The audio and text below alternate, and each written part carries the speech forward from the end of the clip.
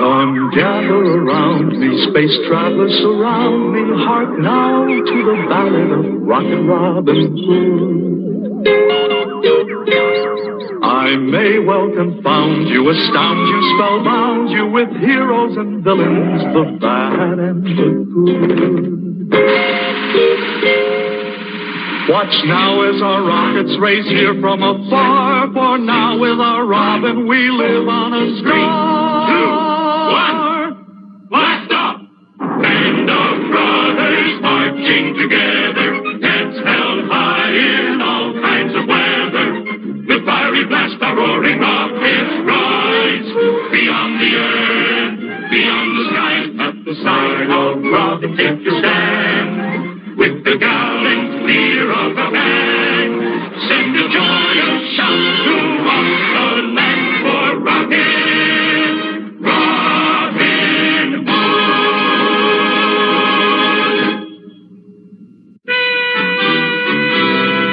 We come from near and distant star to the sound of the galaxy born, to rally round Rocket Robin Hood, braver man has never been born. So we sally forth against the foe, our band of brothers skyward home, with Rocket Robin Hood. With Rocket Robin Hood.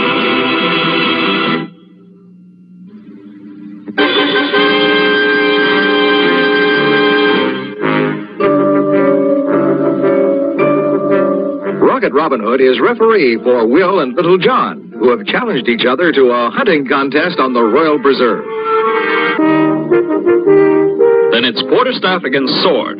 One of you will come back as the best hunter, and then both of you will never say another thing about it. Agreed? Agreed. Right. Well then, hunters, take your marks. Ready? Set? Go!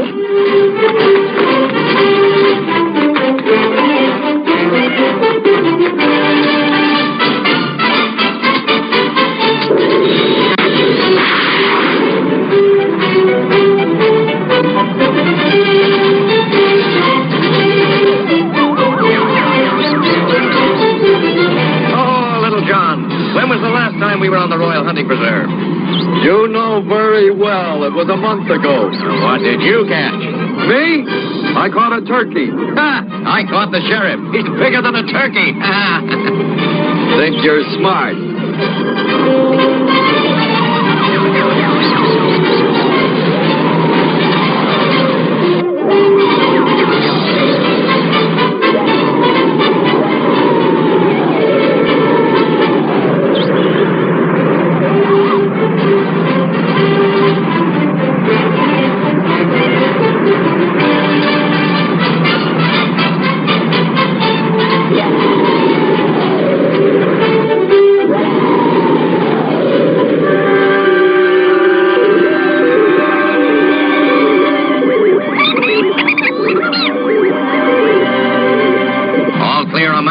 No sign of the sheriff, no sign of Prince John. It's all just waiting for us, Little John. Little John. Oh, you big grouch.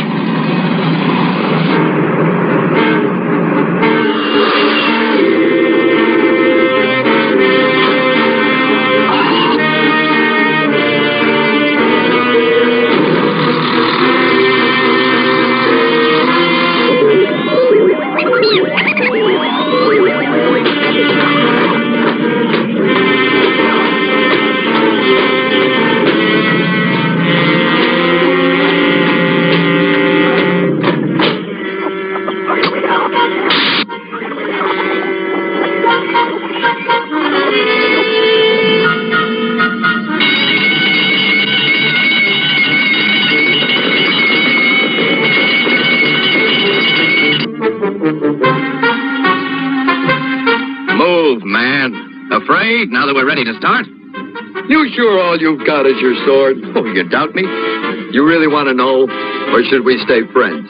Little John, if I ever have an enemy, I'd like him to be just like you. Sometimes, Will. There are minutes when I don't even hate you. Well, remember that when I win.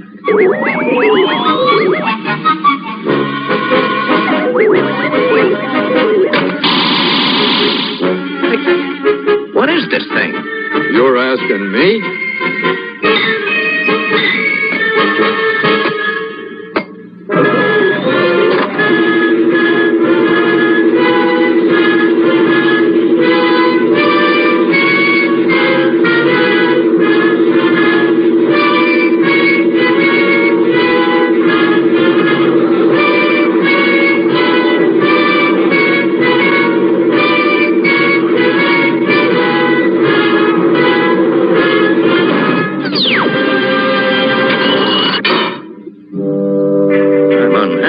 John, I don't like this at all. Well, I think you ought to tell them. That's something they'd like to know. Whoever they are. Whoever or whatever, they're not polite. Without a please or a may we or an introduction, whoever they are. To you, in your peculiar language, we are called Swordji. You are called Very Large John. The other is a shade of primary red. Not so? You've lost a little in the translations. No matter. We are hunters. You have been hunted. We're humans, not animals, so you can just let us go now. You do not grasp. We hunt for specimens for educational purpose. You will be exhibit in intergalactic zoological garden. Us? In a zoo? One of the two. The better of the specimens. Who is the best of you? Him. Illogical. You will fight. Winner is best. We will not fight each other. Not us. We're friends. Exactly so. You will fight because of being friends. If you do not fight, both will be destroyed. If there is fight, one may live. Would not friends agree to this for each other? Is it possible that Will Scarlet and Little John will be the death of each other? Will Rocket Robin Hood be able to rescue his good friend? The countdown started, trouble cruise. But have no fear, we cannot lose. With Rocket Robin Hood. Soaring through the far reaches of outer planetary space is new Sherwood Forest asteroid. Fantastic headquarters of that swashbuckling cosmic highwayman of the 30th century, Rocket Robin Hood. Yes, here comes the one and only Rocket Robin Hood, gliding through galaxies in his search for star-shattering adventure. The interplanetary villains quiver in their space boots when they hear the merry ring of his laughter and feel the blast of his mighty electro quarterstaff. Rocket Robin Hood, fun-loving astral adventurer in the astonishing years to come. Rocket Robin Hood, the happy outlaw of outer planetary space, is a direct descendant of Robin Hood of old. He's fast, with a joyful laugh, a ready jest, and a quiver full of futuristic arrows. Robin robs from the cosmic rich to give to the astral poor.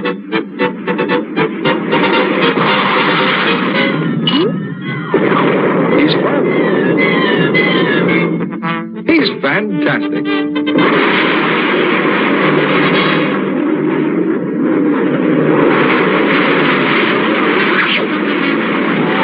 Robin Hood, merriest of the merry men in the astounding year 3000.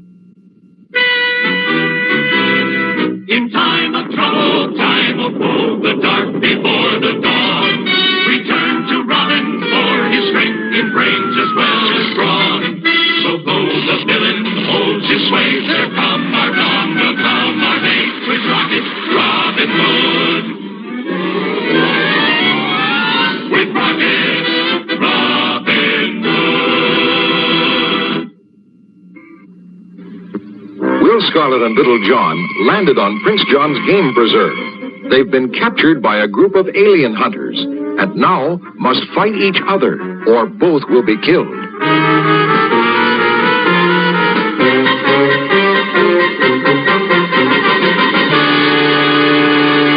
You will only fight with the weapons you have been captured with. They are very strange to us, and we would enjoy watching you use them. Would you care for a private lesson? We are not without humor, but the remark does not find a funniness. I don't find a funniness either, Will. I find scariness, Little John. You will begin now.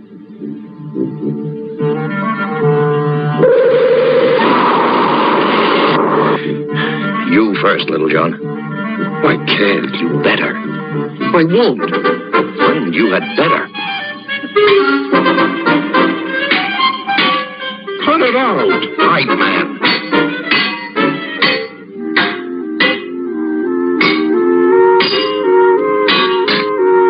Well, look what you did. What's the matter with you? Don't you want to live? You do that again and I'll slam you.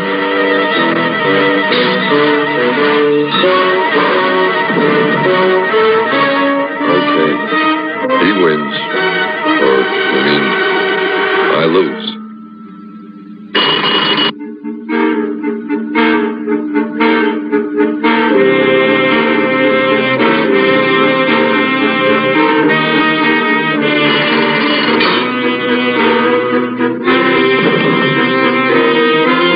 You have done well. You are the best specimen. That's one compliment I could do without.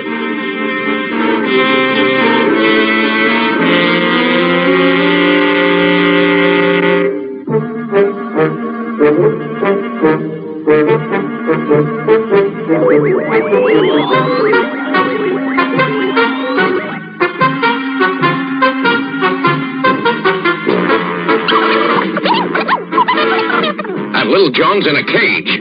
Not that he wouldn't make a good monkey. I don't think he'd be very happy just eating peanuts. Suggest you orbit and meet us. No sense in losing both of you space apes. Stand by to be rescued, helpless. Over and out. Gentlemen, if we don't hurry, we may have to pay admission if we want to see Little John again.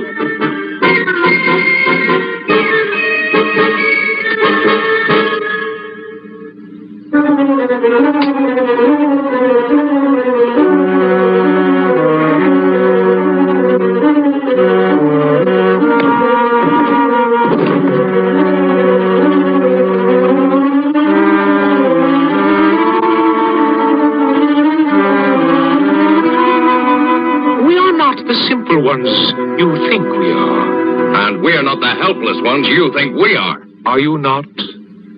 What is it you can prevent us from doing? Rocket Robin will be here and you'll see.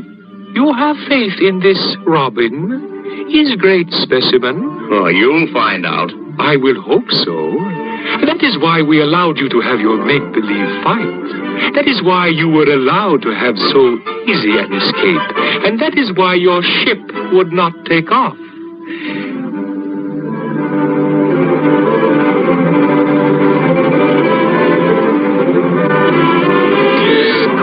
Obviously, this Robin is a great leader, a strong man with much brains. He is therefore a much-to-be-desired specimen. If you were collecting for a zoo, would you not want the best? We will capture this Robin, and he will have an honored place in our exhibit. We will make him a very strong cage. I regret you will not live to enjoy such comforts. They'll be sorry when they start moving in on Robin. Yeah, sure they will.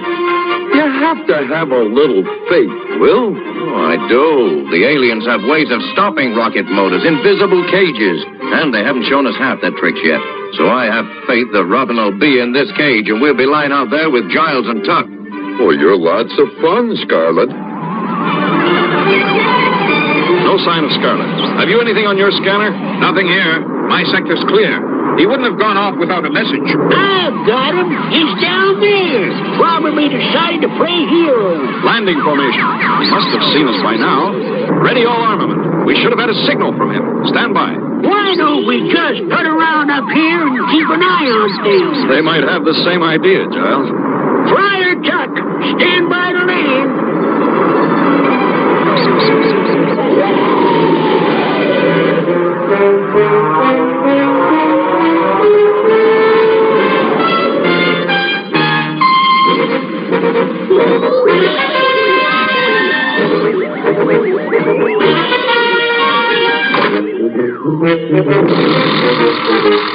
out to rescue Will Scarlet and Little John, little does Rocket Robin Hood suspect his possible fate. Will he end up as an exhibit in an alien zoo? No danger looms through outer space. No villain stands up face to face with Rocket Robin Hood.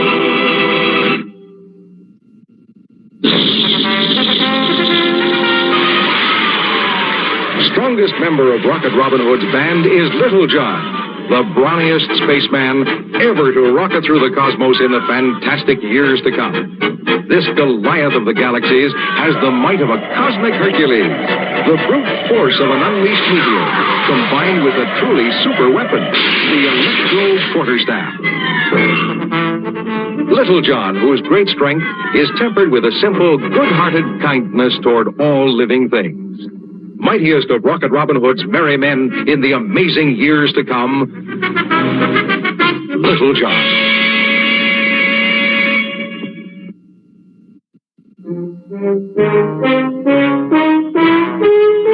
When the problems of Rocket Robin Hood call for heavy thinking, then it's time for the one and only Friar Tuck to come to the rescue. Some, like the wicked Sheriff of Knot, think him fat, foolish, and not worth worrying about. But don't you believe it? Friar Tuck, whose courage is as tremendous as his appetite, is just one of the astounding space characters in the merry band of Rocket Robin Hood in the fantastic years to come.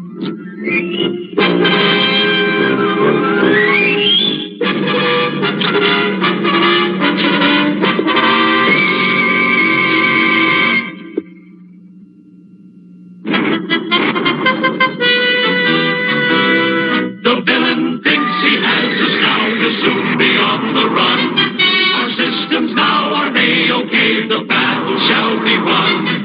So watch our rockets roaring by as Robin's men light up the sky for Rocket Robin Hood. For Rocket Robin Hood. Will Scarlet and Little John were captured by alien hunters. Scarlet escaped and called Rocket Robin for help.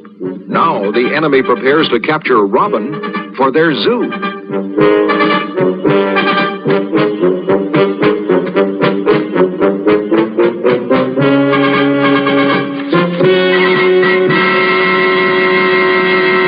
Stay close enough so we can see each other. We're dealing with the unknown, so don't guess. Know before you act. Why is it I'm always an assistant, never a hero? After you.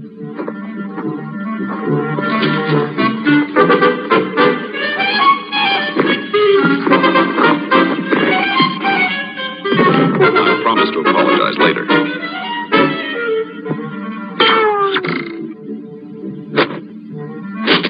Unfriendly rascals. They meant us to see that. Let's go.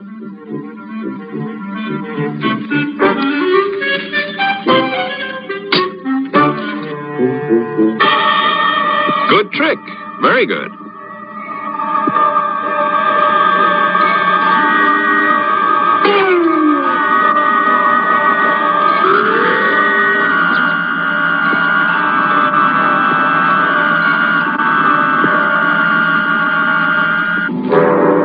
Here's what's been throwing the menagerie at us. They were projected images. Whoever you are, can you hear me? Whoever you are, can you hear me? I hear. You are the Robin? I am Rocket Robin Hood. Are you the leader of your party? I have been so declared. Let me see you. I will challenge you, leader. If I lose, I will surrender. You will do so. Save energy. Surrender now. If you lose, you must free my men, and then you must leave this place, never to come back again. You amuse me, man, Robin. I agree. But for you is hopeless. We will meet here when the sun is over that tree.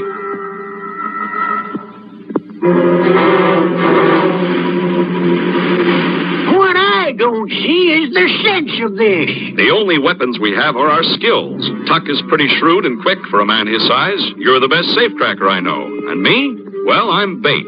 So while I fight, you two will have to break into the alien ship. And if you lose? My sincere apologies.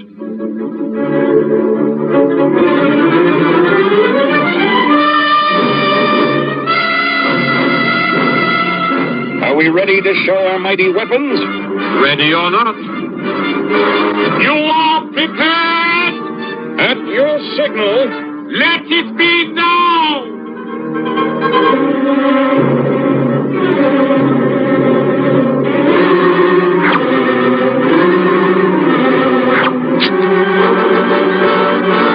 We can't help by staying.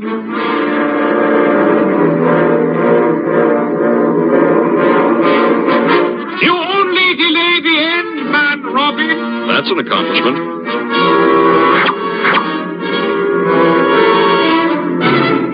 He's wrong. Not to a man of your abilities. I hate flattery.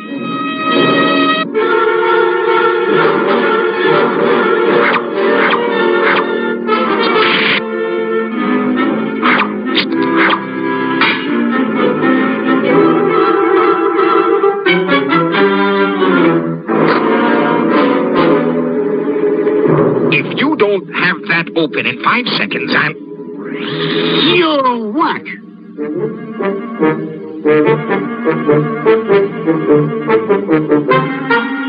Hey, you!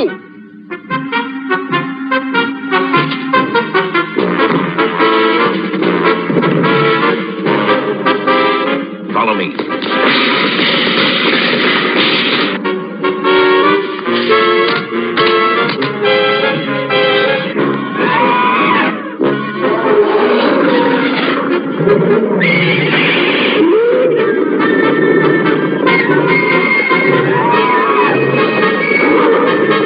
Now, Robin.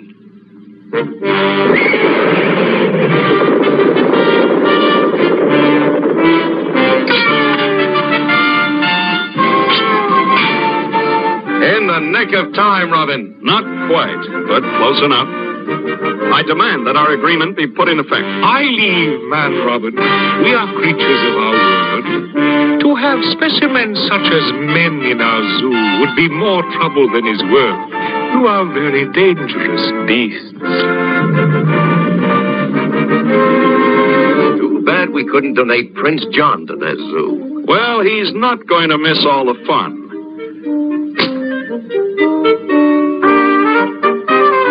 Calling Prince John. Prince John, come in. Over.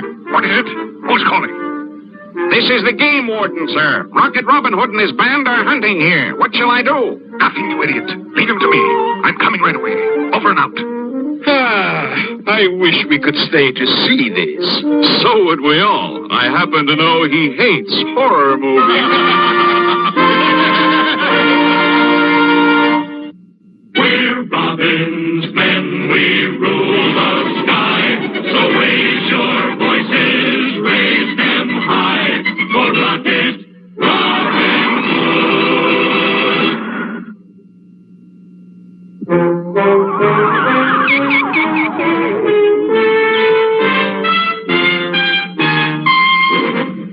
Arch enemy of Rocket Robin Hood is the cruel space tyrant Prince John, despot ruler of the national outer space terrestrial territories. With the help of the wicked Sheriff of Knot, the Black Prince plans for that terrible day when he will destroy and conquer the entire solar system. Well, he might, if it were not for Rocket Robin Hood. Rocket Robin Hood, outlaw defender of right in the astounding years to come.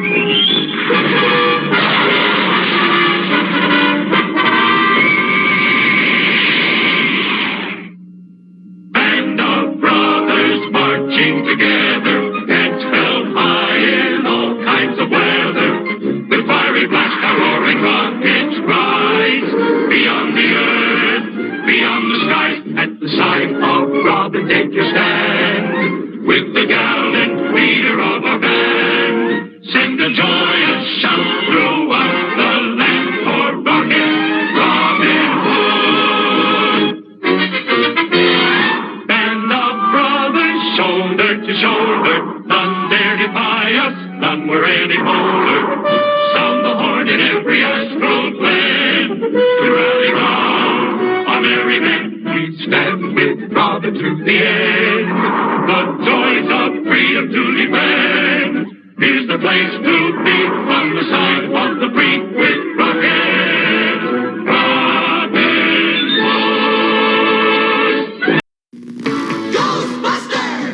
separately. Pouch unpacked, ready. Ghost popper loaded. You scared? Never. You first. PKE meter reads a class 3 ghost. It's Stay Puft Marshmallow Man. Rooster. Oh no, another one. Red ghost. We ain't afraid of ghosts. Proton Pack and Ghost Popper Gun, each sold separately. The real Ghostbusters. From Kenner. Driver, driver, driver, do you know what he's about? You're a hyper driver, driver, turn it on and go fly. They're fast, fast, fast. Racing at hyper speeds on their high-performance track net. Batteries not included. You're a hyper driver, driver, feel those hyper tire spin. You're a hyper driver, driver, you've got the speed to win. Tonka hyper drivers are hyper fast, hyper tough.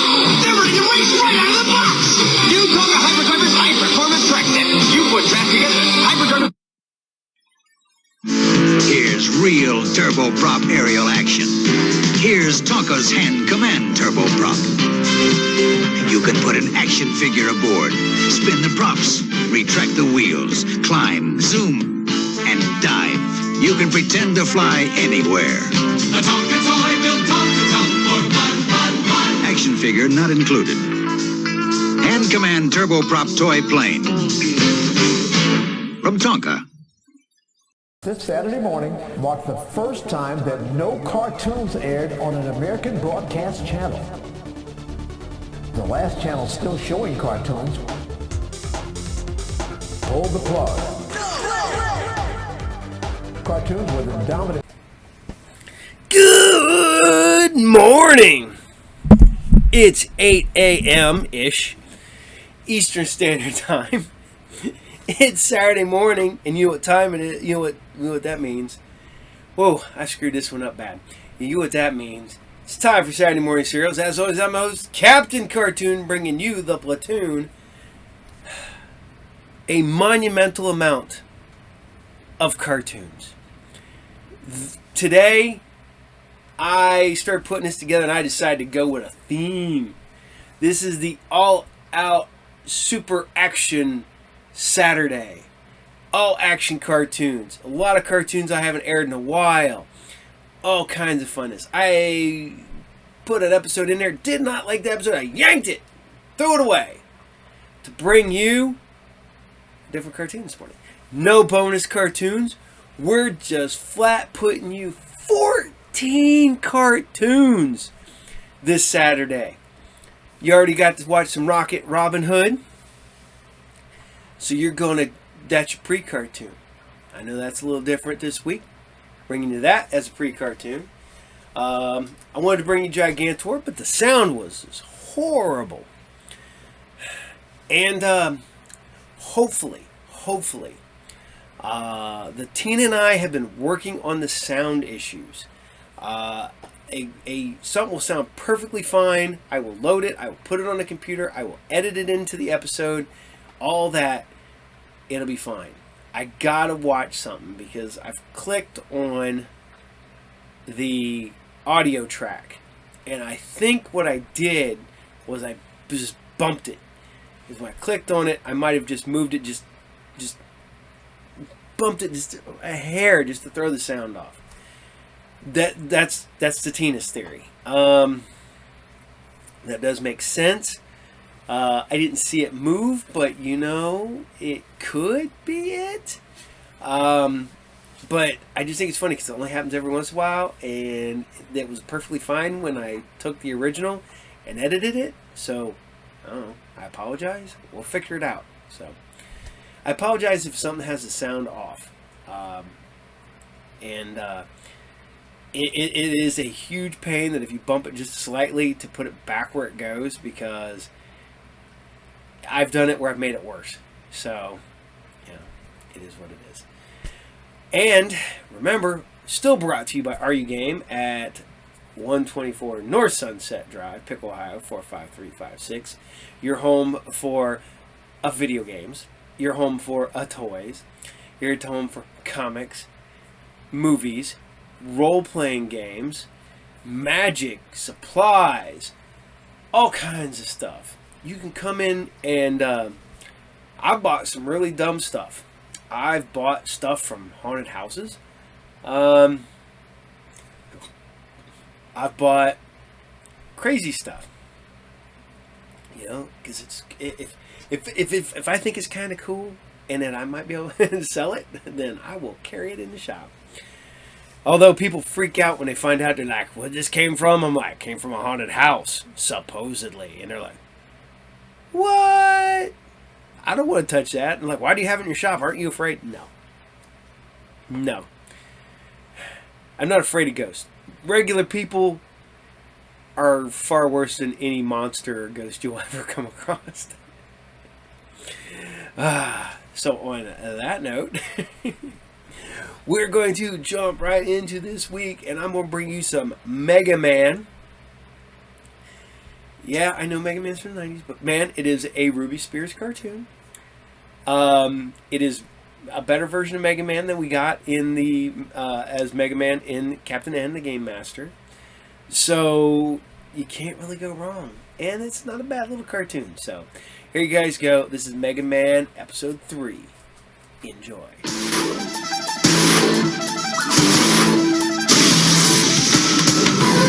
Super fighting robot, Megaman. Super fighting robot, Megaman. Super fighting robot, Megaman.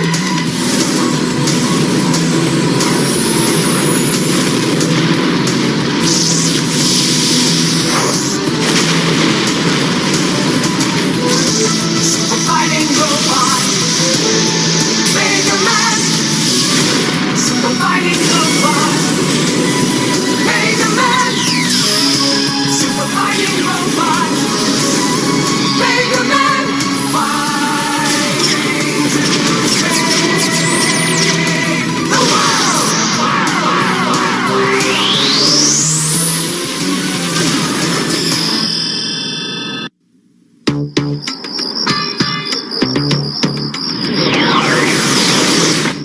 Careful, Sonny. There's 10,000 volts of electricity in that fence. Whoa, hot stuff. I bet it's like impossible to bust into this joint. That's right. You'd have to knock out the main power generator to shut this place down. You mean like this?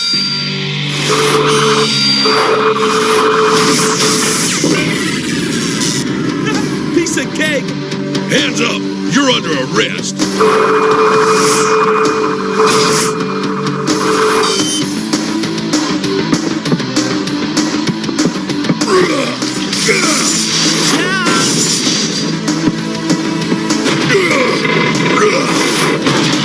Now let's see.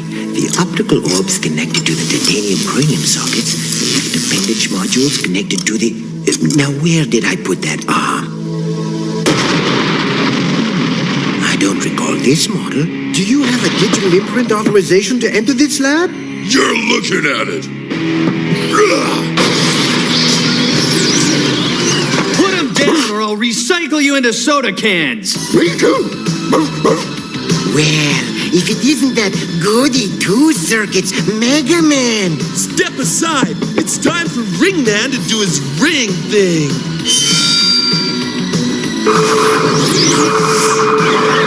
Rush! Fetch it! Good boy. My turn to play ring around the robot.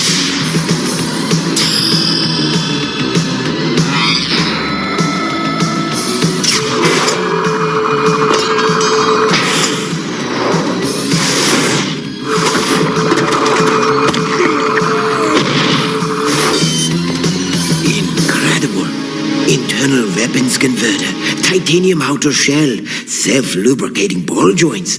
My, oh my, you sure are one tough cookie. Thank you, sir. But we better get going before more of Dr. Wily's robots show up. Snap to it, Rush.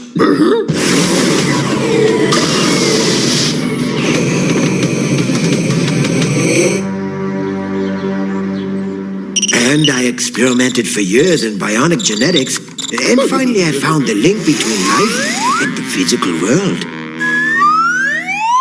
Rush, where's your manners? And now I'm ready to turn my first robot into a real human being. That's incredible, Dr. Petto. Absolutely incredible. Yeah, and I bet that's why Dr. Wily tried to kidnap you, to learn your secrets. But they're safe now, thanks to this brave boy. Actually, I'm not a boy, sir, technically speaking. Well, my lad, how would you like to be one? I could give you a life, since you saved mine. Gosh, sir, I never thought about it before. If you were human, you would thrill at the smell of a rose, feel all tingly inside at the sight of a pretty girl. It's a kind offer, but Mega is perfectly fine the way he is. Dr. Light's right. I'm really happy being a robot. Are you sure you know what happy is?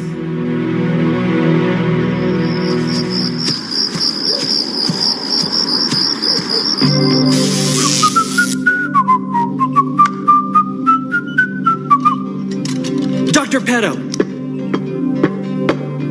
will you make me human? Why, of course, my boy. In order to modify your life cell, I must shut you down, Mega. I'll take over from here, Dr. Petto. Now that you've served the purpose I built you for. I've done it. Megaman will soon be my obedient servant. And my brother in battle. Now, to insert my telepathic mind link, with it, I can control his thoughts. The surgery was a success, Megaman. You are now human. I am? Wow! I don't feel all that different. Smell this rose, and then tell me what you feel. Watch, Proto-Man. With my mind link helmet, I can make Megaman think he's human. You feel all mushy and tingly inside. I feel all mushy and tingly inside. That's it, my boy. You've got it. I better go back and tell everybody the news. It's working. Megaman is under my control. And when he carries out my plans to wreak havoc on the world, Dr. Light will get the blame.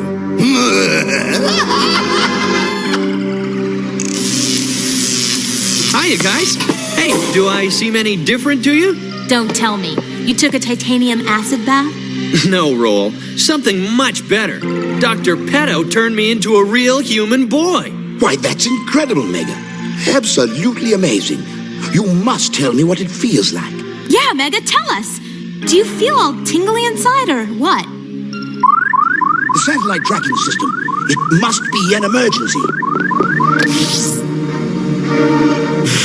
Oh no! Dr. Wily's robots are attacking the Sky Tower skyscraper.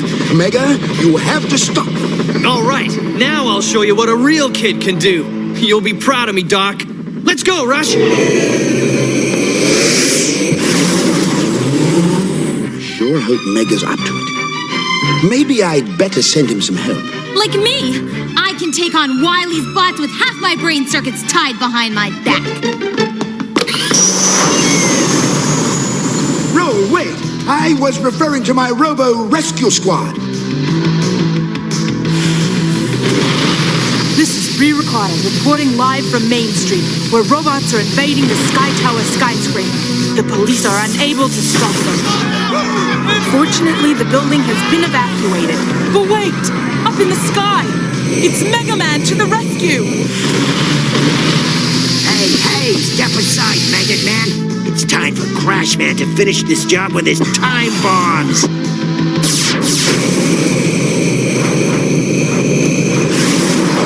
Touchdown! Hey, this must be what humans call fun. You're feeling afraid, Megaman. Afraid you might drop those bombs. I better be careful. I wouldn't want to drop these bombs.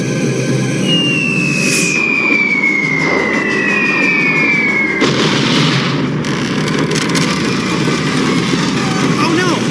I really blew it this time.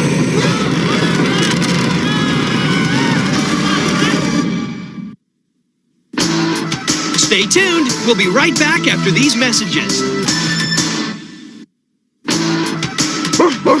Alva, Megaman.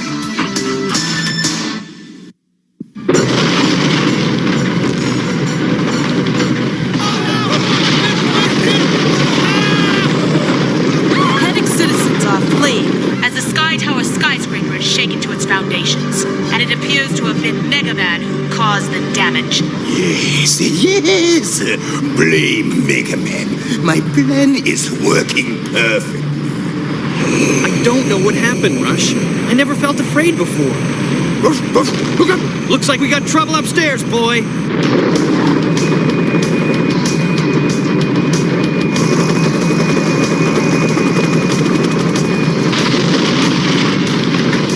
Oh my goodness! The robots are actually stealing the building!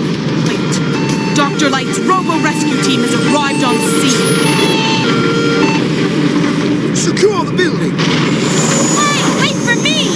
I'm armed and dangerous!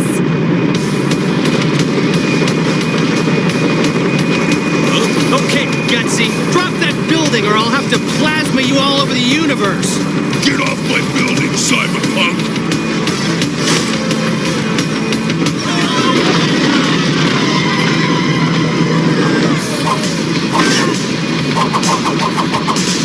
Happy landings!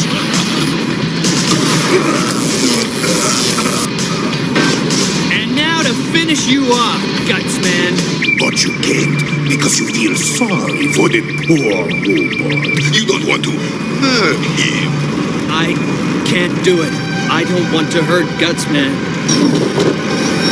Megaman's letting Gutsman get away! Oh my gosh! The building is falling! I'm out of here!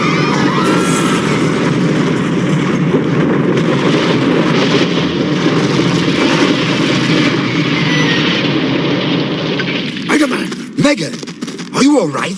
I guess so. At least I'm not missing any parts.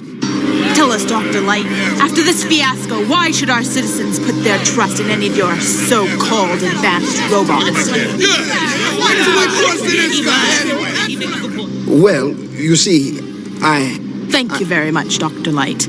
They say robots are only as good as their programmer. And in this case, it's just not good enough. This is Bree Ricotta signing off. Yes. Soon Dr. Light's reputation will be destroyed, and all his robots will be under my command. Then nothing can stop me from conquering the world.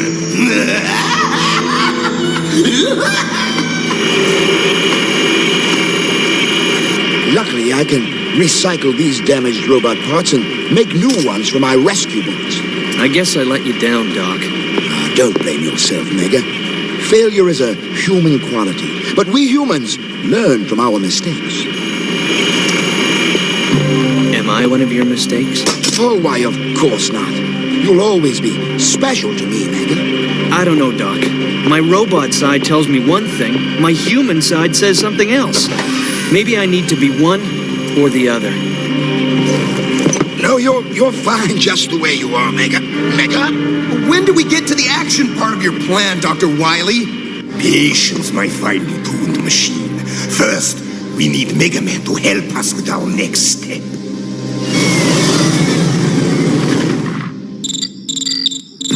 Maybe if I hadn't designed him with self-determination, he wouldn't have wanted to be human. I guess I was a mistake. What do I do now? You need to reprogram Dr. Light's robots to remove their self-determination. I know. I'll reprogram Dr. Light's robots and remove their self-determination. Once he reprograms Dr. Light's robots, they will follow my command without question. Megaman, what are you doing? I'm reprogramming your robots so they won't make any more mistakes. Now stand back. Easy, Mega. You're just experiencing an emotion overload.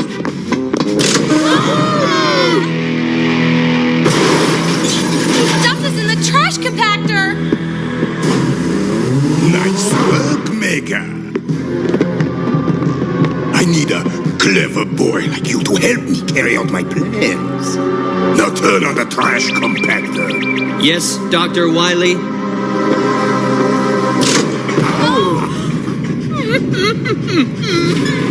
The walls! They're closing in! I can't believe it. Mega's turned against us.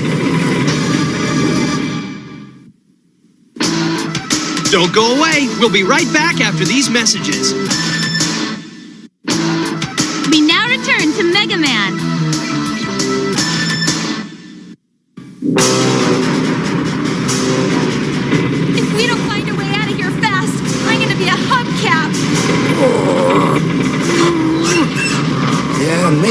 a way out, Ro. Give me a hand. Okay, what do you want me to do? No, I mean, give me a hand.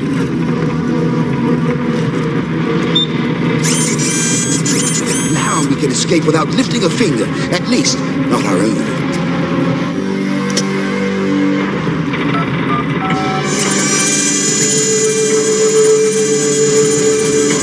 What's this? Hurry!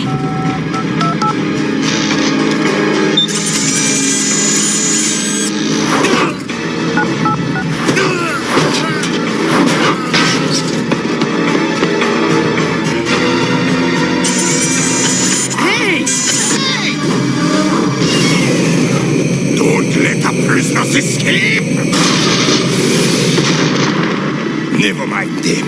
We have an invasion to plan for. Continue reprogramming these robots. Yes, sir.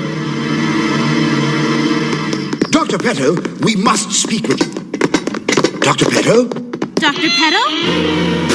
He's a robot! I should have guessed. Dr. Petto wasn't a real biogeneticist. He was programmed by Dr. Wily. But if he's a fake, then how come Mega thinks he's human? There's your answer, Ro. A telepathic mind-controlled chip. I get it. Dr. Wily's been making Mega think he's having human thoughts. Precisely. And if I can determine this chip's frequency, I think I can free Mega's mind. I sure hope it's not too late.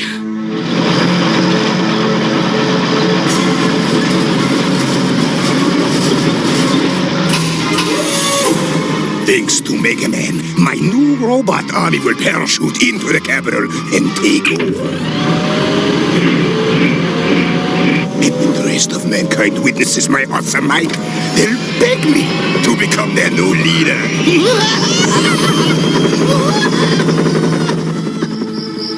I sure wish Doc would hurry up with that mind helmet. I just know Mega's in big trouble.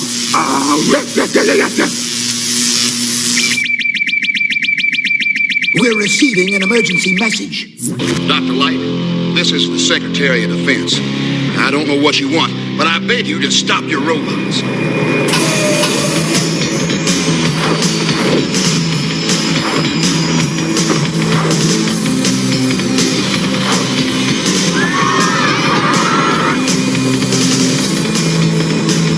I implore you, Dr. Light, make Megaman stop.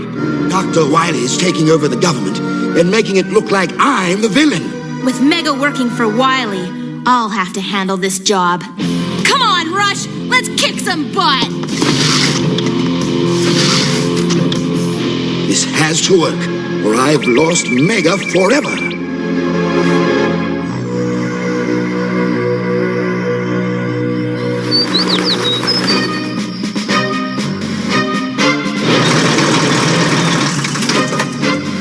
Stop or we'll be forced to fire. Bless them, Megaman.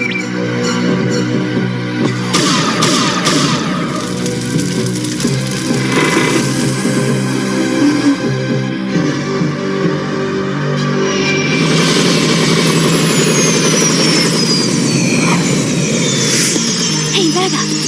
It's your silicone sis come to win you back to the good side. Vaporize this meddling pest. I'm going to vaporize you, you meddling pest. You wouldn't dare.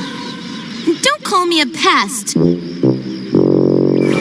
must do it. I must do it. Baloney! The real Mega wouldn't harm a flea. Dr. Wily's putting those goofy ideas in your head. Don't listen to her. She's lying. Robots don't lie, Mega. Dr. Wily is filling your mind with evil thoughts. Don't listen to him. You must listen to me, Mega. All these voices in my head. Now I'm really confused. No, you're not, Mega. Just choose the one you know is right. Okay, put up your hands, scumbot. Just play along, sis. I'm with Dr. Wily.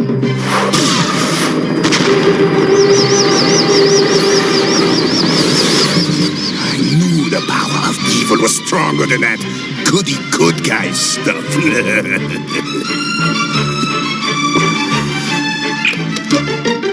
This must be the mind chip that was controlling me. Thank goodness you're back to normal, Mega. But what about Dr. Light's robots? Leave them to me. Excellent, Mega Man. If all humans were as smart as you, I wouldn't have to bother with these nasty invasions. Yeah, it's good to have you on the bad side, Mega Man. All right, Magnet Dude. Give me 5. He's getting my powers!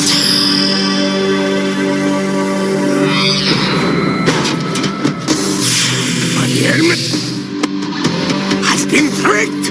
You can say that again, Doc! Attention all robots! Prepare to attack!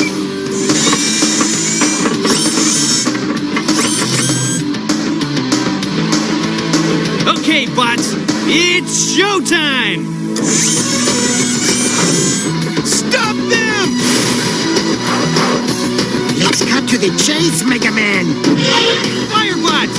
Fire away!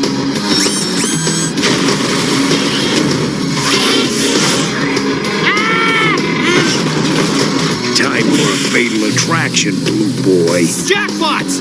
Give him a jackpot!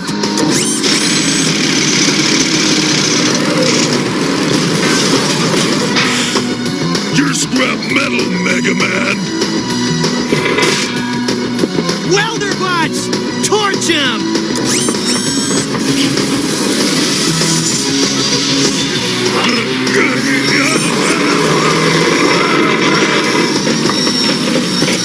You wouldn't be so tough without that helmet, little brother. You're on, Proto Man. Plasma power!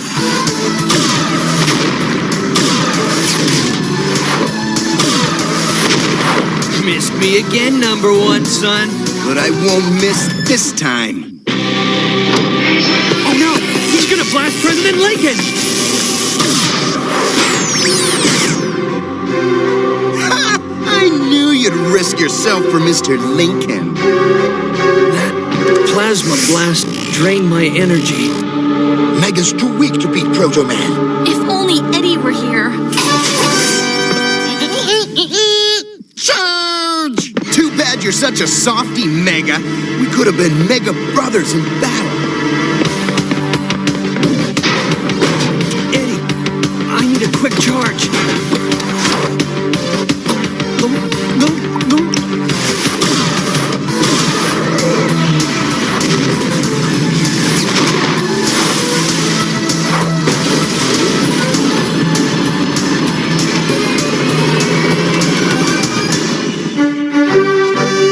That's it. All of Dr. Wily's microchips have been removed, and my robots are back to normal again. Hey, Doc, if I'm just a robot, how come I cared so much about saving a stone statue? I tried to tell you, Mega. You're not just a robot. You have compassion and self-determination, which is more than I can say for Dr. Wily. What? Looks like Rush could use some human characteristics too, like good manners. I'll fix that.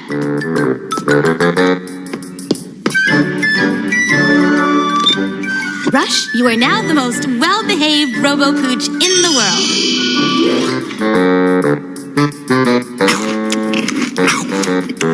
He's perfect. I guess you can't teach an old robo-dog new tricks.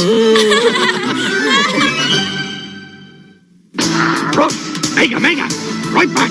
Messages!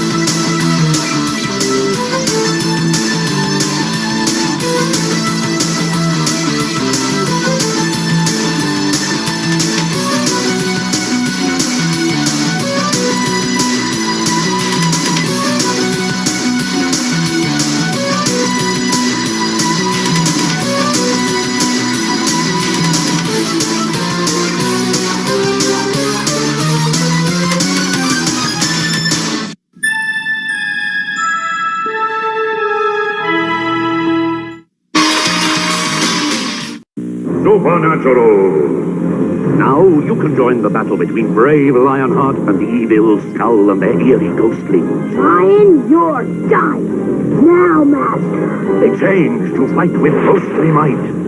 Turn them into the light, and they change into even more powerful creatures. Now, the lion is free.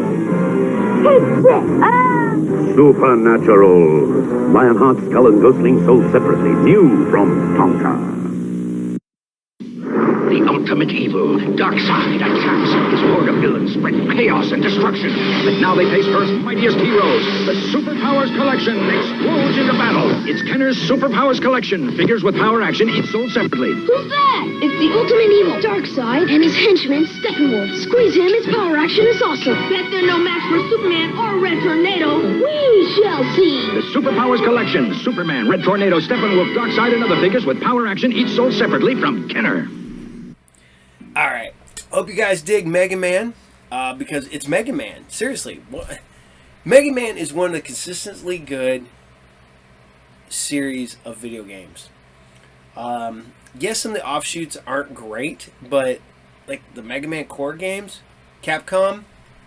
So, alright, so we're going to show some stuff that we have not aired in a while. That's right, we're doing some Cops. Central Organization of Police Specialists, and we're going to be doing this might be one of my favorite episodes of Cops, and that is Case of the Crime Convention. As being a dork that goes to conventions and still does this day, I just like the concept. So here you guys go. Cops, episode 16, Case of the Crime Convention. Enjoy. Cops, Central Organization of Police Specialists. Fighting crime in a future time. Protecting Empire City from Big Boss and his gang of crooks.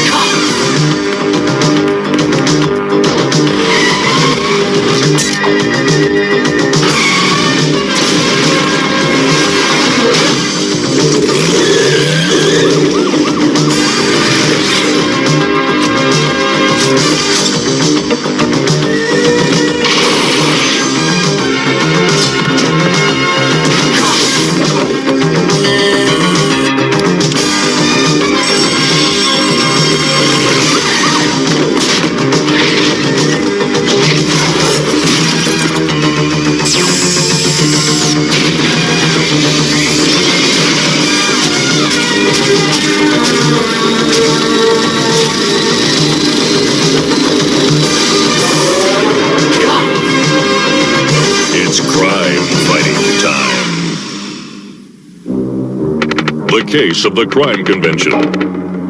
Cops File 32816. It all began when the worst criminals in the entire world began arriving in Empire City to attend the most unconventional convention ever held.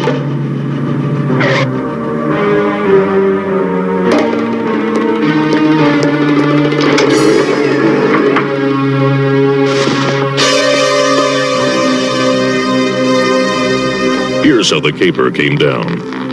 As the beloved big boss of crime in Empire City, it is my pleasure to welcome such a distinguished crowd of crooks. Thursday will be the Crime Marches On exhibit, followed by the United Felons Awards banquet, where one of you sitting here today will be named Criminal of the Year and receive the Underworld's highest award, the Golden Blackjack. The Criminal of the Year is gonna be me. Yeah, me! Cops!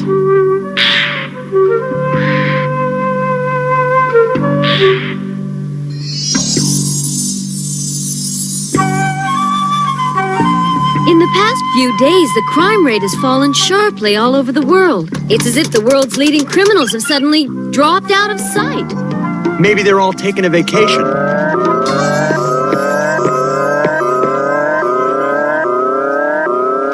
It's a bank robbery. In fact, 2 of them.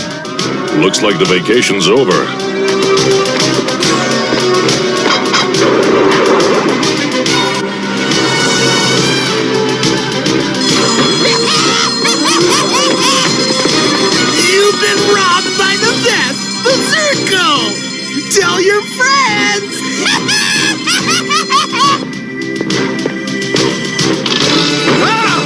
make sure the reporters spell my name right. It's McBoom Boom. That's one muck and two booms.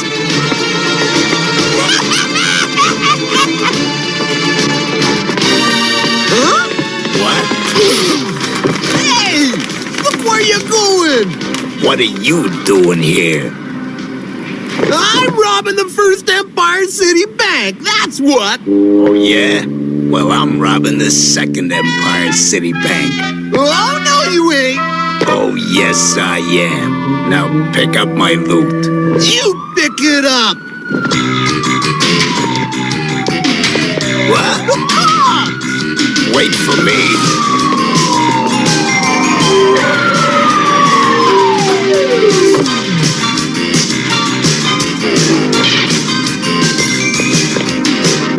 Looks like we missed him.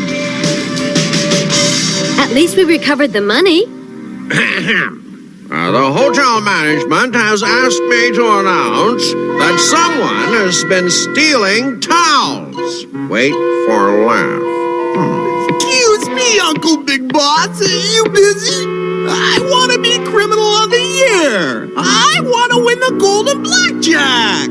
What do I gotta do? Knock off more banks? Nah, banks are kid stuff. The Criminal of the Year's got to do something really big. Something everybody can see. Something that'll make the cops look like a bunch of idiots. Gee, how do I make somebody look like an idiot?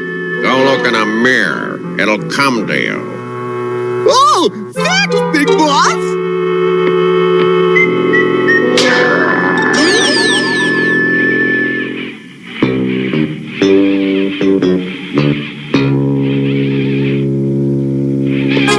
Dr. Bad Vibes, you gotta help me. All right, Buzzbomb. Plug in the Crime Marches on sign.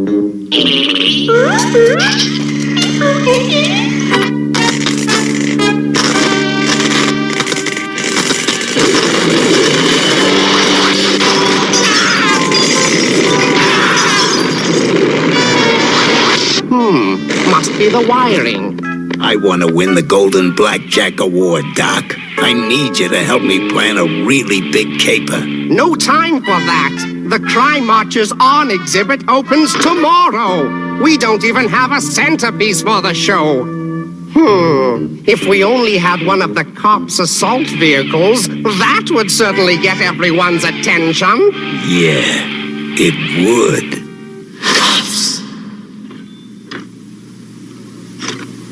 Time for an oil change, baby. I love working on this old car.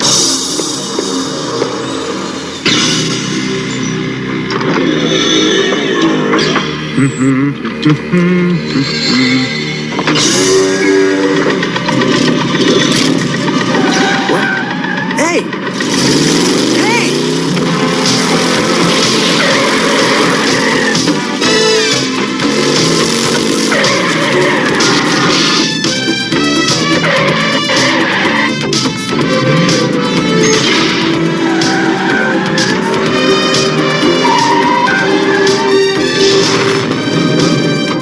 Let's see Berserko try to top this. Yeah! Berserko for Criminal of the Year? No, it ain't possible. I don't believe it. He's everywhere. Uh-oh, scram time.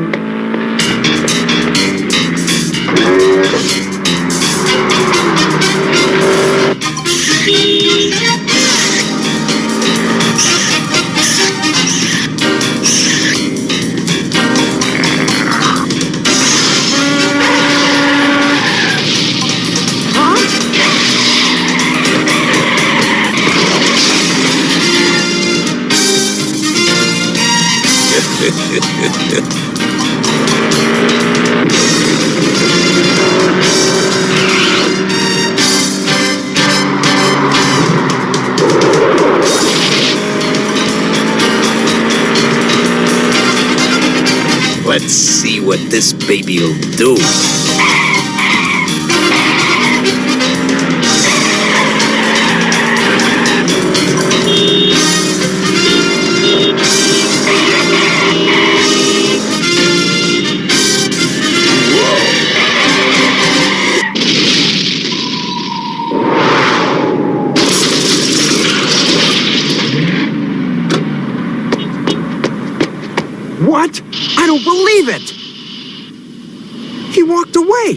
Must have been wearing his seatbelt.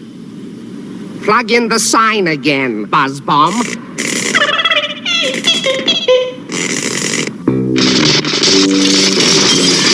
We'll find that short circuit yet. Dr. Bad Vibes. I got that cop's assault vehicle you wanted. I had a little trouble getting away. You'll never win the golden blackjack with something like this.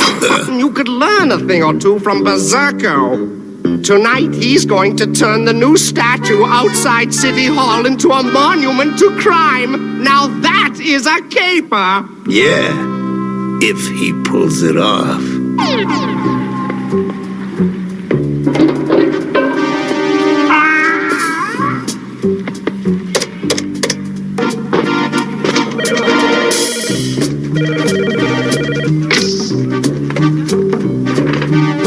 This is Mainframe. Can I help you? I want to report a crime. It's going down tonight.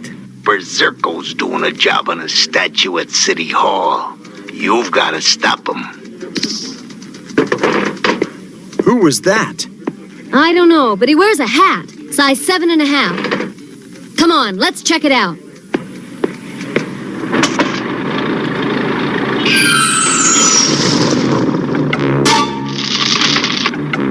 Right on target, Berserko. You sure you can make a block of concrete look like my head? Ah, believe me, it's gonna be easy. Everybody in Empire City is gonna see my face! Yeah, behind bars. Huh? We're cops and you're under arrest.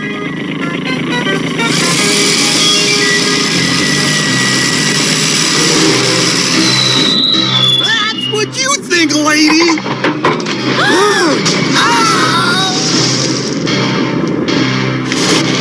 The concrete! It's hardening! At last, I've got it!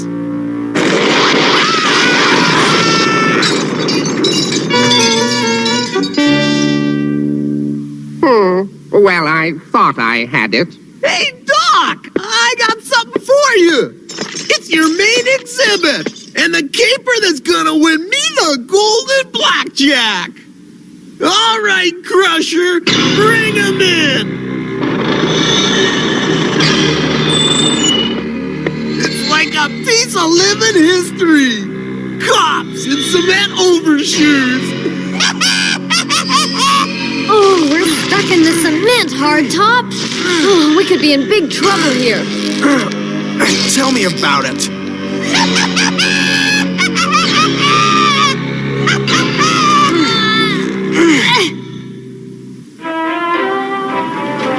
And here's the March of Crime exhibit you've all been waiting for. Straight from Empire City's 647th precinct. The only cops in captivity.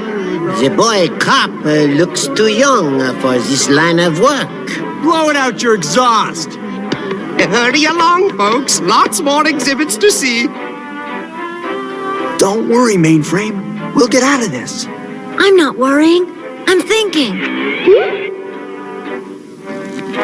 Well, how do I look? Like a demented penguin.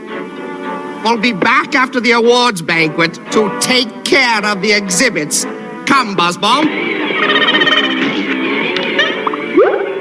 Keep an eye on the exhibits, or I'll have your parole revoked. Sure thing, Dr. Bad Vibes.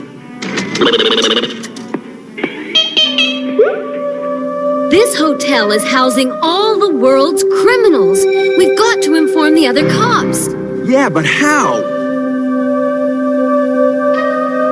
Ugh, we're stuck in this concrete, tighter than a torque wrench. But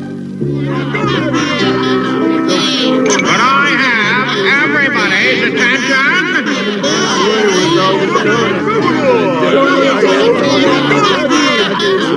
Shut up already! That's better. Fellow felons, it's come to my attention that somebody turned stool pigeon to the cops. and ratted on my nephew Berserko while he was trying to destroy city property.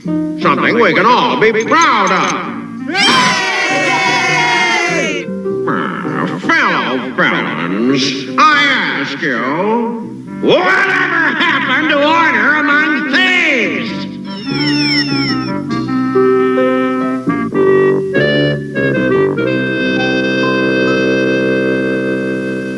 I think we can sneak out the door. What? Shh!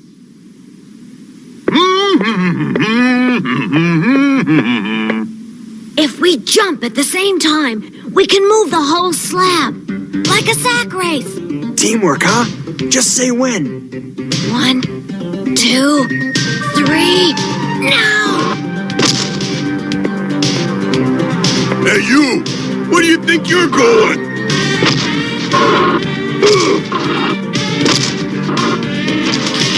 Sorry, I asked.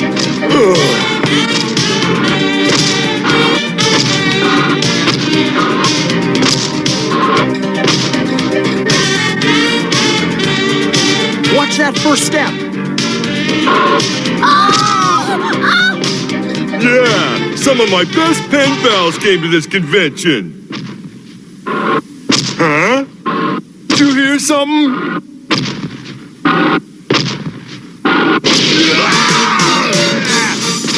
Oh, somebody get the license number.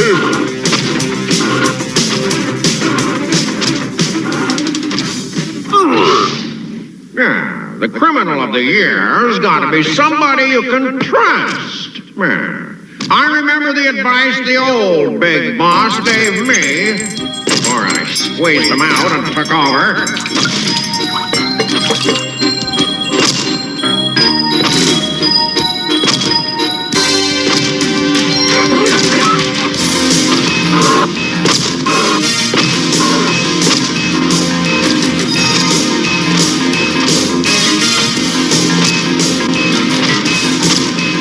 There's a phone booth!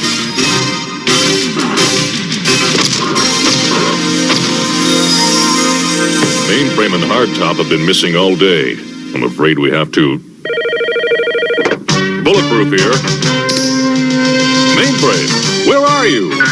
We're outside the Bearing Arms Hotel. We need backup and plenty of it. All right, cops. You heard her. It's crime fighting time!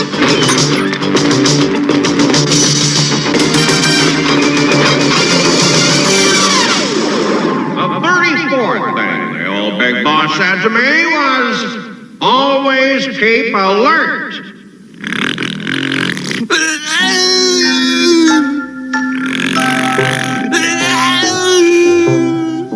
Yes, a criminal's got to keep his eyes open.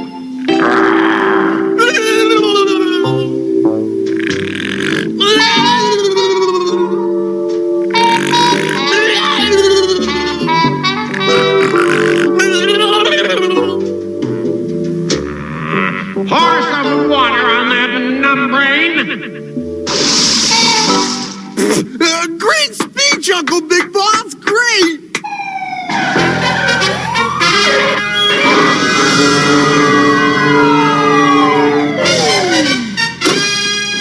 How'd you two manage to escape? Teamwork. Teamwork is what we need if we're going to beat the cops. And that's why the Golden Blackjack Award for Criminal of the Year should go to a guy who's a natural leader. A criminal's criminal. Yeah. Namely, me. I demand a recount. This is such a surprise. I'm humbled. Why, I'm speechless, yeah. You're under arrest. What? Who said that? It's the cops! Get your hands in the air.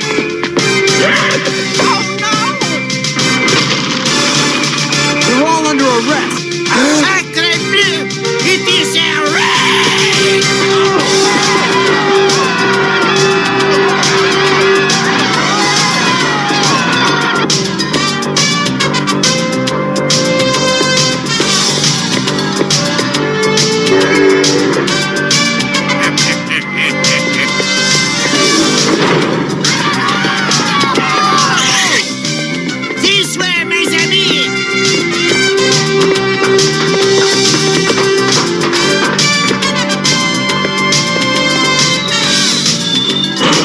very dark in here.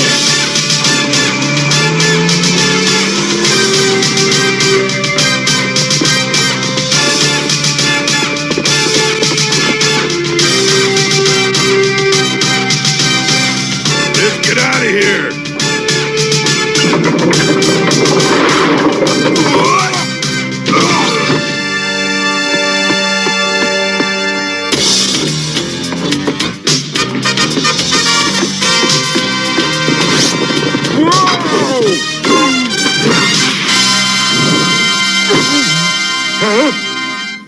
Not your day, is it?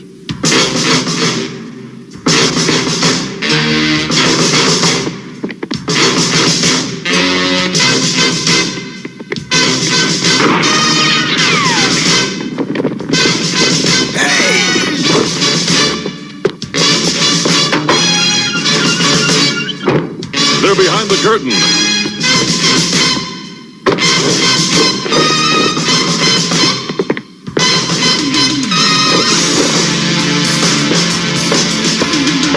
It looks like those three got away. But they left something behind.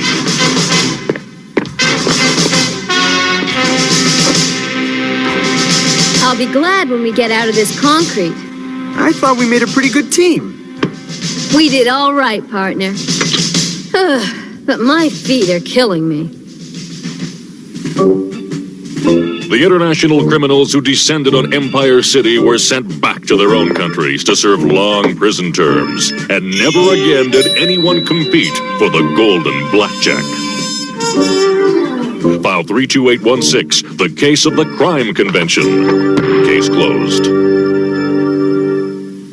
Cops, roll call. Highway, Mainframe, Long Arm, Bowser and Blitz, Sundown, Hardtop, Mirage, Bullseye, Mace, Barricade, and they call me Bulletproof. These are Empire City's most wanted crooks. Berserko, Rock Crusher, Misdemeanor, Turbo Two-Tone, Dr. Bad Vibes, Nightshade. Use caution in apprehending.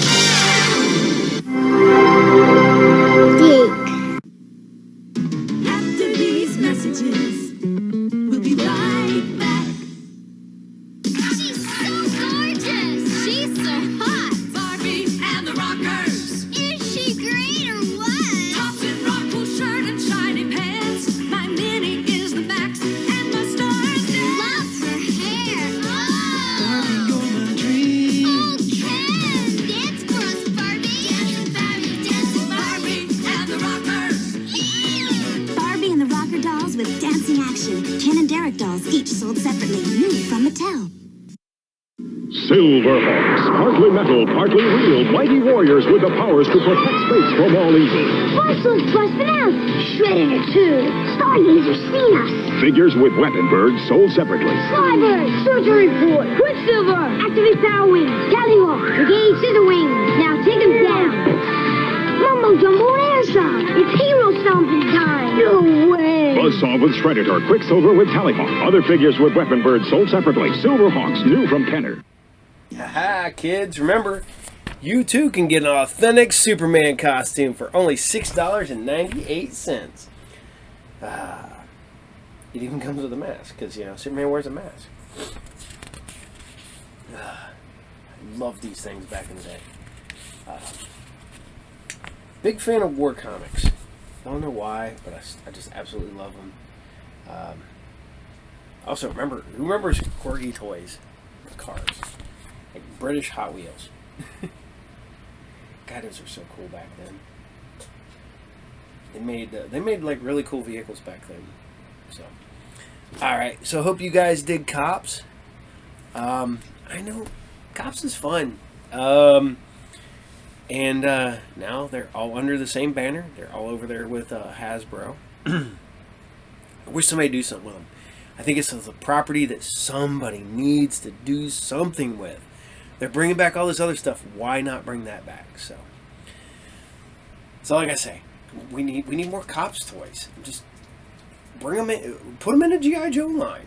I mean, you know, we had the head in, and we had all the drug stuff, so we also had Shockwave, who was a cop, or SWAT.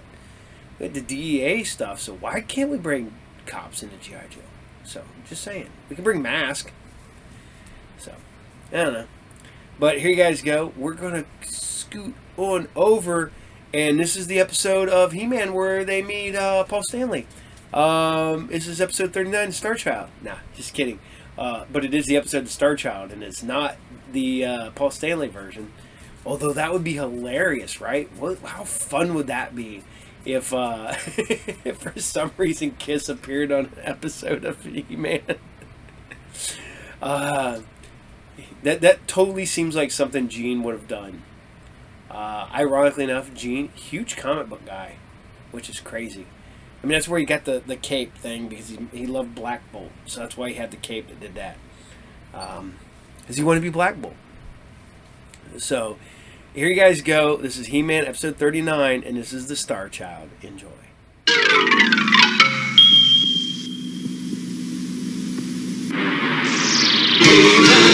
And the masters of the universe. I am Adam, Prince of Eternia, defender of the secrets of Castle Grayskull. This is Cringer, my fearless friend.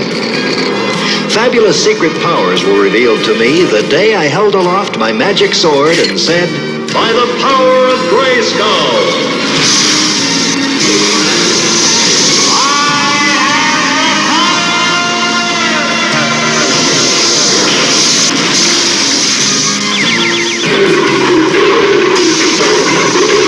Cringer became the mighty Battle Cat, and I became He-Man, the most powerful man in the universe. Only 3 others share this secret. Our friends, the Sorceress, Man-at-Arms, and Orko. Together we defend Castle Grayskull from the evil forces of Skeletor.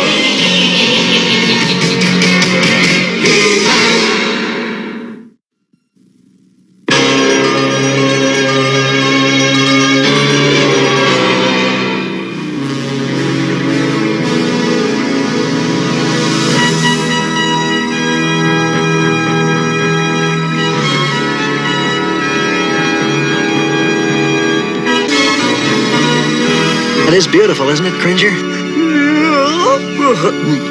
And a beautiful place to take a nap.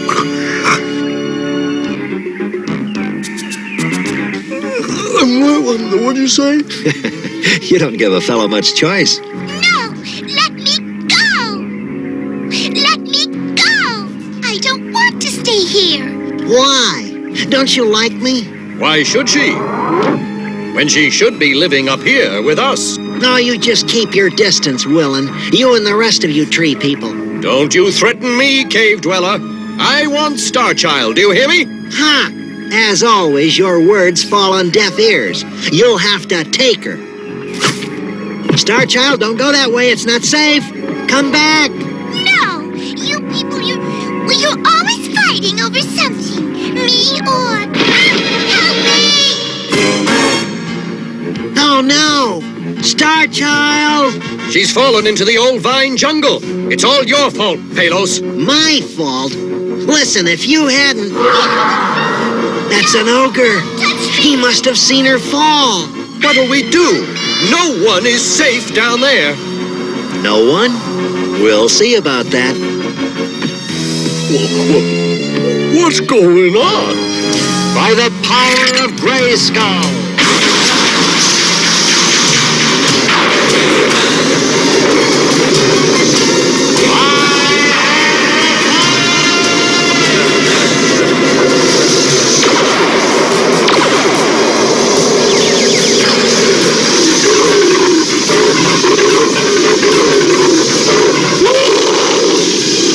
What was that? We must hurry, Battle Cat. A child has fallen into the old vine jungle. He-Man!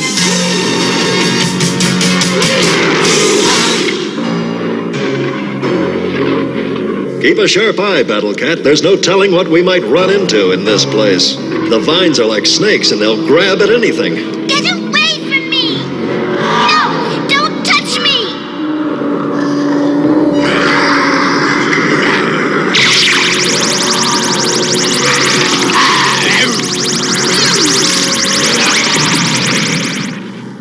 Phew! That took a lot of my power. I'd better... Yes, now. For just a little while.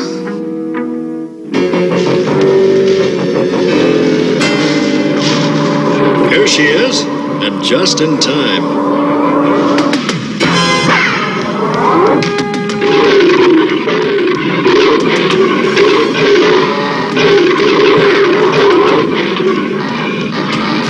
Battle Cat, use your muscles!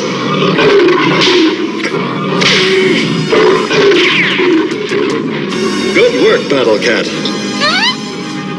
Don't touch me! Don't be afraid, you're safe now. Once we get you back to your parents... I don't have any. Well, then who takes care of you? I guess nobody. Uh-oh, more ogres. Let's get out of here. Mount up. On him? He won't hurt you.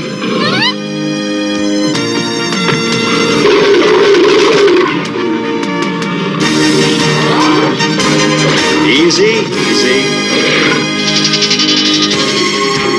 He-Man, you saved her. Now she can go home with me and my people, where she belongs. No, she comes with me to live with the cave dwellers. For now, she's going to the royal palace, where the king and queen will decide the issue. I will go there and plead my case. And I also.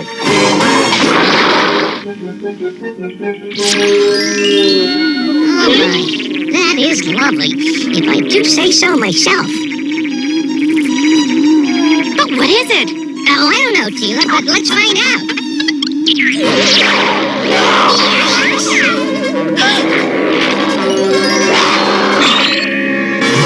Orko, did you do that on purpose? Me? No way. Just another goof up, I guess. Hey, look who's here. It's all right. These are my friends, Tila and Orko. Hey, you're cute. She's more than that. She's adorable. What are you doing? It's a power I have. For those who like me. I like you. I really do. Me too. Oh, my. Oh, that is nice. Who is she? Where did she come from? She's called Starchild. I rescued her from the old vine jungle. Are you kidding? Nobody ever goes into that place. Well, this young lady did. She was running from the cave dwellers. And the tree people. They were fighting over me. But why a little darling like you?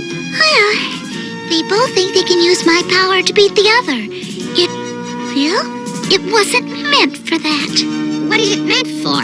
Not much. I mean, it's just for liking people and getting them to like me. That sounds more like a gift to me. Maybe, but it's still a power. In that case, I think the king and queen should meet our little friend. Looking at her almost makes me wish Adam was still a child. Adam will always be my child. But what will we do with this child? Give her to me. Palos! Yes, of the cave dwellers, your majesties. And I see you found my ward. By Eternia's heart, I was so very worried. I'll bet you were. Well, after all, I am her guardian, and I'm glad my little ward is safe. And we'll keep her here, where she's even safer. Oh? Well, I'm afraid that my eternal enemies, the tree people, might try to capture her. I'd much prefer to keep her with me. No.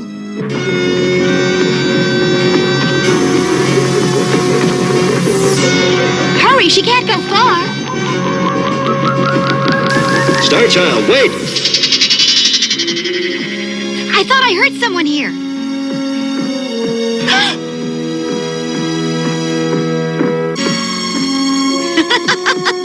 Have you found anything? I thought I had, but it was you. Oh.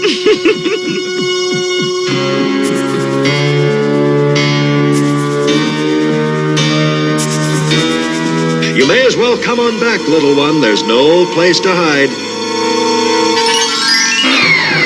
Either the sun went down awfully fast or someone's turned the lights off. A flashball should light things up.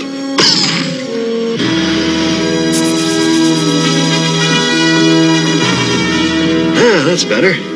Now I'd better go check these lights.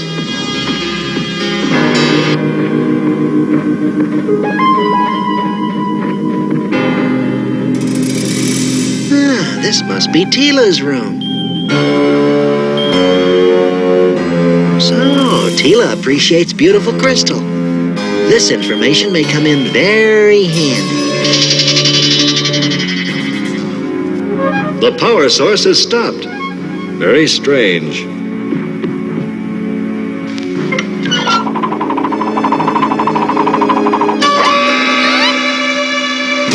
Star Child, wait! He-Man! She went down that hallway! Let's go!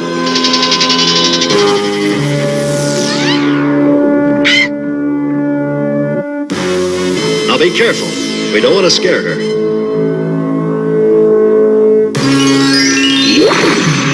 Scare her? How about us? Stand back.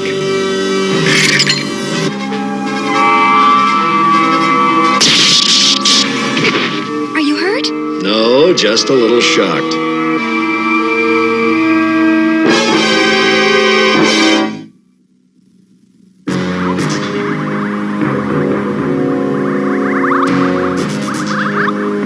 We'll have to jump for it. Oh, no! Look! There's only one direction left to go. Down.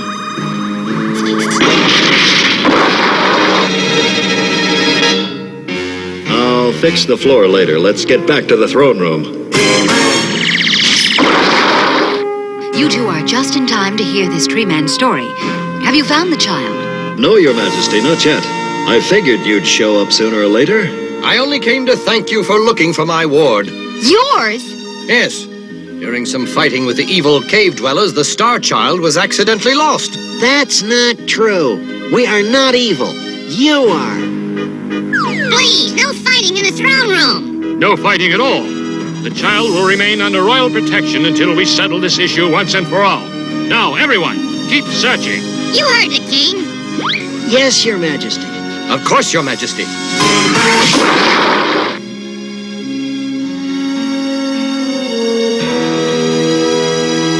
Star Child, can you hear me?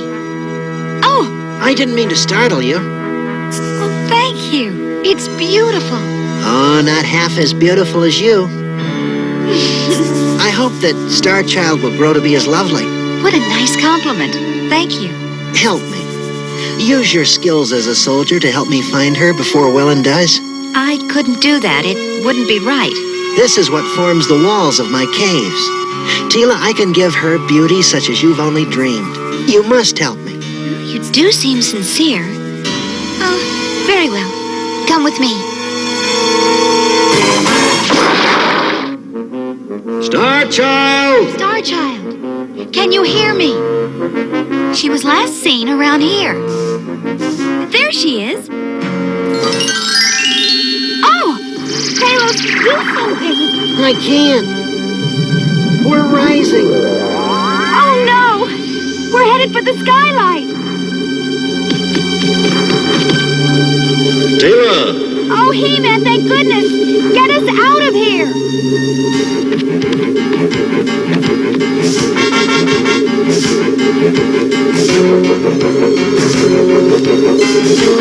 Hurry!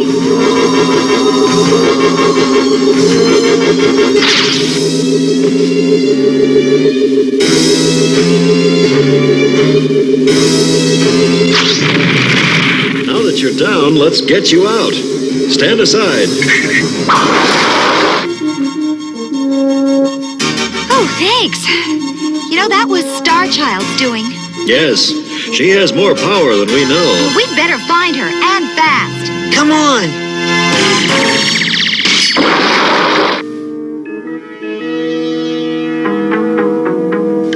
Now, where's my sonic wrench? Thanks. You're welcome. I thought you were my daughter. Well, not quite. I was looking for Star Child. Well, she's not here, I assure you. That's a clever device you're working on. A sensor? Yes, it is. Hopefully it will help locate the little girl. If I can just work out this one problem. May I? I think that did it. You're very skilled. You should use such knowledge for things other than fighting the cave dwellers. Well, that is my dream. Why I must find Star Child. Wait.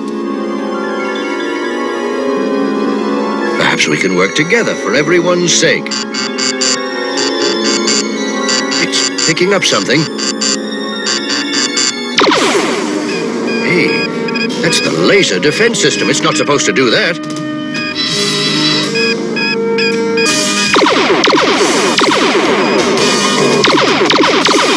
We're trapped. Help! That's man-at-arms. Wait here. There may be danger. Get us out of here, please! This should do it.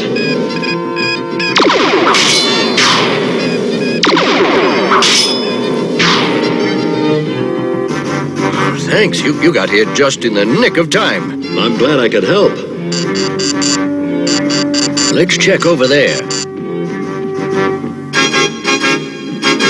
Well, let's see. If I were a little girl, frightened, lonely, what would I do?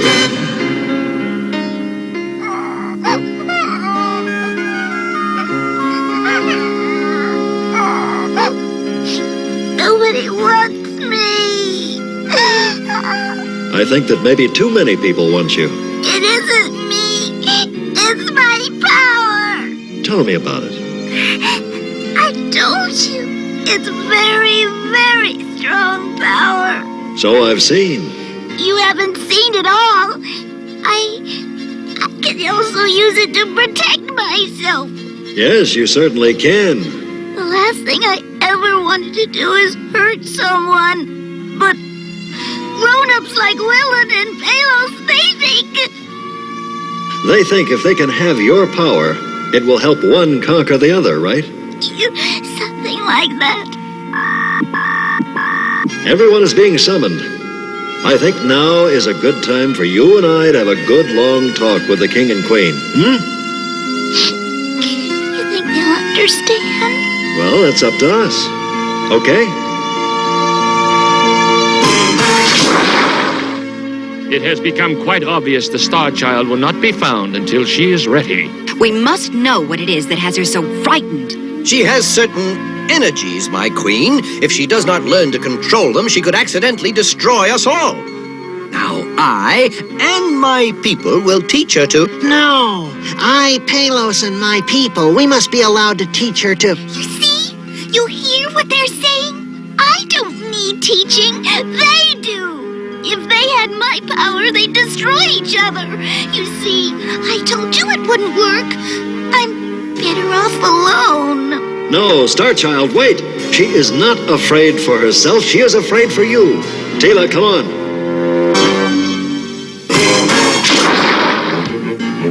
Star Child! Star Child! Star Child! We'll have to go after her. That's the tunnel to the old vine jungle. All the more reason. I'm going with you. Me too. Good for you. Well, the more the merrier.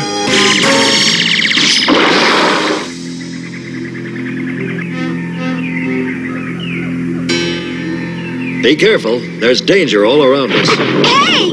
Let go! Tila! Wait! That's a tickle trap. If you attack, it squirts a liquid that can be very dangerous to humans. But if you tickle it, it lets go. Phew! I like a plant with a sense of humor.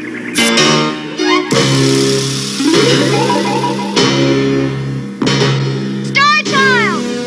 Shh, wait a minute, don't make a sound. These are filled with echo crystals. Loud noises make them explode. Go away! I don't want to hurt you. Please, leave me alone.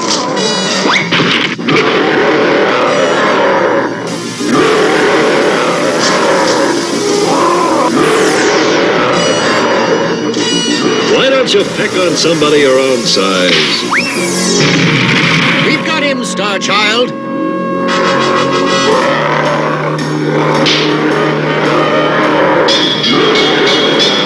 This'll finish him, Star Child. He-Man, throw him in there.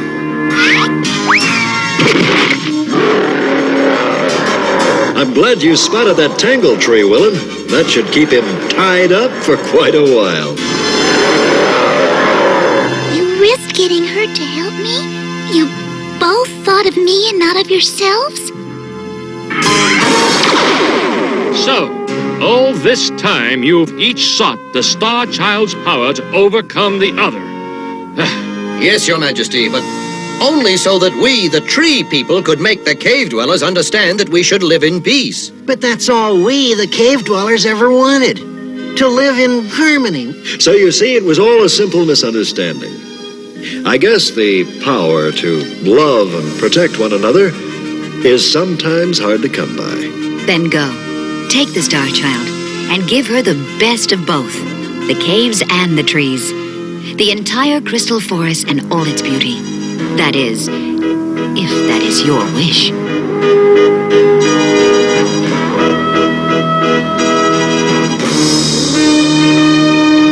It is so decreed. Well, looks like the war's over. Thank goodness. Today we saw people fighting over the Star Child, but in the end, her power brought these people together. It might surprise you to know that all of us have a power like the Star Child's. You can't see it or touch it, but you can feel it. It's called love. When you care deeply about others, when you're kind and gentle, then you're using the power. And that's very special magic indeed. Until later, goodbye for now.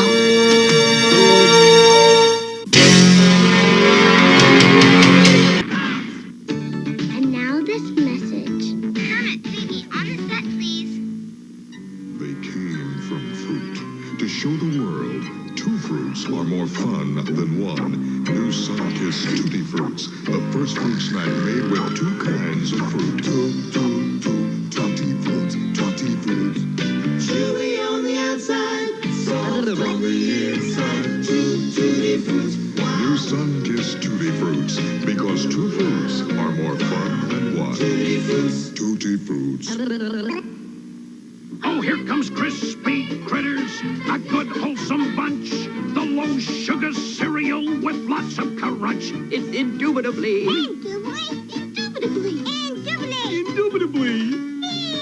Most crispy critter cereal is part of a balanced breakfast. We found a tough terrain and made it even tougher to find out just how much the 6x6 high-risers could handle. With 6-wheel power drive and 6-wheel independent suspension, high-risers keep going even when the going gets really tough. Batteries not included. Crunch Canyon playsets sold separately. The 6x6 high-risers with 6-wheel drive from Ideal. Alright. Hope you still like He-Man. And I know what you're asking. Why, Captain, are you sitting on your stool again at your table? Well, one is, as you can tell, I've been doing a lot of work. Cleaning all this off. And there's not a giant stack of comic boxes here. Some of the toys have been moved. You can actually see the board games that have always been back here.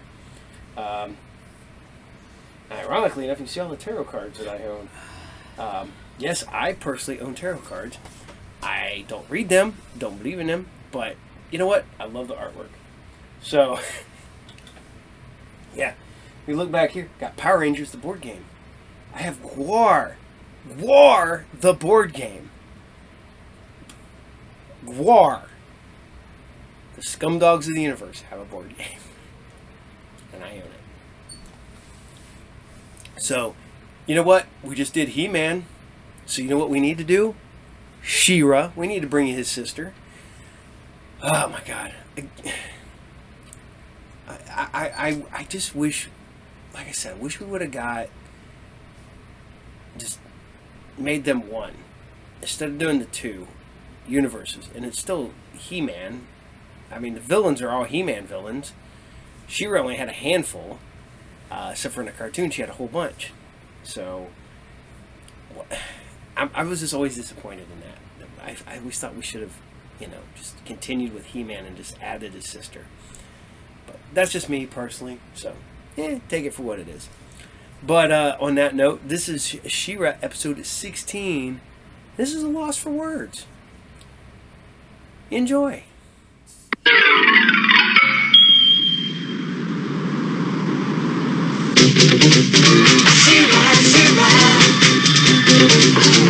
I am Adora, He-Man's twin sister and defender of the Crystal Castle. This is Spirit, my beloved steed. Fabulous secrets were revealed to me the day I held aloft my sword and said, "For the honor of Grayskull!"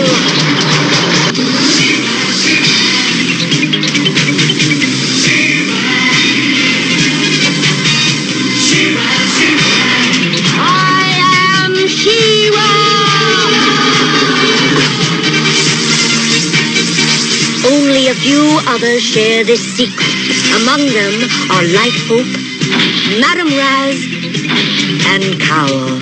Together, we and my friends of the Great Rebellion strive to free Etheria from the evil forces of Hordak.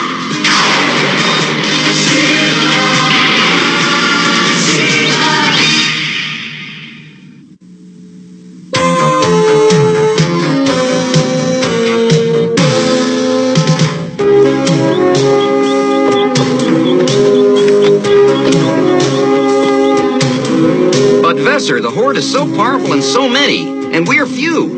That is why we must band together. Not just here in Galebreath, but all over Etheria. We are no match for their science. We're simple peasants and farmers. If we challenge the Horde, they'll destroy our village and make slaves of all our people. There are people resisting the Horde all over Etheria, and they are not slaves. It can be done, Theron. Time after time we have stood up to the Horde and won. The reason the Horde is still in power is that we are just a handful of people. We need your help. Hordak, this is Imp. Are you getting all this? Yes.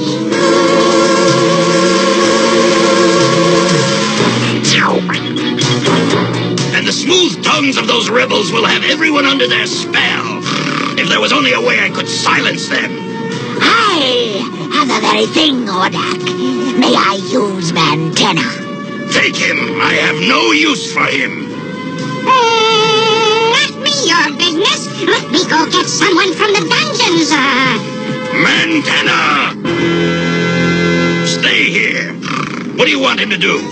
Just talk, Mantenna. Talk. I don't know what to say. How about a joke? Come, darkness. Come, trouble. Put his voice into my bubble. No, don't.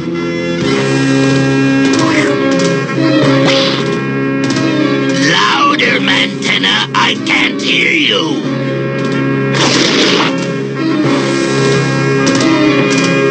Oh, listen, mighty one. My voice. I've lost my voice. You've locked up his voice? Good work, Shadow Weaver. Now, if you can do the same to those annoying villagers. Hordak, if you plan carefully, you might even capture the main voice of the rebels. Adora? Adora!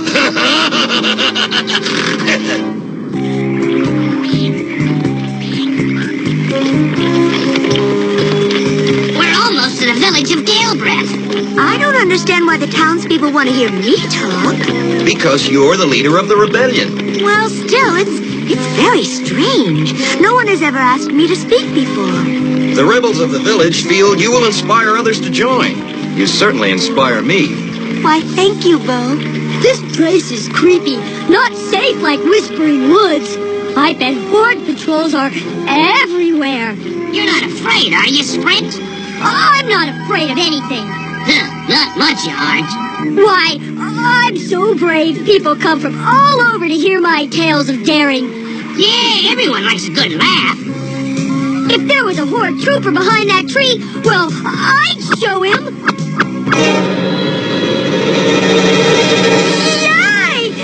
What is it? It's... What is it, brave one? Your shadow? Our trooper!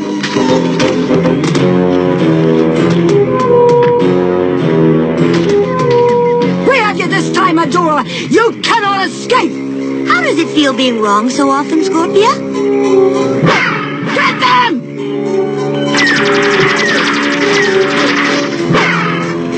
Too many horsemen. We need She-Ra. Hi, fellas. Wanna dance?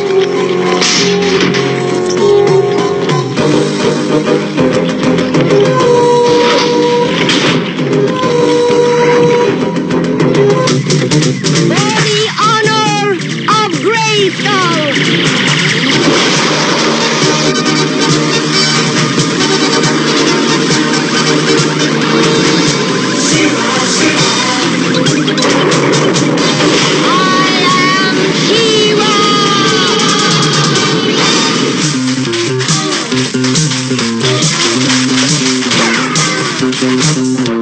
Where does that rebel go? Coming right up. Usually I sing, but this time I'll swing. Let me go! Are you sure you want me to let you go? No, don't let me go! Now stay right here. Don't leave me! Help! Get me down from here! I don't like this! Here I am, Scorpia. She-Ra! You will feel my sting for your interference!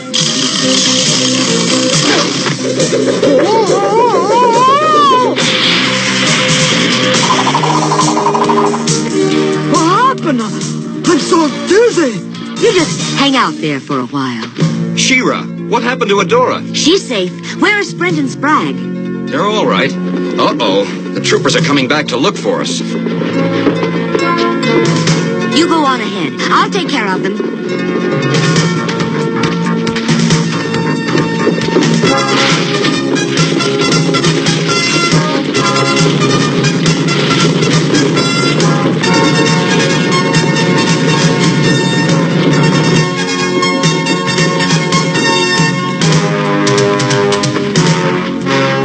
Hey, fellas, over here.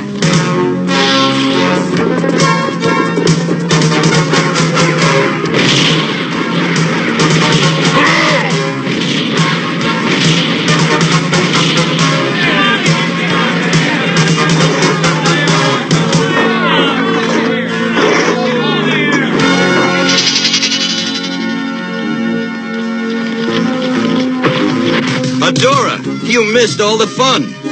Well, I knew you could handle things. Well, I didn't do it all. She-Ra came by and gave me a little help. Oh, I see. Well, I'm sure she appreciated it. Come on, Bo. The villagers are waiting. They broke through our trap! I must go to the village myself. I'll steal those rebels' voices and bring them to you. Bring Adora! I want Adora! To the village of Galebraith with the speed of lightning!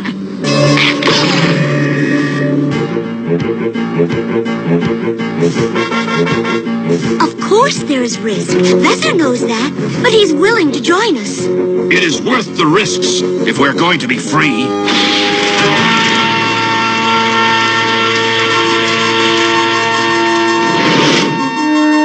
Shadow Weaver, She-Ra is needed right away. So, fools of Galebraith, you thought you would join the rebellion? Well, you will pay dearly for speaking out against the Horde. Come darkness, come trouble, put each voice into a bubble.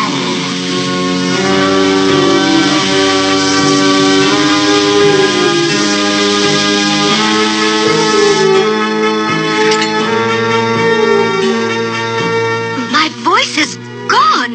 I can't change to She-Ra. Imp, I need a box for all these voice bubbles. One bubble box coming up. Inside my little pearls. And now for Adora. Where is she? Tell me, where? Oh, you can't tell me anything without your voices, can you? Well, never mind. I'll find her myself. Oh, I know you're here, Adora. Come out. Hordak is anxious to see you again. And so am I.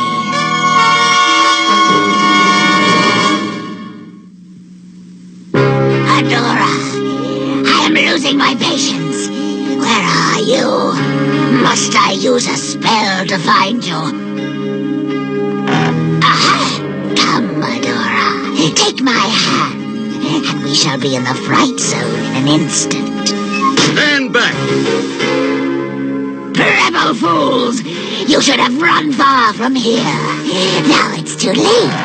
It's never too late to smoke out evil. One smoke arrow coming up. A magician's trick won't save you. This way, quickly.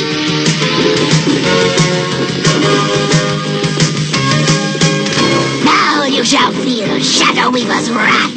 Winds of darkness, hear and obey. Blow this rebel smoke away.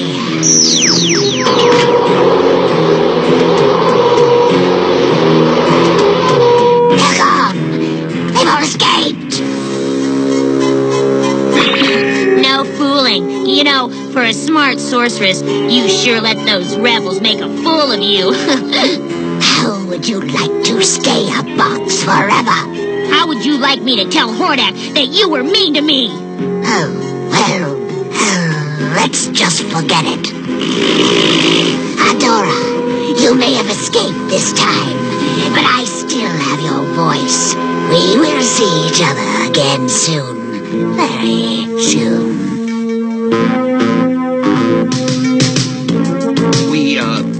We have to go somewhere? Your teeth, mouth, voice. To get the voices back. Well, sure, but where? To the fright zone. I think they want to go to the fright zone, too. It looks like they all want to be rebels now. We appreciate it, but I think Adora and I would stand a better chance alone. We'll stay here until you return.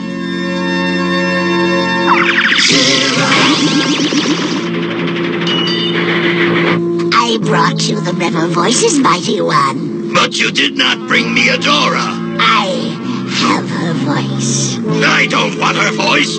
I want Adora. Ah, I should never rely on sorcery. That's what I hated about Skeletor. Science, machinery, these I can count on. But do not underestimate my powers, Hordak. The magics of darkness are vast. It was the Horde who gave you those powers, and they can be taken back quite easily. Do not make me angry, Shadow Weaver.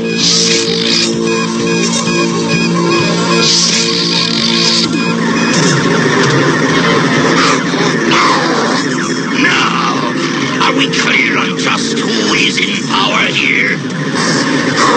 Yes, mighty Hordak, you are. That's better. Thank you. I owe everything to the Horde. Of course. You were nothing but a second-rate sorceress from Mysticor when I found you. But enough about that. Mantenna! Do you want your voice back, worm?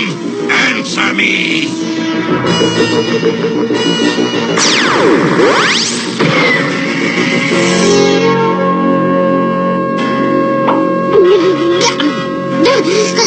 My voice is back!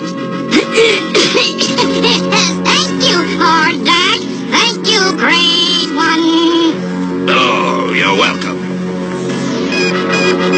Oh no, I just love doing that.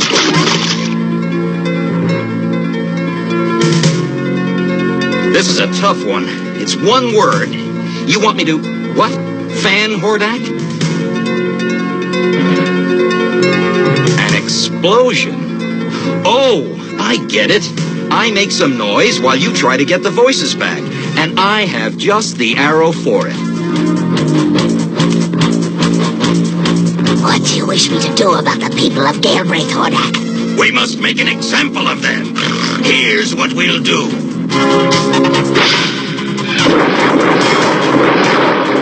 What? What's that?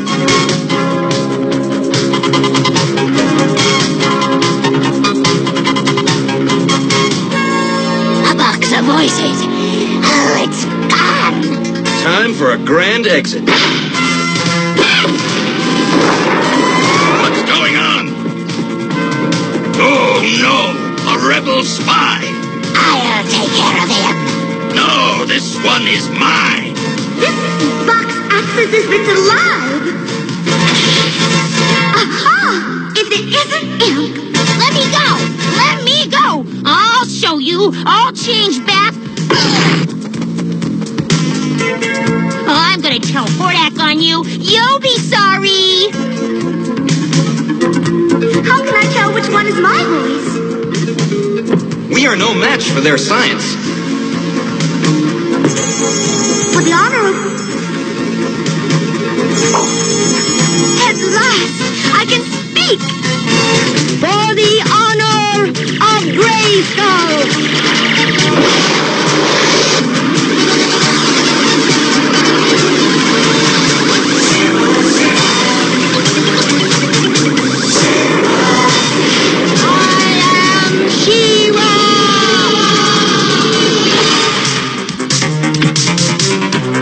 What's the matter, rebel? Run out of trick arrows? If you'll excuse me, Hordak, it's time Bo and I were leaving. She-Ra, you again! You won't escape me this time! Some people just don't know when the party's over. The party has just begun!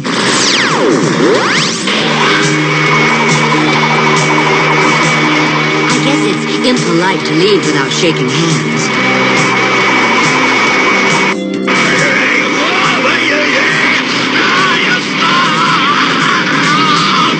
That's the way, She-Ra. Perhaps you would like to shake my hand. She-Ra, look out! You missed me. You're a poor shot, rebel. I wasn't aiming at you.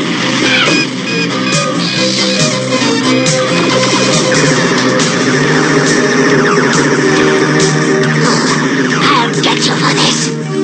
Bo, round up the voice bubbles. We must get them back to the villagers. All right. What about Adora? She's fine.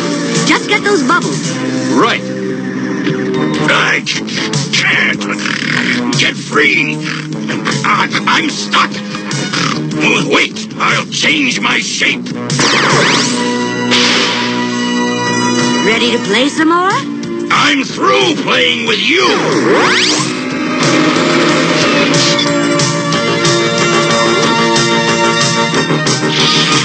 That was foolish. You should have jumped away from me. And missed the chance to boost your spirits?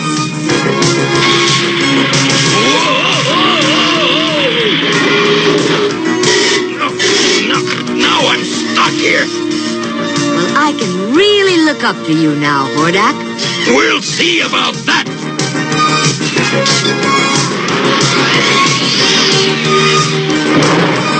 Oh, whoops.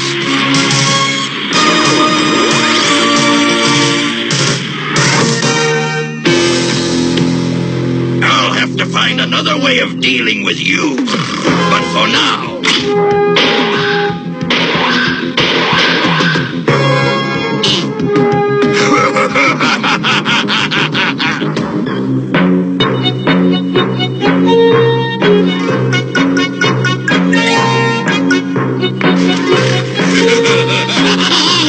Now for something really funny.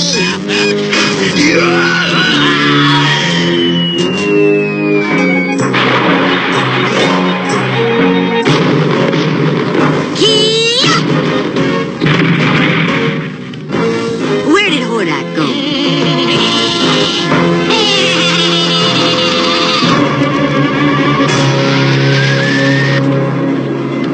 Are you all right? Yes, I'm fine. What about the voices? We bid the Fright Zone farewell?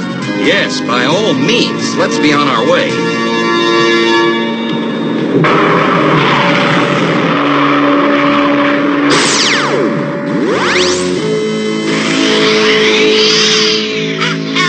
Time to say goodbye.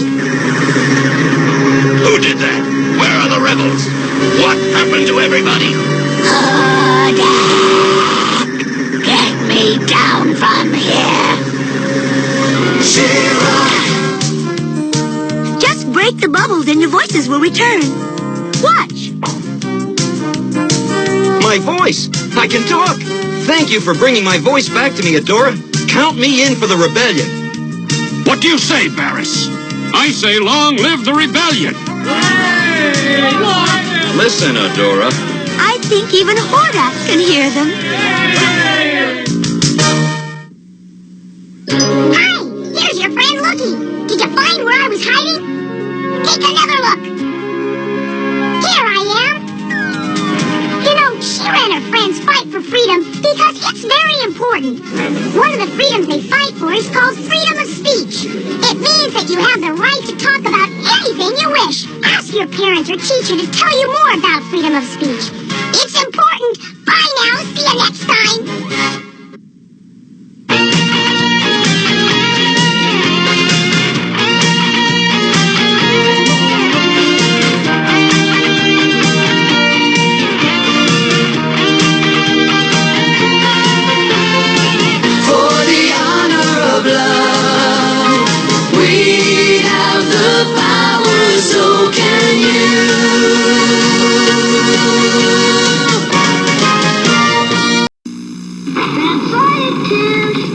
It's finished. I've created the Monster Lab, and it's too gross. First, you put monster flesh on their creepy little bones. Then pour flesh remover into the Monster Lab and bubble off their flab. Too yucky. Look at this nasty guy. The Monster Lab. Watch for time freaks and more gross creations so you too can be a mad scientist. Too gross. Mad balls. Mad balls. Gross for one, gross for all. We play with a mad ball. They're gross, funny, yucky, sick. There's 8 total.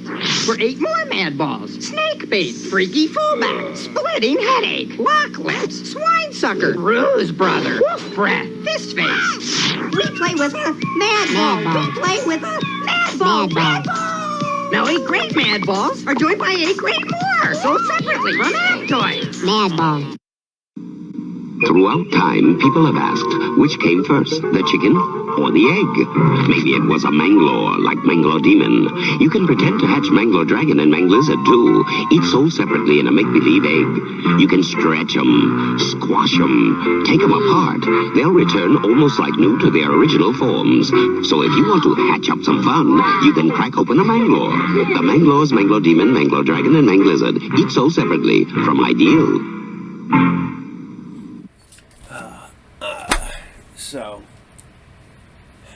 being me, and being the goofball that I am, I don't know. I just have fun. We were talking the other day and talk about stuff like, hey, whatever happened to insert this? Remember when everybody was building models? When models were everywhere. I mean, there were models in the 80s in like every comic book ever. You got a model, whether it be a Star Wars model, Star Trek, Bigfoot, the glow-in-the-dark ones, whatever. And I'm like, man, I miss those. I totally miss building model. And I'm like, do people? And then they're like, I had one guy at the shop. Yeah, there's still some models. You can go buy them here. And I'm like, huh. Maybe I'll buy a model and build it. As if I have time. I know it's bad. I work myself really hard. At least I enjoy what I do. So was it do what you enjoy and never work a day in your life? I enjoy my job, but I work hard. So yes, that's not true. You can still enjoy your work. It's still work. But Alright, so we're going to keep it in the Filmation universe for me. And we're going to do another show I haven't aired in a while. The Other Space Cop. That's right, Bravestarr. With what possibly is the worst sidekick ever. Yes, Fuzz. I know some people hate T-Bob. Some people hate Orko. Some people hate Lookie. Some people hate, I do not like Fuzz. His voice just gets to me. But I like Bravestarr. I mean, Bravestarr is great designed characters, man. They're a little goofy, and they're definitely Filmation, but they're fun. And they definitely aim this towards a boys of a certain age. Hence all the attractive female characters. But I liked it. I also love the fact that being part Native American myself, I'm not really heavily Native American, but I do appreciate when there is a Native American character. And Bravestarr was one of the first real Native American characters I remember being prominent. Yes, Black Star was supposed to be somebody of color, but they never really got into that. And Bravestarr was. I mean, he was Native American, yet he was in space. He had his shaman, which, yes, they stereotype it a little bit, but the fact that they got that representation is insane to me. And I still love it to this day. But here you guys go. This is Bravestarr, and this is the episode. Hail, hail, the gang's all here. Enjoy.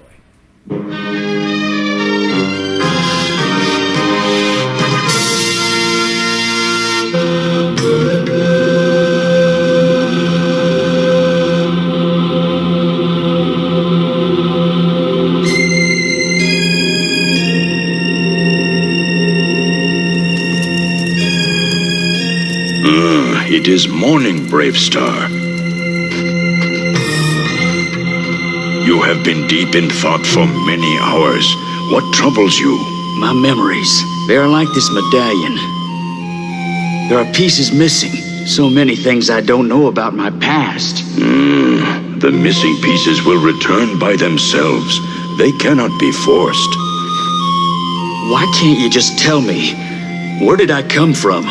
Who was I? Searching for the answers will teach you even more than finding them. And remember, it is not who someone was that counts, but who someone is now. Thank you, wise friend. You remind me of my duty. Since the person I am serves as the Marshal of New Texas. All the better reason to judge people by what they are, and nothing else.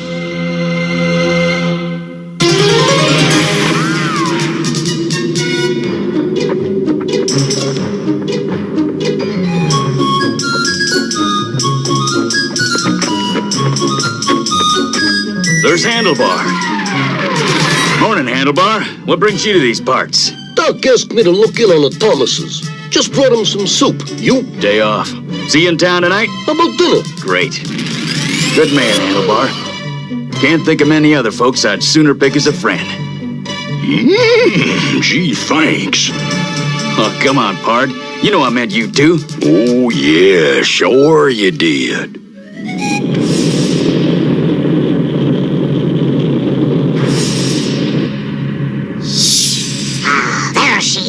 New Texas!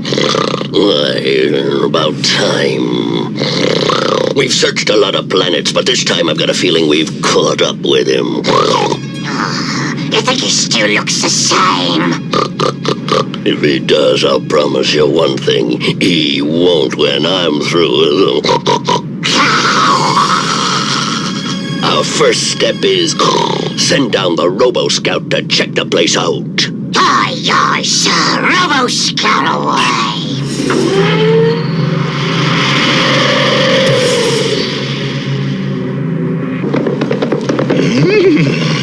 This place is boring.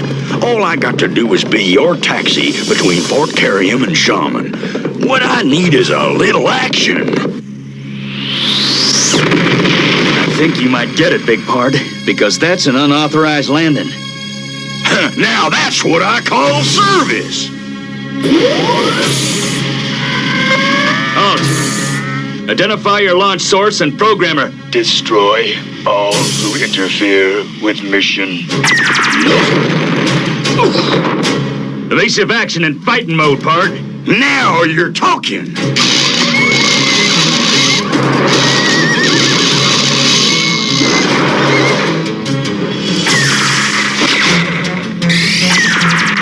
Take that back.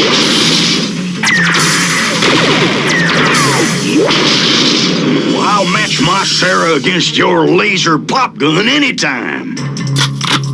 Attack. Attack. Strength of the bear!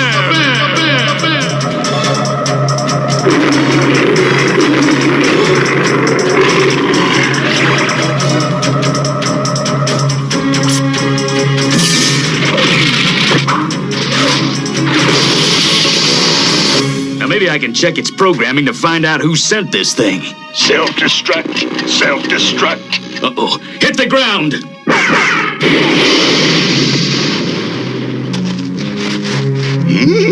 Guess we won't be finding out much from that machine. Maybe not, but we're gonna find out what's going on.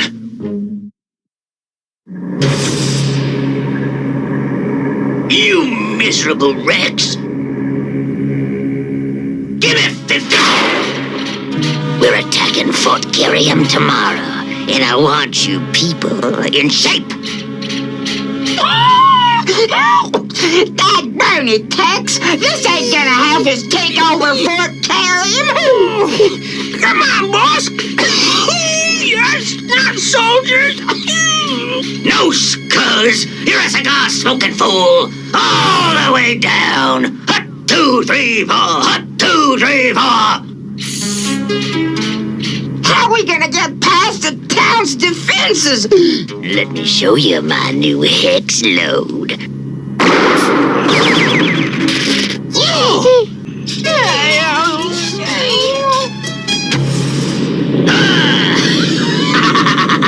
Space pirates, my kind of people.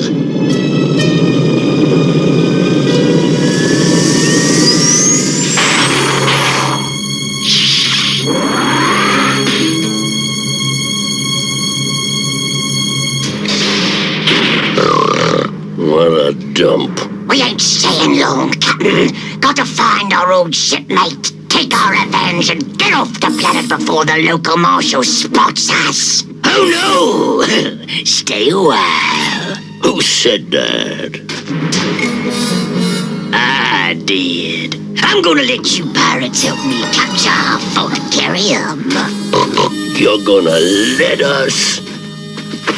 Get lost, cowboy!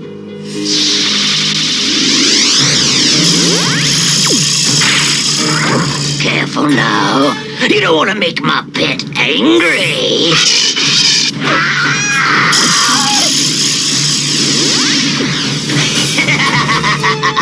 What's the matter, amigo? No sense of humor? We aren't attacking any towns. We're busy. Oh, too bad. You could have earned a barrel of carrium. You and your man could retire. Carrium? Mister, you sound like my kind of cowboy. Tell me, what do you want us to do?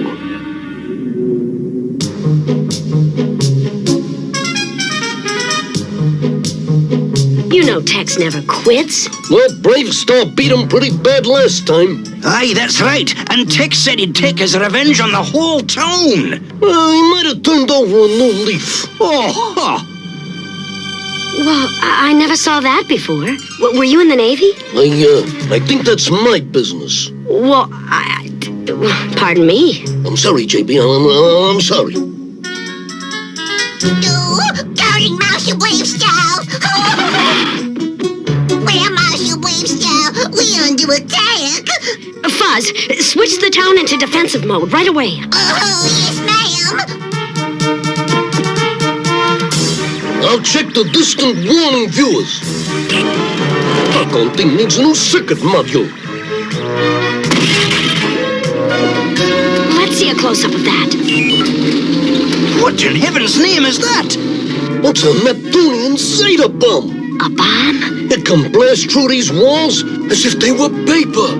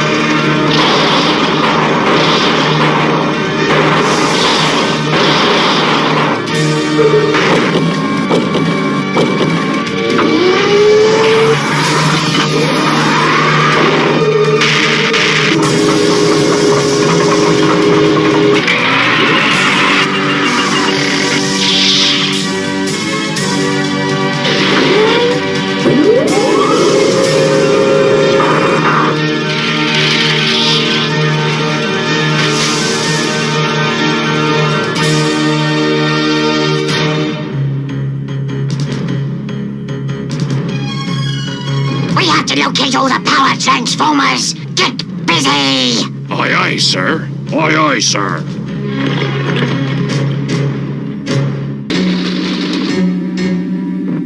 Oh, Handlebar, where you going to?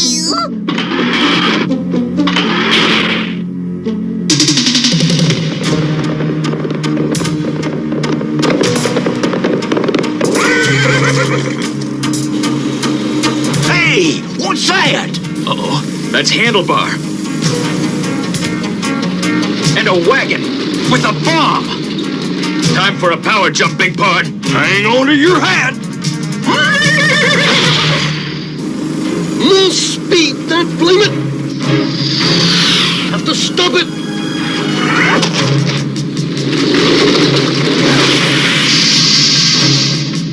Look out below!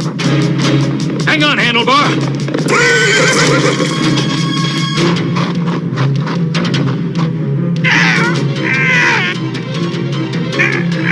Strength of the bear!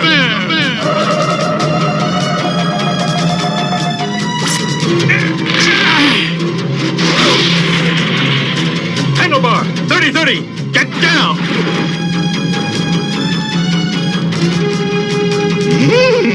Maybe the overload blew out.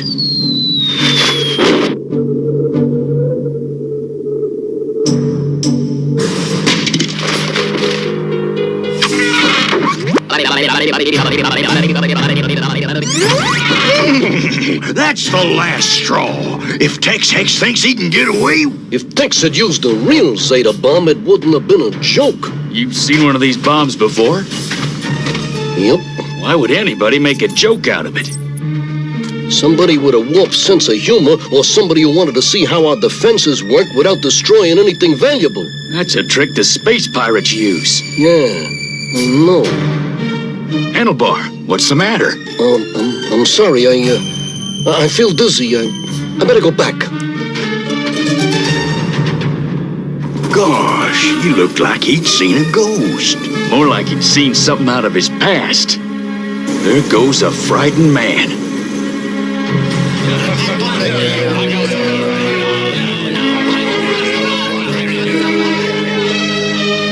You feel better now? Yeah, sure, why not? Mighty funny the way that dizzy spell hit you so sudden-like. People who say they're your friends shouldn't ask so many questions. Sometimes it's hard to be a friend and a marshal at the same time. Now then, shipmates. These go into the main transformers. How do we set them off, Glebo? Long distance with the ship's radio. And when they blow Fort Curium's power supply will be gone. Yeah, without power, their defense system won't work. And that barrel of Curium will be ours. Once I arrange to have the main gate left open, we can waltz in here like we own the place.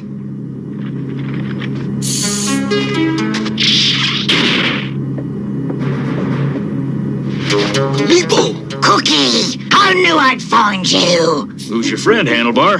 You're new around town, aren't you, mister? If I was you, shipmate, I'd get him out of here! I'd get everybody out of here! No, that isn't very sociable, stranger. Get out of here, all of you! Hey, What's going on? What do you mean? What's what the are you matter talking with about? Out! All of you! This is my place and I'm closing it! All right, Handlebar, we'll leave. But if you decide you need help, just remember who your friends are. Thanks.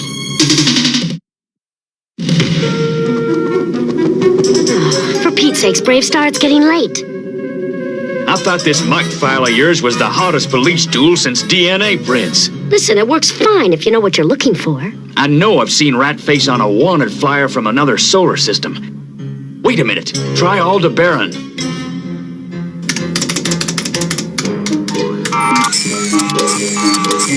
Hold it. That's the one. Lebo Eglix, citizen of Aldebaran 2, multiple convictions for piracy, wanted for... So, he's a space pirate. But how does he know Handlebar? Here's the rest of the pirate gang. Oh no! Cookie Blixenix, surrendered on Peyton's planet, served 2 years for piracy, record cleared. He paid his debt, and he came to New Texas.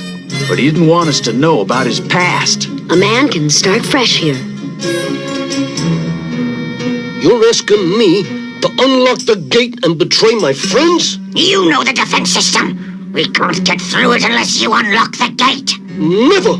If you don't, we'll tell them you were a space pirate. Then see how your marshal feels about that. So, he's going to leave the gate open, and then we and Tex-Hex can walk right in and take over. And afterward, we can send a message to tell the marshal that it was Handlebar who betrayed the town. He'll go to jail, and that'll pay him back for deserting us. Yes, and then we can take the Carrium and take care of Tex-Hex. He won't get the drop on us this time.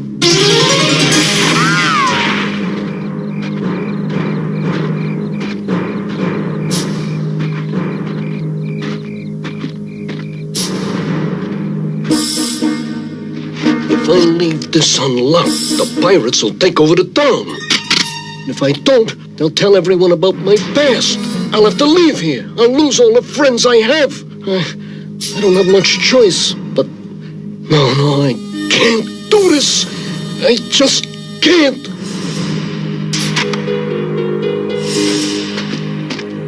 Bravestarr! I knew you'd make the right choice, old friend. You know what I am? I know what you were, but it's what you are now that counts. Thanks, Marshal. Now, how'd you two like to visit some of my ex-shipmates?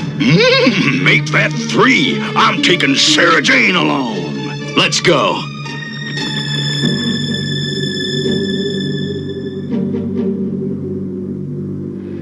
Here they come.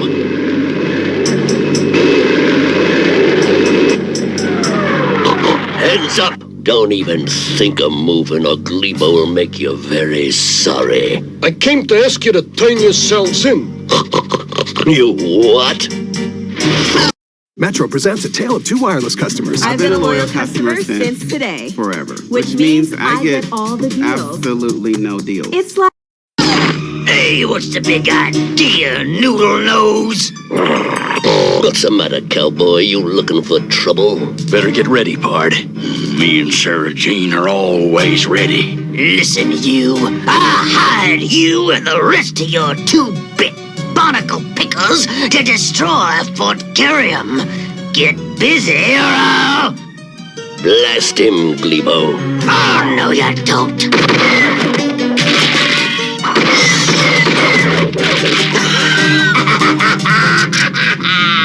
Not bad, 4 ringers. Oh! on, meddler. I'm giving you a chance to make your best move.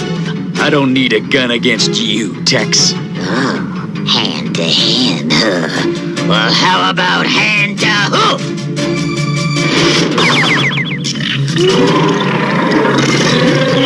Strength of the bear!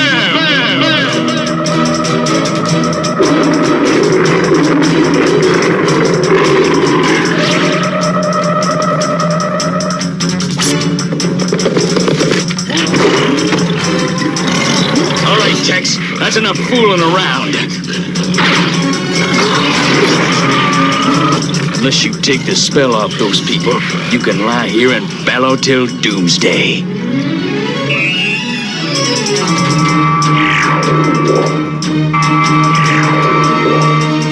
All right, Tex. You'll pay for this, lawman!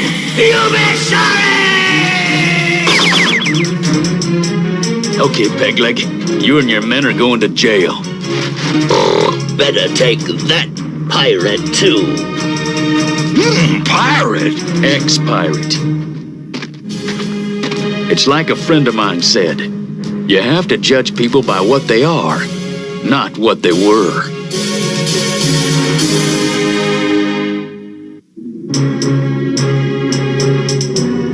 You know, you deserve a lot of credit for trusting Handlebar. I would have said, once a pirate, always a pirate. Not so, Bard. He paid his debt, then proved to all of us that he'd changed. Friends make mistakes, and friends forgive friends. That's what trust is about. Believing in somebody. Trust is one of the best parts of human nature. There he goes with that human stuff again. See you next time, Bards.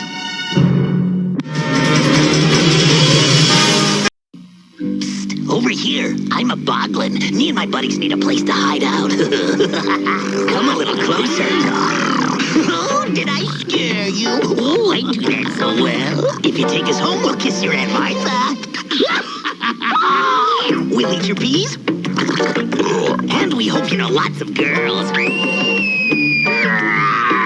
Hey, the name's Boglins, each sold separately. And we're looking for good homes. Maybe yours?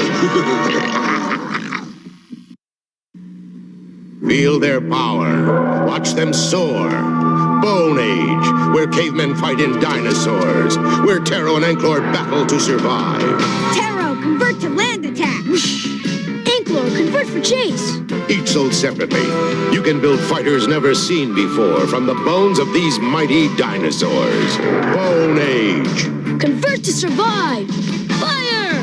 Taro and Anklor sold separately with a caveman. Bone Age. Outlaw Scuz's days in Fort Kyrium jail are numbered. The evil Tex Hex is planning a jailbreak. Now for the bank and all that Kyrium. Bravestarr's hawk-like eyes see the danger. Has the evil Tex Hex finally won? Or is Fort Kyrium safe with Bravestarr? Only you know the answer. Neutral Laser Command Center, Bank Jail set and figures each sold separately. Batteries not included. Some assembly required. Bravestarr from Mattel. The one thing about Bravestarr that always weirded me out is Bravestarr and 3030's relationship. 3030 was Bravestarr's best friend that he rode around on. I always thought that was weird. Still do, not gonna lie. Still really weird.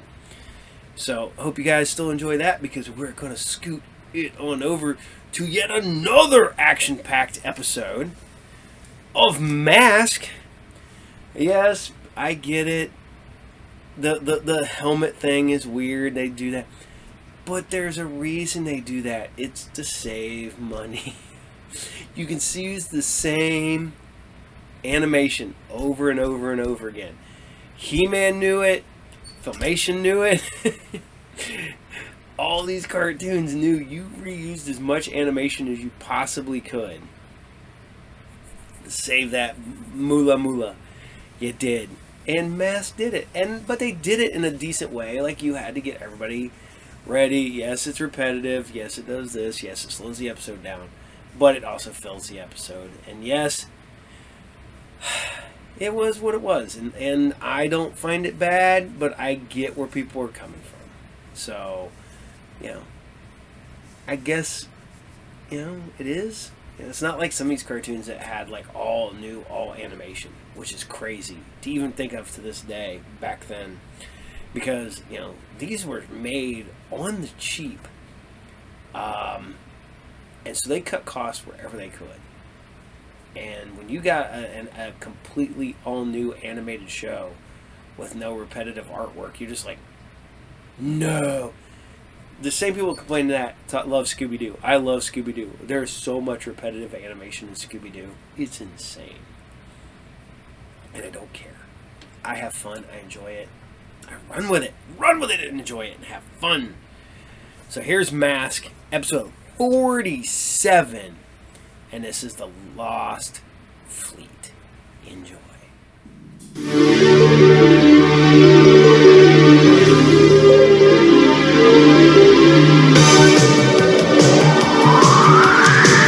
Masked crusaders working overtime, fighting crime, secret raiders who will neutralize soon as they arrive. The soundtrack is gonna lead the mission.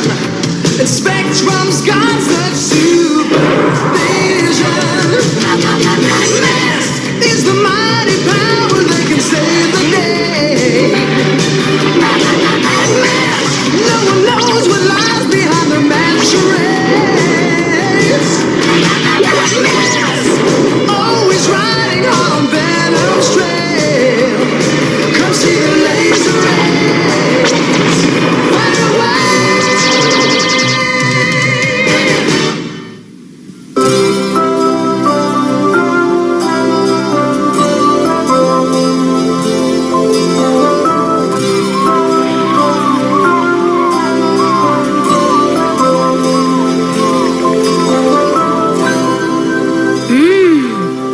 One of those next. And one of those. And those. Any more pastries, and your sweet tooth's gonna have to call in replacements. T-Bob's right, Scott. He who eats too much sugar soon has sweet nothings where his teeth used to be. I'll just have one of those lollipops. But, Scott, that's not a lollipop. It's hartfisker, dried fish. Well, Scott, I'm glad to see you're eating something good for you.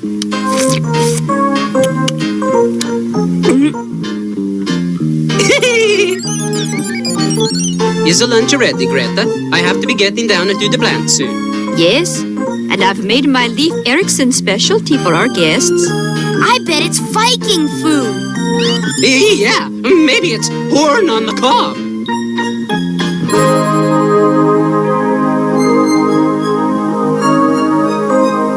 You've been the great help on the advisory board down at the plant, Matt. My pleasure, Toby. I've always admired the Icelandic people and how they've harnessed geothermal energy. Gee, Dad, what does geothermal mean? Sounds like a new kind of underwear to me. Not quite, T-Bob. It's energy produced from the Earth's interior. Let me show you. You see, Scott? The heat is contained in hot springs under the Earth's surface. The heat from the hot springs is channeled through the plant, like the steam through this cone, and then used for energy. Hey, it looks like a volcano. And it should. Iceland was originally formed by volcanic eruptions. There's even a subway of empty lava tunnels under the city that help us channel the heat. Boy, that sounds neat. No, it doesn't. Perhaps I can show them to you later, Scott. Right now, I have to check in at the plant. More pickled herring, Scott. The Vikings sure must have had strong stomachs to eat this. I bet they didn't turn green either. Help! We've been robbed! Come on, Bruce. Maybe we can catch the thief. Too bad the thief didn't stop here first.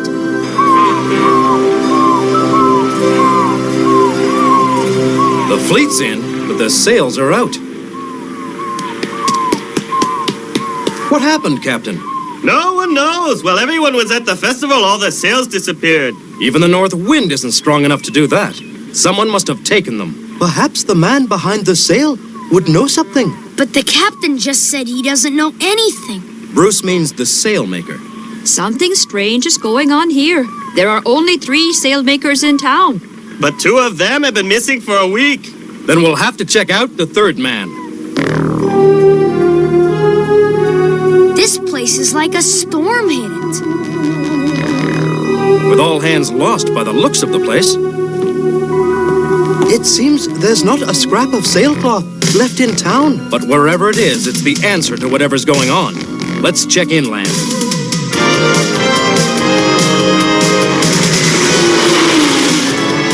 Gee, Dad, we've been riding around for hours. There's nothing out here.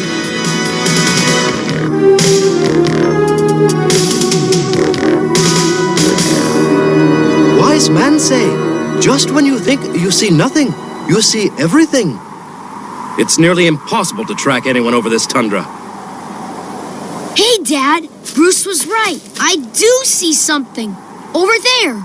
Snow! Let's find out if it really is Christmas in July.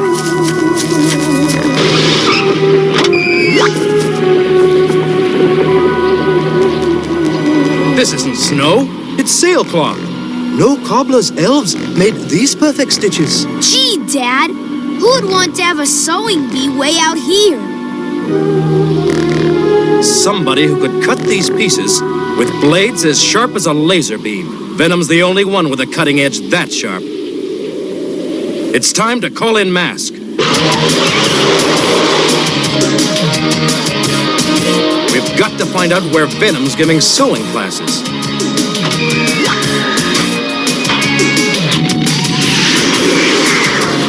Oh, boy! Now the action begins. Right, Dad? Sorry, Scott. It's too dangerous for you and T-Bob. You'll be safe at the Lindquist house. Level 1 emergency. Select best agents for mission in Iceland. Jacques Leffler, volcano band pilot. Expertise lies in harsh terrain rescue operation.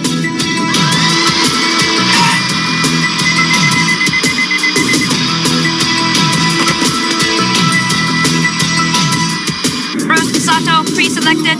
Selection approved. Assemble Mobile Armored Strike Command.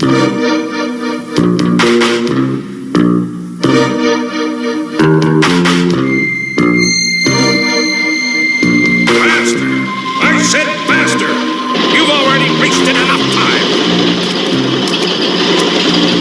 Did you hear me?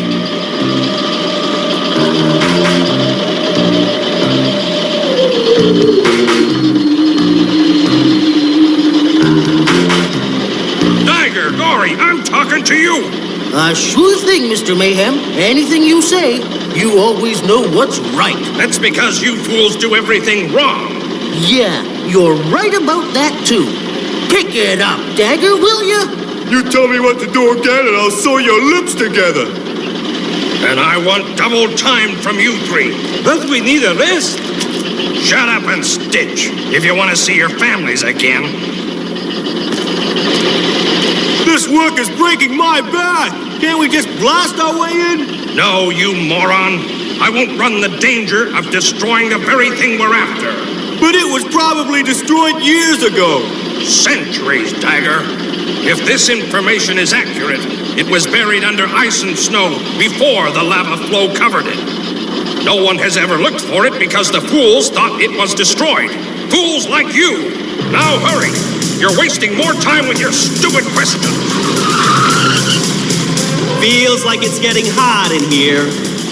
I don't want a weather report, Rax. Tell me what happened.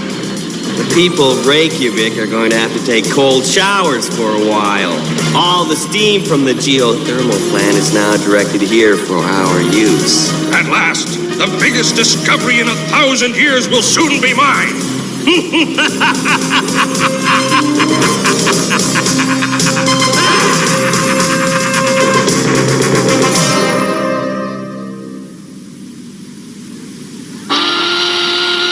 Well, that wasn't too bad.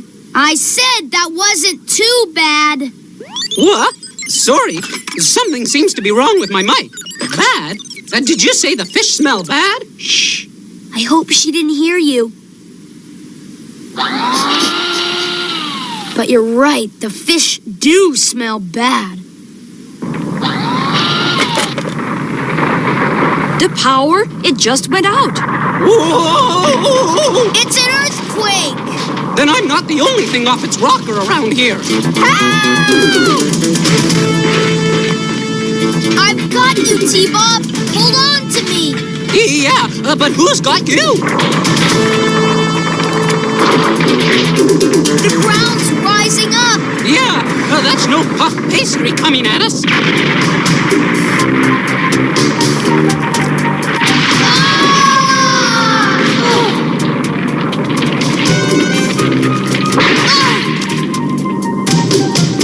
Quick, T-Bob, your radio. It must have been damaged in the fall.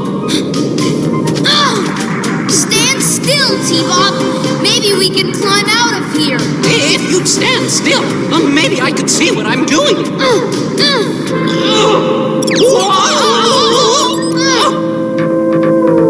Oh, I've overextended myself. It's not working.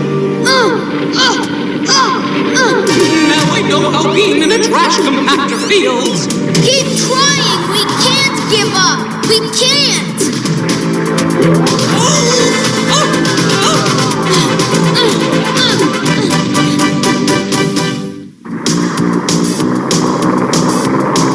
Keep pushing, T-Bob. If I push any harder, my circuits are going to explode like a firecracker. Good idea, T-Bob. What? What? I've always had a flair for the dramatic. That's using my head. Looks like we're getting back just in time. Did you see that?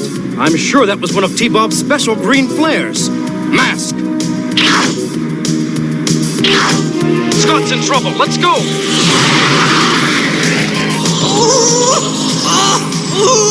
There they are.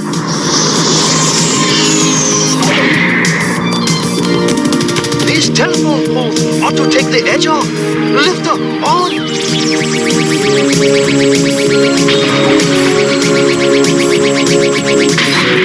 Get out fast! Hop on, Scott.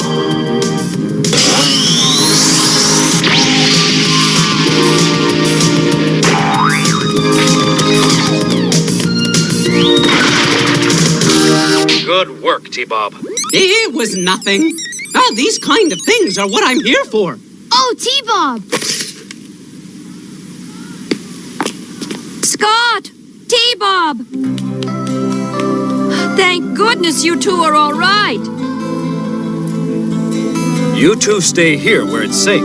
If this is safe, I'd hate to see it when it's dangerous. Sure, Dad. Take care of them, Greta.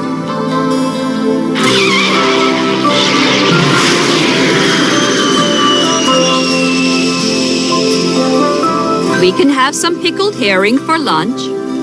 Maybe we'll have another earthquake.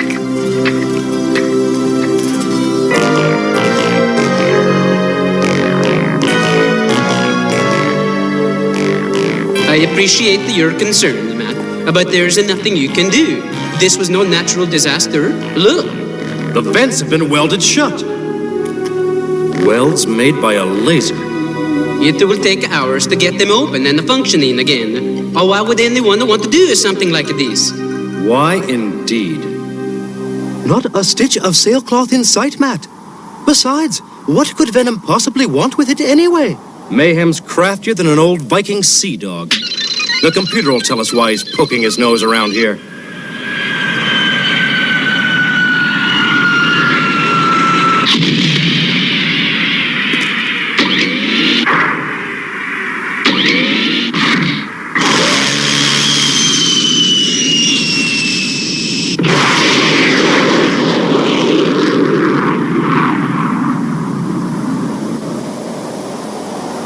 Looks like Jacques is playing hide-and-seek again.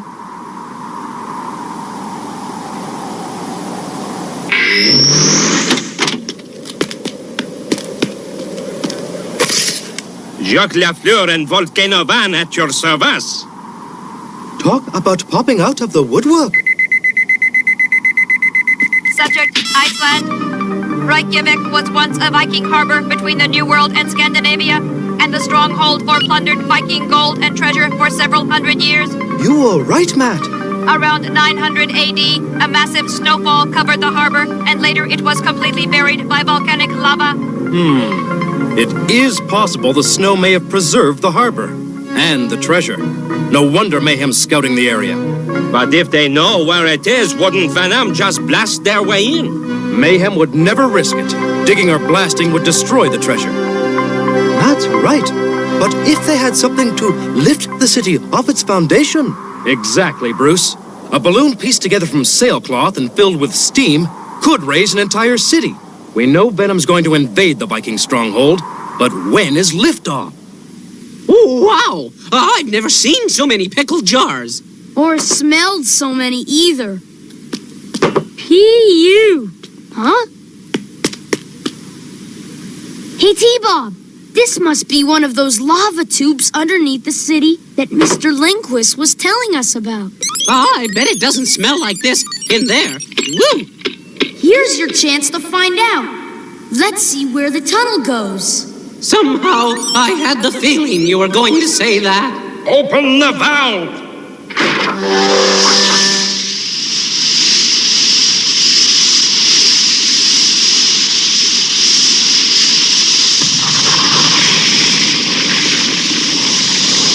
Keep rising!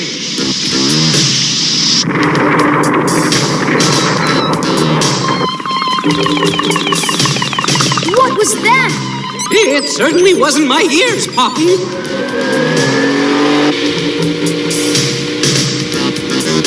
been tracking that diverted geothermal energy for miles, Matt. Yeah, Venom's gonna have quite the heating bill. But where do we send it?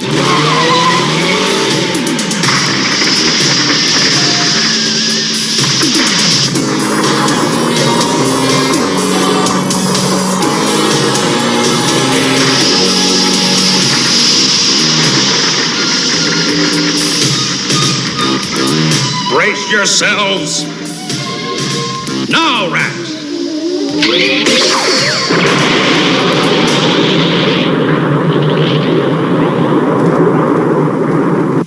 Hey, what is that? Yeah, and where did the dirty laundry come from?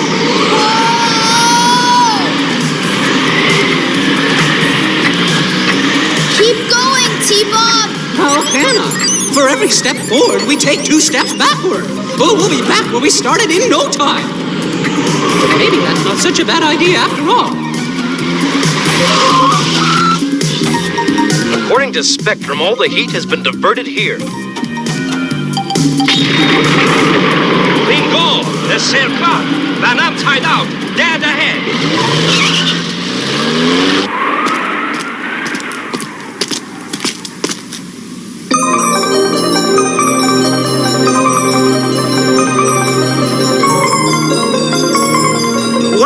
It's a lost fleet.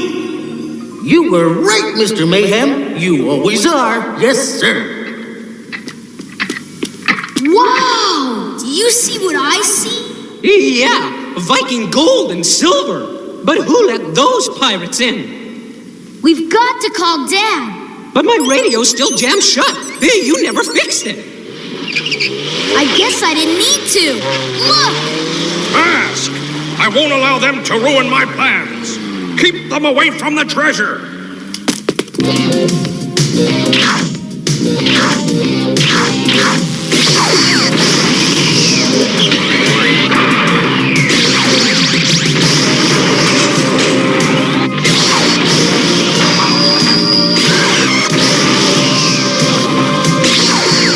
This will bring down the house and Venom. Lift up on!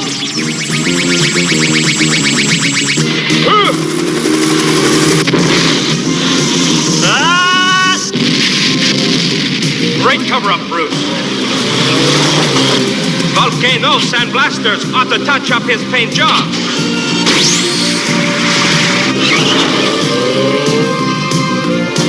Now to free the sailmakers.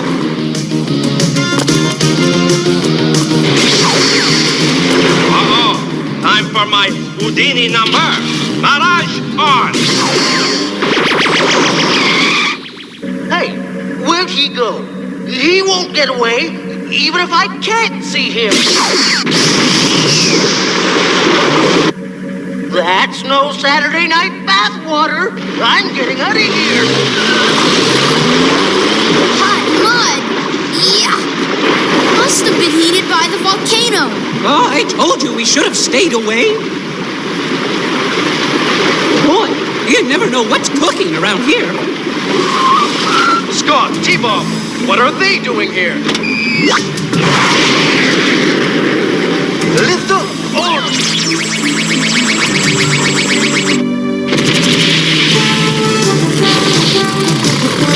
Mud is covering the harbor. No one will have the treasure now. Let's get out of here.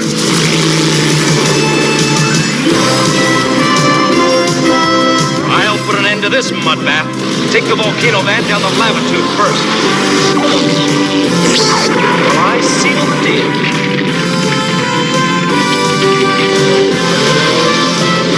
In trouble again, Scott. If it isn't too much to ask, what's your excuse this time? Well, Dad, would you believe making mud pies? Luckily, the balloons didn't do too much damage to the city. And the power was restored almost right away. You must come back next year, Scott. The Viking treasure will be out of the mud and on display. Wow! I'd sure like to see all that treasure. Me too, Scott. I have a special memento for you of your trip. Pickled herring. What do you think, Scott? Scott! Ooh, what's the matter, Scott? Hard of herring?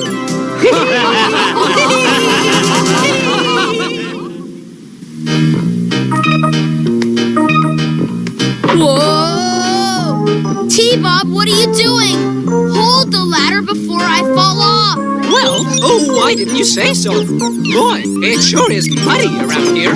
T-Bob! Standing on a ladder is dangerous, T-Bob. Always hold the ladder when someone is standing on it, so they don't fall off. You're right, Scott. It's the only way to reach new heights.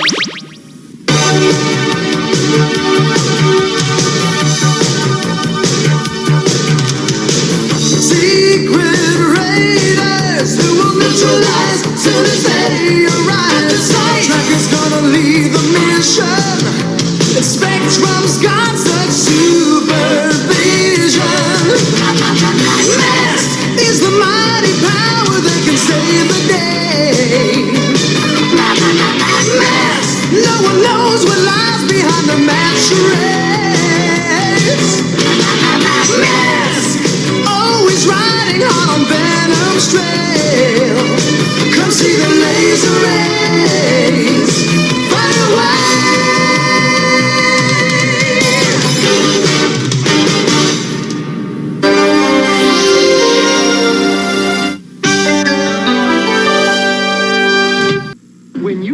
Into Fun Pals and Underoos underwear, you can pretend to change into a hero. Mask where illusion is the ultimate weapon. By the power of Grayskull, He-Man is here. Imagine you can change into all your favorite heroes from Superman to Thundercats with Fun Pals and Underoos underwear. More than meets the eye.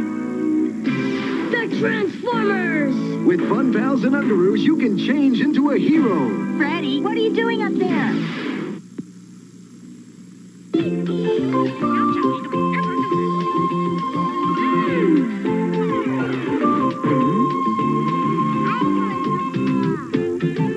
Hi, I'm Joel Higgins, and I'll be right back with One to Grow 'em.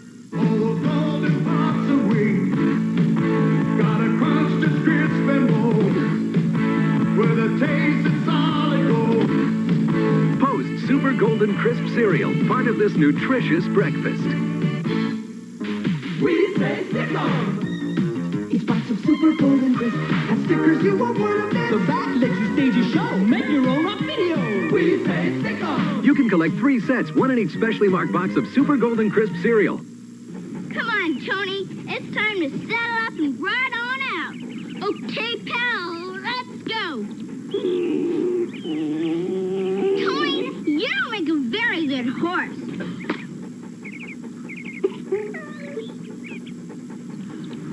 I bet he wouldn't treat a real cowgirl like this. Well, how do you think your pet feels being treated like that? Well, pets are fun. They're the most loyal companions you could ever have. But you need to realize that pets are not a toy. Pets, whether they be dogs, cats, horses, or cockatoos, are just like us. Treat them with kindness. and you'll get it all back. Okay, Tony. You're right. I didn't mean to hurt you. Can we still be pals? You want to play Frisbee instead? And that's one to grow on. So, I hope you guys still dig Mask, because, you know, it's Mask. And hopefully in Transformers G.I. Joe movie that's coming out, we will get Mask. I mean, I think that would be the perfect time to put them in. I also think it's the perfect time to insert them into G.I. Joe. They're already fighting Venom. Just make Venom a division of Cobra. Make Mask a division of G.I. Joe. Saying. Run with it. Do it. Do it. And no T-Bob. No live-action T-Bob. At all. Get rid of him. If you do, I guess, don't make him annoying. As people, I have a soft spot in my heart for Herbie from Fantastic Four, but I could definitely see him being annoying. And to realize that how close we were to having a live-action Herbie in the Trank Fantastic Four Fan 4 stick. So here you guys go. This is oh, hold on a second. I don't know why I'm doing that. So I hope you guys enjoyed Mask, because we're scooting right in to some Droids.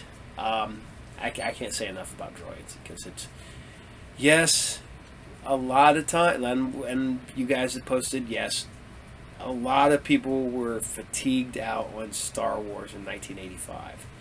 11-year-old Paul was not. I continued to read the comics forever, it felt like. I've never given up on Star Wars. When everybody else has, when people despise the new shows, I'm still there watching Star Wars, because it's just in my DNA at this point. It's one of my first memories was Star Wars. I remember my parents taking me, my grandparents taking me, and then it just kept snowballing, and that's all I ever wanted to do. And I'm still a huge fan of Star Wars, never going to stop. And I love Droids, and you know, Droids cartoon brought us some really cool stuff. Don't get me wrong. We got Kybo Ren, which is goofy, but we also got animated stormtroopers and the A-Wing. We got the skiffs. We got Boba Fett and IG-88 in animated form, and oh my god, I loved it. I would love to see Disney bring these cartoons back with new episodes. That's how much I love them. So here you guys go, as if not, I'll go on forever about Star Wars. Droids, Episode 8, and this is the revenge of Kylo Ren. Kybo Ren. Enjoy.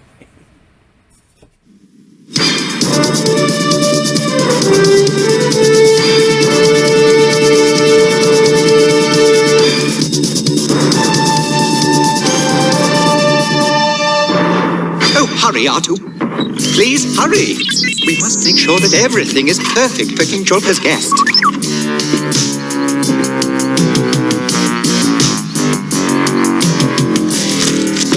Even the slightest upset could completely destroy any hope of negotiating a peace treaty with Tamasan's warrior chieftain, Lord Toda. Thank goodness we're finally here. R2? R2-D2! Oh no! Stop! R2, quick, back to the kitchen. This is just not my day!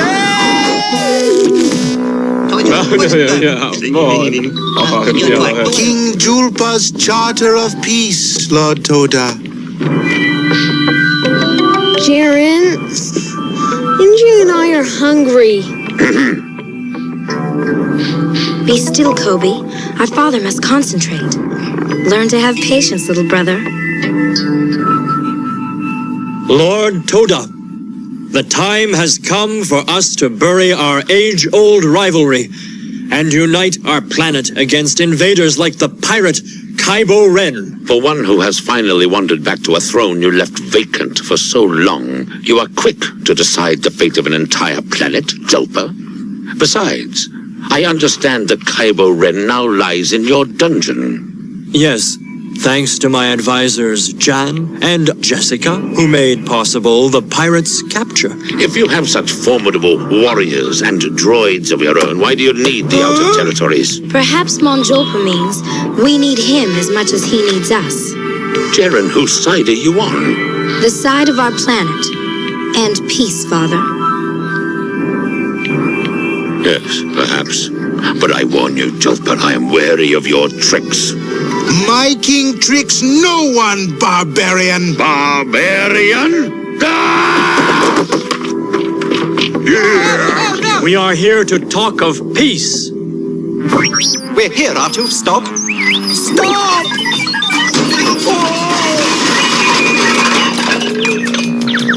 Dinner is served. Get this rodent away from me.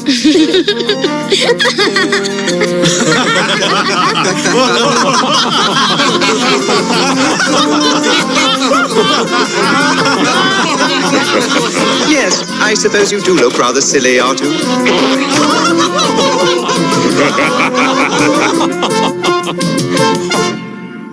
I am still suspicious of your tricks, Julpa. I will speak to my father. You will have his answer tomorrow, Monjolpa. Oh, I'm so sorry, Master Jan. I'm having such a terrible day. Nothing is going right for me. Well, your entrance couldn't have been better, 3PO. Julpa, I don't trust Lord Toda. Without trust, Jan Tosh, there can never be peace.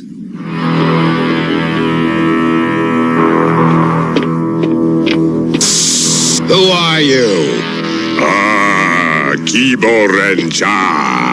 Jinoba, my trusty first mate. I knew you'd come to free me. Now, what about the guards? Good, a stunner. Aha! Quick into a ship. Tamasan has not seen the last of Kaibo Ren.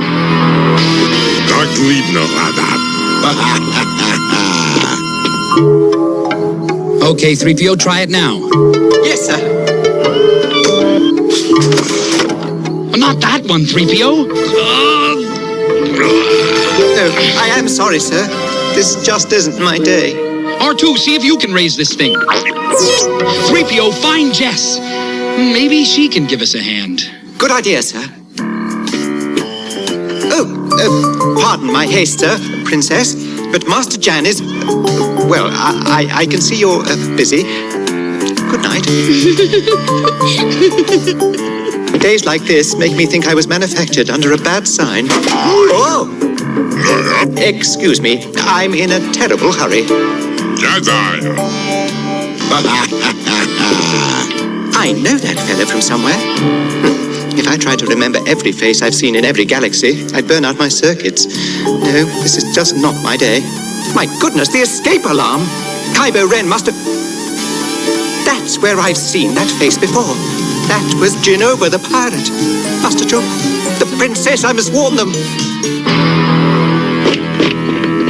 Julpa! Jaren! No one stops Kaibo Ren. Blast them. Julpa! Oh no! Stay back, you big lout!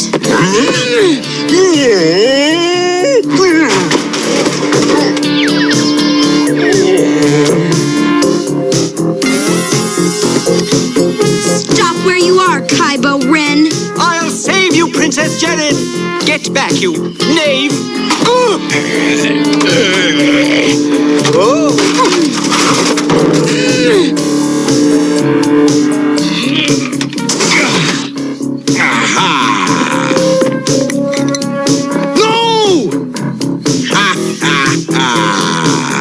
Oh, no, you don't.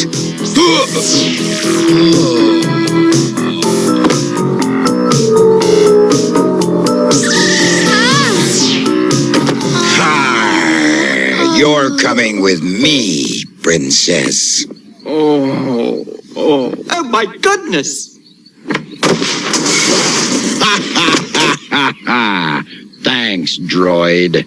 He's taking the princess! Master Jan! Someone, anyone, help! What's going on out here? Jan! Jolpa! No! Hold it, Kaibo!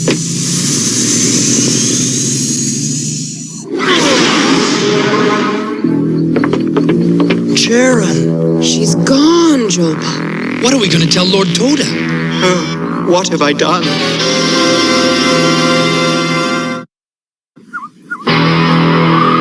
I want this protocol droid destroyed. It was an accident. Jin Oba must know where Kaibo's going, but he's not talking. But don't worry, we'll find her. If anyone can find Jaren and rescue her, it's Jan and Jess. And if they fail? They won't. I will surrender myself to you, Lord Toda, until they return your daughter safely. So be it. Jolpa! Please don't let any harm come to Jaren.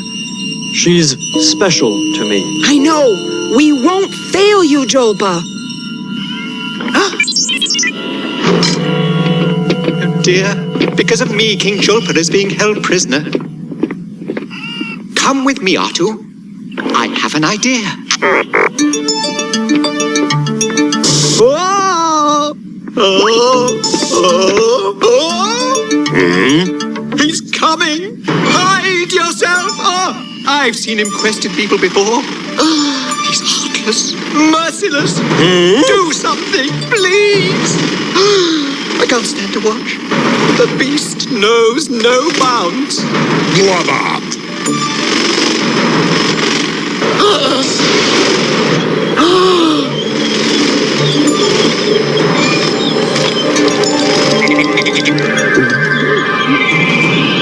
He's here.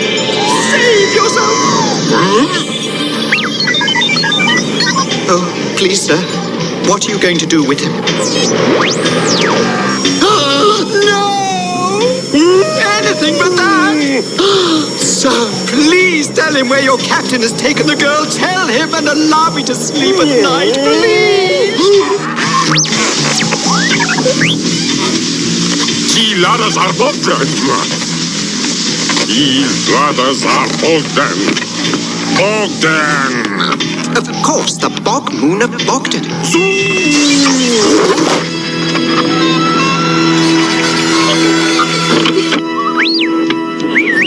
Quite a good performance on my part, don't you think? You? Well, quite convincing, but perhaps just a touch melodramatic. Now, hurry. We must inform Master Jan.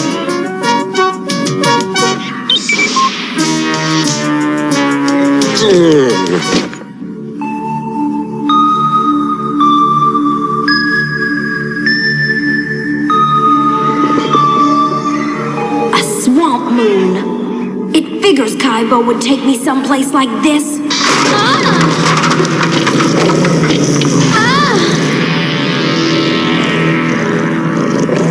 Oh, he's a small one, isn't he? If you decide to leave your cell, you'll find that Sungwas grow to be at least twice his size. I'd gladly take that chance to get to you, Kaibo Ren. Try if you like, that's your decision. The rest, I will leave up to your father. So, is it agreed? Yes, it is agreed. Your men will be given their freedom. Where is the princess? I will conclude my end of the bargain as soon as my men arrive. If anything happens to Jaren... If anything happens, it will be your doing. I warn you, no tricks. He is not to be trusted. Free his men and you have nothing. Jan and Jess are Jaren's only hope. They'd better not fail. R2's locked onto the communication signal he picked up from the surface. It must be Kaibo's. The only way to get to Kaibo is through those beasts. Well, here goes. Now!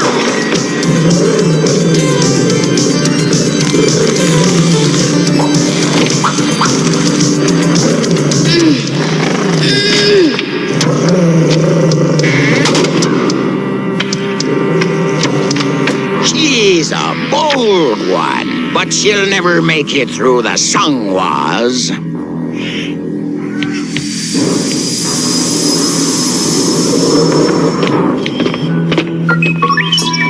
As far as R2 can detect, there are human life forms on 2 levels, one up and one down, as well as several not-so-human life forms. Jess, you take the droids and head up. I'll go down. Sir, I'll gladly volunteer to go with you. Let's go.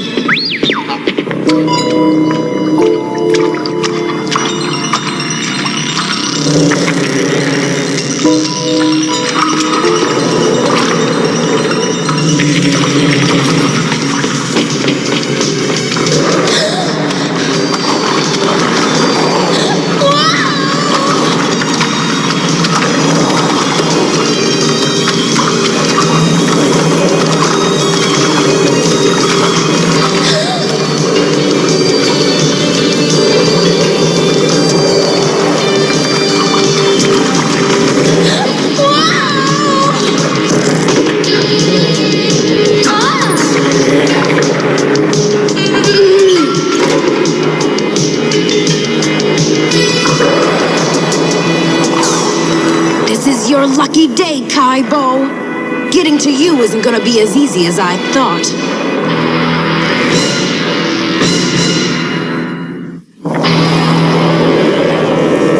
Jaren! Hold on! Master, what are you going to do? I'll figure something out, if I get there. It's time I did something right for a change, even if it is the last thing I do. Goodbye, sir. Ripio! Oh! Jan! All right, you scavengers. You've got C-3PO to deal with now.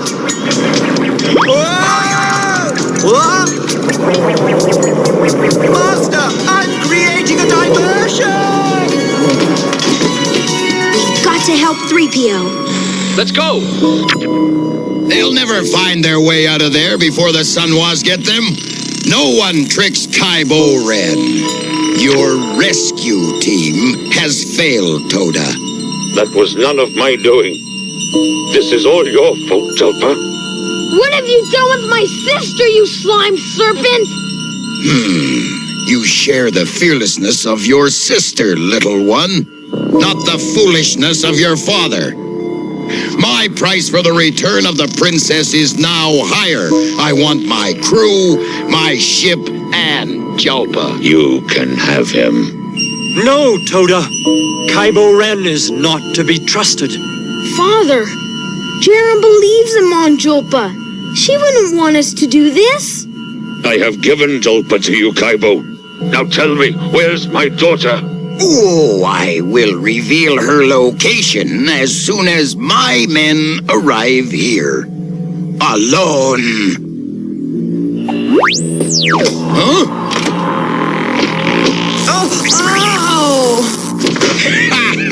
No one sneaks up on Kybo Ren. My little force field sees to that.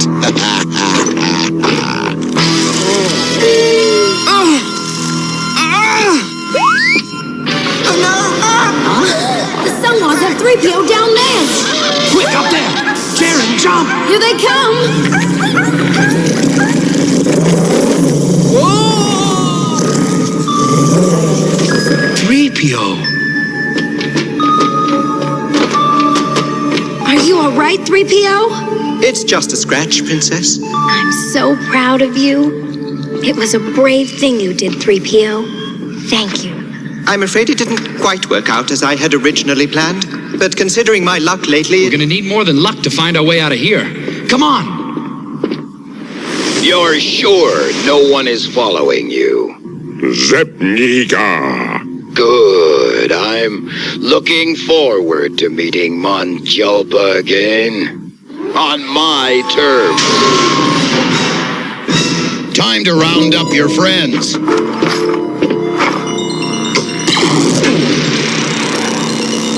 or what's left of them. R2, he shut down the force field. We have to get loose and use his surveillance system to warn Jan. Once Kaibo's men arrive, it'll be too late. Oh, curse my half-eaten metal body. I'm sorry to be such a burden to you, Master Jan. That's okay, 3PO. Right now, we've got to find a way out of here. All these passageways look the same. Jan, 3PO. It's Jess. Can you hear me? R2, see if you can find them. Kaibo's crew is coming. R2's on his way. Thanks for the warning, Jess.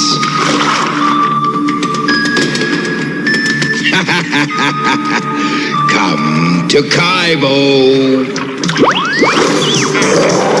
Huh?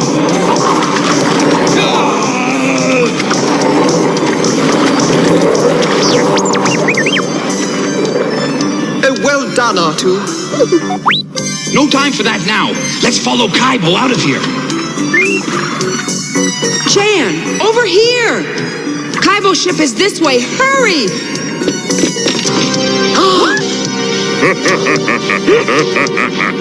This is all because of me. My luck hasn't changed.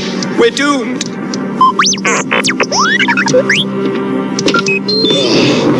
It takes more than a pack of yapping sungwas to catch Kaibo Ren. It's good to see you again, old friend. So good to have my old ship back. Jolpa, you're a prisoner. What happened?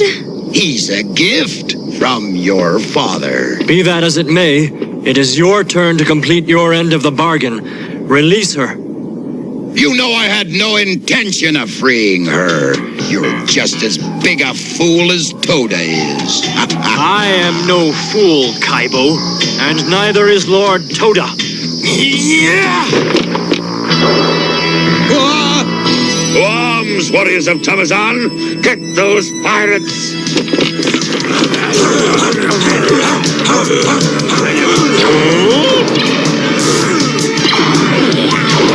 Jolpa here! Ha-ha! Thank you!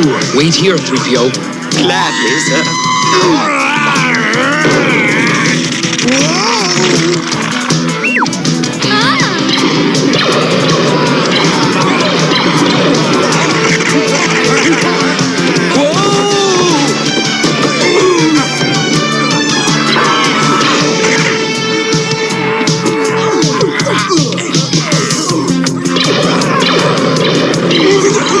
Dear. Why me? Don't move. I'm afraid this is not your lucky day either.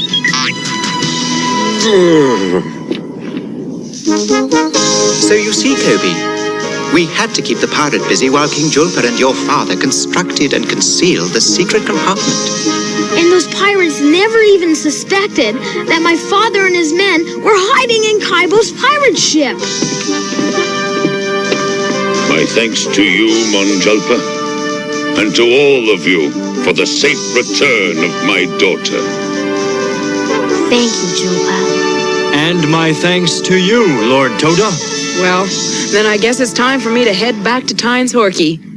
But, Jess... We have to follow our dreams, Jantosh. I have my freighter business and you'll soon have the Space Academy. I'm sure of it. R2 and I are sorry to see you leave, Mistress Jessica. We'll keep in touch. Take good care of your master. Jess, Good luck, Jessica. And thank you. Are you gonna give me a hand loading my ship or what? It'll be a pleasure. Tell me again how you captured Kaibo Ren all by yourself, 3PO. Well, I wouldn't say all by myself. I did have luck on my side. Best luck of all. Good friends.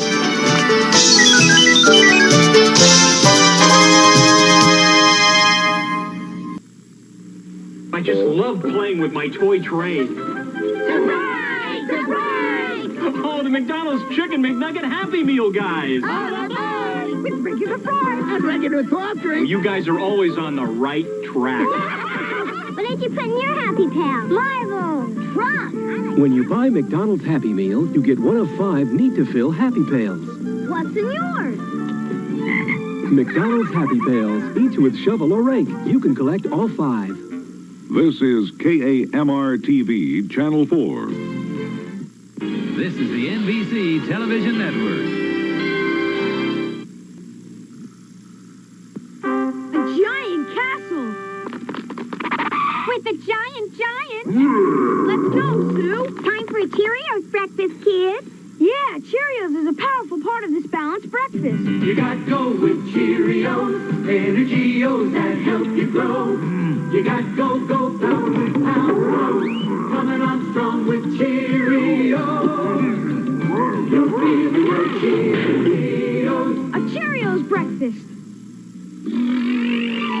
Prepare for takeoff. Hey, I'm the pilot of this plane. Prepare for takeoff with a taste of nuts and honey. We're gonna tempt your tummy with a taste of nuts and honey. Dig in, it's Honey Nut Cheerios, a tummy-tempted part of this nutritious breakfast. Yes,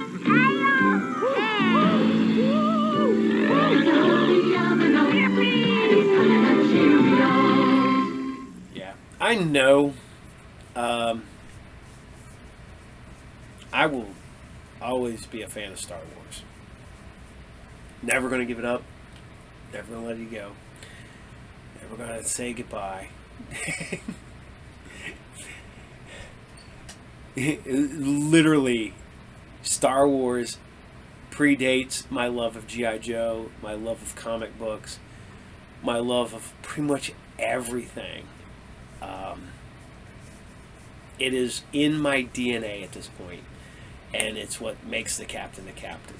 I don't think if it was for Star Wars, I really wouldn't be the person I am today. And that's just weird to say over a movie. It has no real world, anything. But technically it did affect the real world because it affected me and made me the person I am today. I say that knowing full well, I know that I would want to be a Jedi. But I'd probably become a Sith, just because of my love for my family, ironically enough. So, goofy. So, we're going to keep it going, and we're moving on.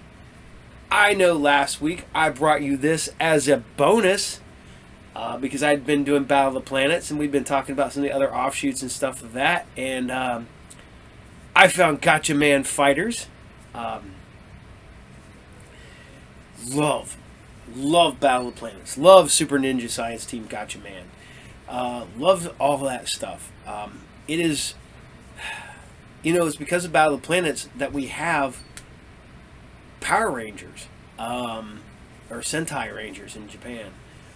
Because some early episodes, those early Sentai Rangers, before we got Power Rangers, they didn't have Zords. They had ships, and they would fight hand to hand and stuff like that. It was basically total, not Voltron ripoff. It was total Battle of the Planets ripoff, but in a good way. They really wanted to do right by them, so love it. And I even own the live action Gatchaman movie, which is, god dang, I love it. It looks so badass. The costumes are cool. I don't want America to make it. Japan, I think, was acceptable, except for they tried to shoehorn a romance in there, which did not work. But it looks so good. So, here you guys go. This is Gatchaman Fighter, Episode 2. And this is his debut, Gotcha Spartan. Enjoy.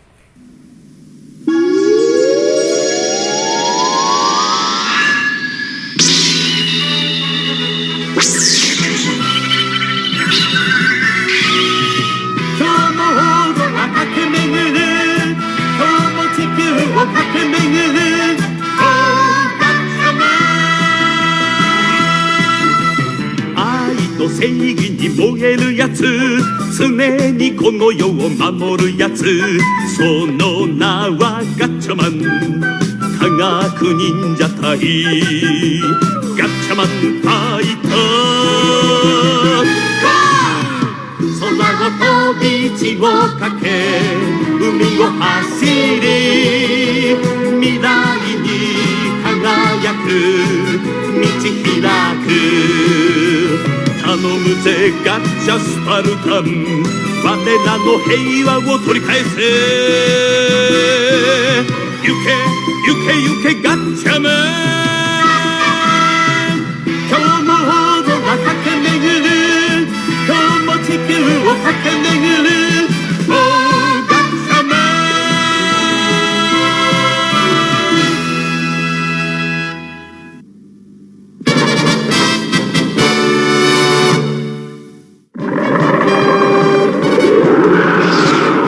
総裁 X に代わって現れた総裁 Z。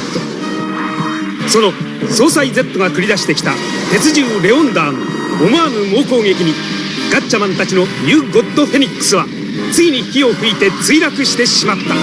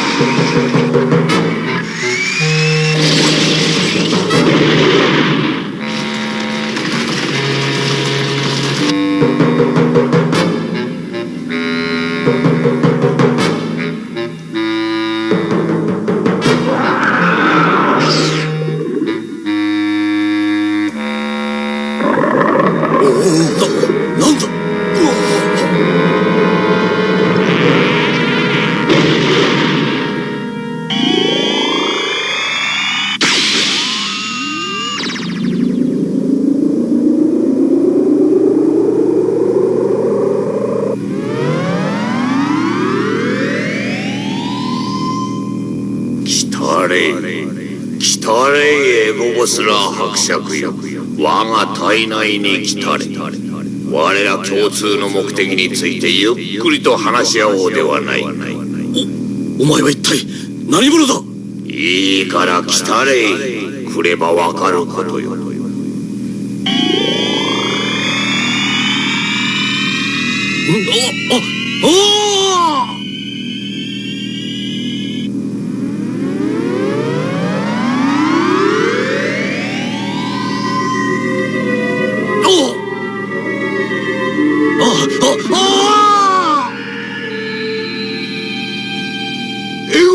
様。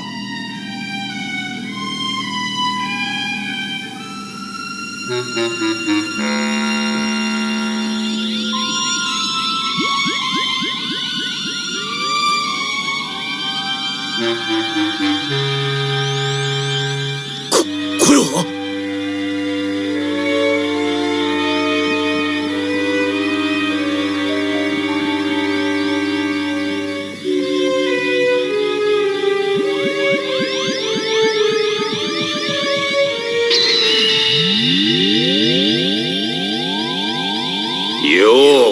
我が体内エゴボスラー伯爵。何者だ。私はガッチャマンとの戦いで滅びた総裁 X の生き残ったメカブレーン、総裁 Z だ。総裁 Z。 するとあの素晴らしい鉄獣メカはやはりギャラクターのものだったのか。よほど気に入ったと見える。あのようなメカがあれば我々の願望は一気に果たすことができる。鉄獣メカを諸君たちに提供してもよいぞ。私と君が手を組めば地球征服はおろか、全ての宇宙をも支配することも可能だ。何？それは本当か？私の目的はガッチャマンたちを葬り、地球を征服することだ。しかしそれにはわしの作り出す鉄獣メカの資源の確保と、それを操縦する人間をお前たちに提供してもらわねばならん。何？するとあの鉄獣メカはあなたによってコントロールされていたのではないのか？造船所で捕らえた人間どもを洗脳して使ったのだが、それには限りがある。いくら総裁 Z といえども所詮はメカか。自分でメカは作り出せてもそれを動かす人間がいなければ目的を達成することができないと。こいつをうまく利用すれば必ずや地球征服も達成できるな。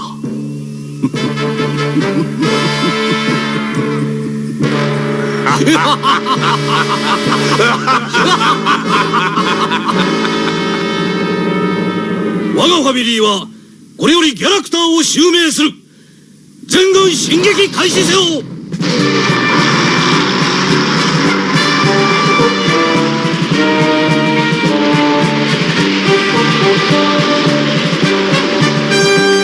こうしてエゴボスラー伯爵が率いるギャラクターは破竹の勢いで進撃を開始し、各地で残虐な殺戮、略奪、組織の拡大と悪の限りを尽くしていた。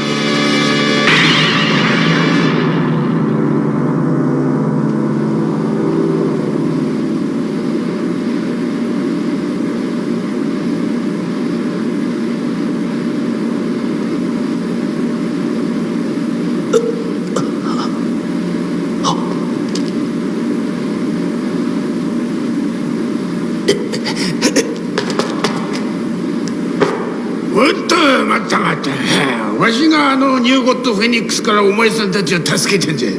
あなたは一体、それにここは最新設備を整えた特殊基地じゃ。それからわしは国際科学技術庁の鴨という技師長じゃ。みんなはじいさまと呼んでるわ。特殊基地、南部長官にお前さんたちの面倒見るように言われてな。まあそれはともかく見せたいものがあるんじゃ。こっち来てくれ。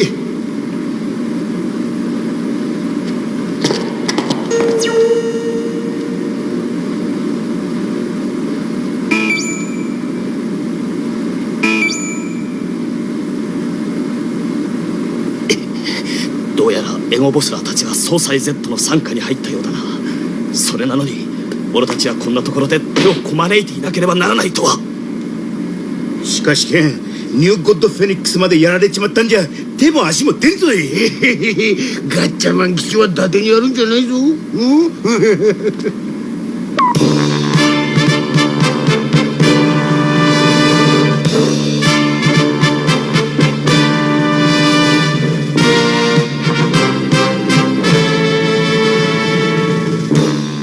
これはそうじゃ、G1 号メカガッチャ1号じゃ。続いて G2 号メカガッチャ2号、 G3 号メカガッチャ3号、 G4 号メカガッチャ4号、最後に G5 号メカガッチャ5号じゃ。すっげえ。オイラたちの新しいメカだ。そうだ。そしてこの5体のメカは合体してガッチャスパルタンにもなる。ガッチャスパルタン？それにじゃガッチャマンフェンサーがあるぞ。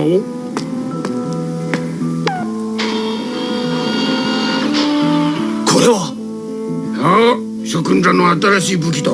大事に使ってくれたまえ。さてガッチャスパルタンの細部について説明しよう。ガッチャ1号メカの操作は旧 G メカイーグルシャープとほぼ同じ。これは各 G メカ共通して言えることで。さてこうして鴨技師長により各 G メカの操縦法や合体してガッチャスパルタンになってからのパワーアップ、新しい武器、必殺技などの説明がなされた。ガッチャマンたちはそれを逐一頭に叩き込んでいった。普段は何の変哲もない剣だが、ガッチャスパルタンのデルタパワーでアップされたエネルギーが G1 号メカから君の G スーツに流れる。それがガッチャマンフェンサーに伝わると、電力に換算すれば20万キロワットに相当するエネルギーが増幅され、鋼鉄をも一刀のもとに両断する力を発揮する。何をする？それは G メカの発信スイッチだぞ。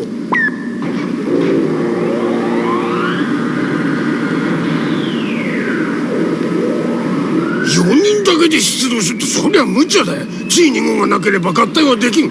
威力も半減するんじゃぞ。分かってます。だからといってギャラクサーの好き勝手にさせることはできません。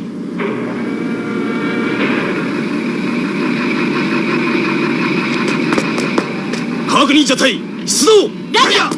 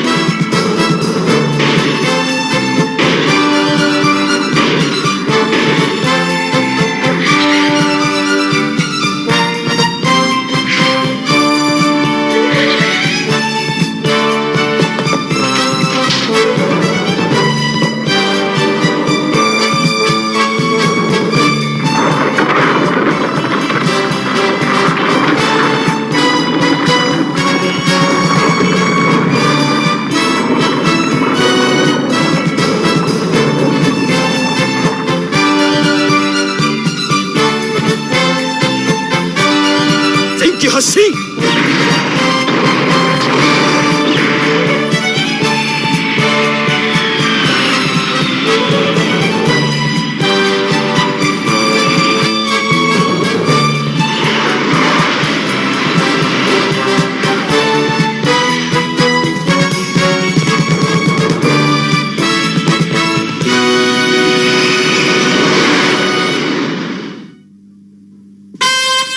ガッチャマン。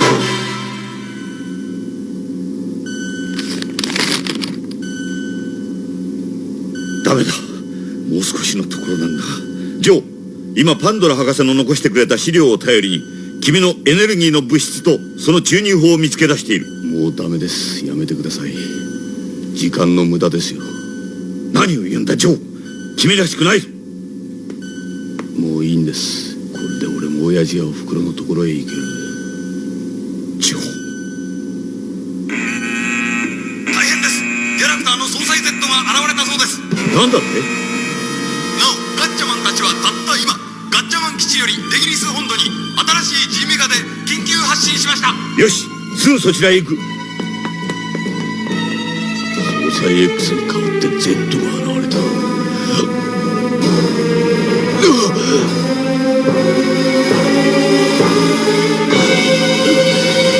キャラクター。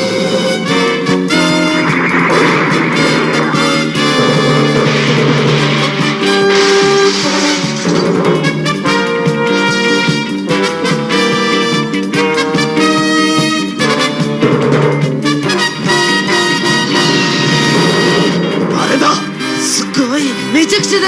国防軍は全滅だ。くそー。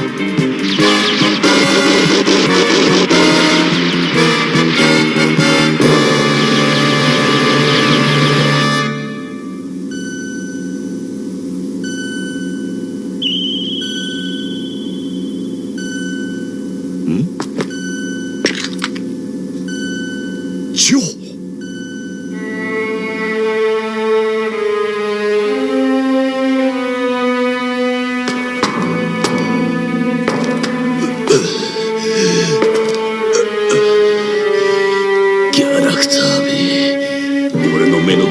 はおめえらをのさばらせるもんか。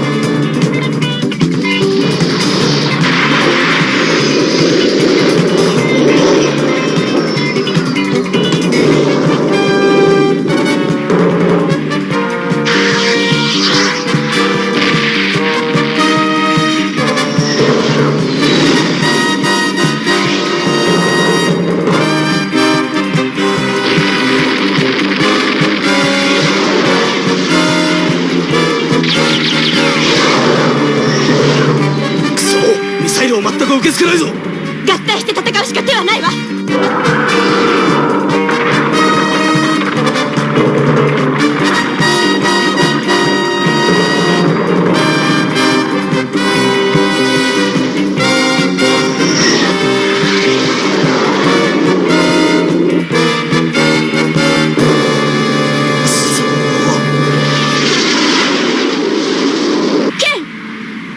る気なんじゃ。兄貴は体当たりする気なんだ。やめてけ。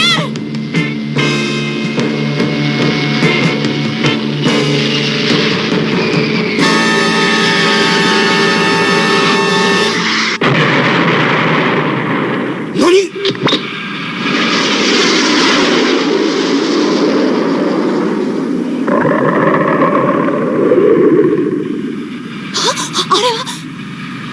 まさかジョーの兄貴。ジョー。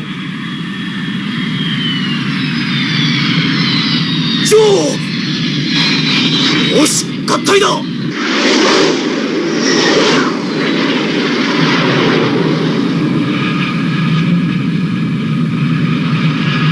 ユーナイトガッチャスパルタン。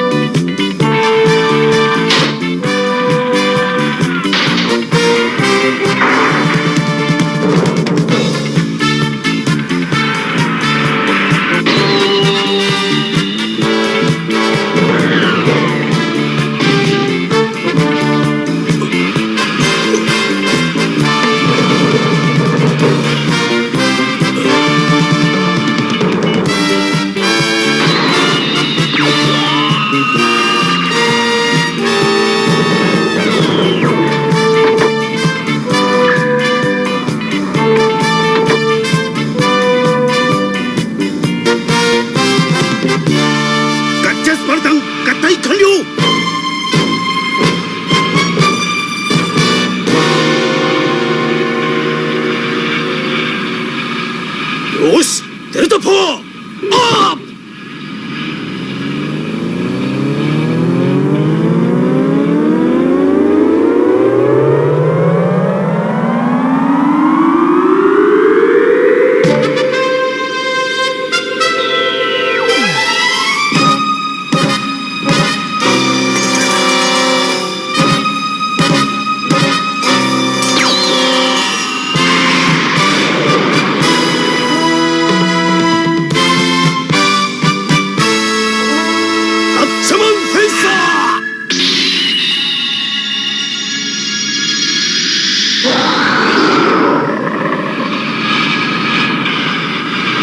ギャラクターの好き勝手はさせない。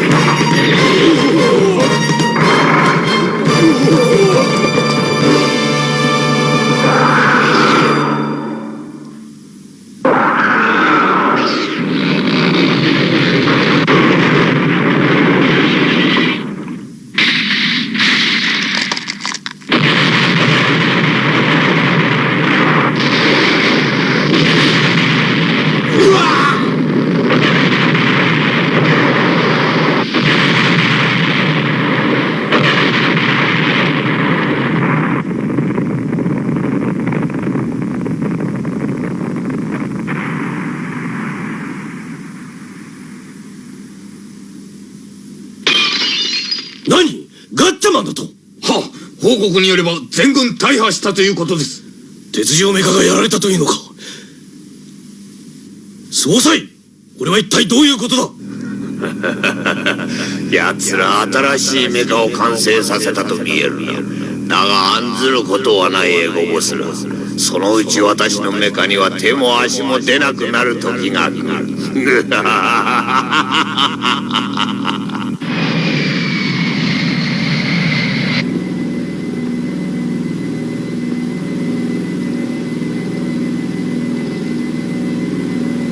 ジョーの兄貴、そんな体でよく来てくれたね。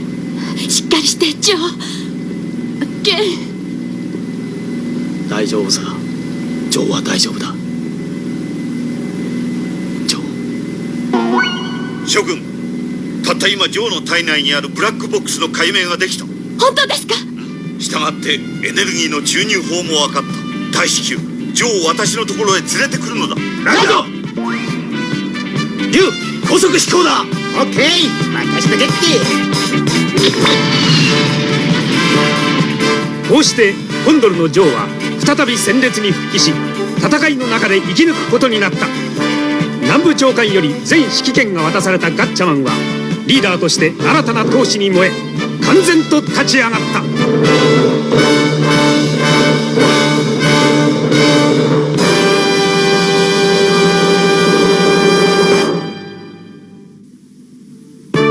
ガッチャマンはギャラクターの補給基地であるオアシスを一刻も早く爆破せんと小さな村に潜入した。だがそこにはギャラクターからもガッチャマンからも必死にオアシスを守ろうとする老人がいた。次回ガッチャマンファイター、汚されたオアシスをお楽しみに。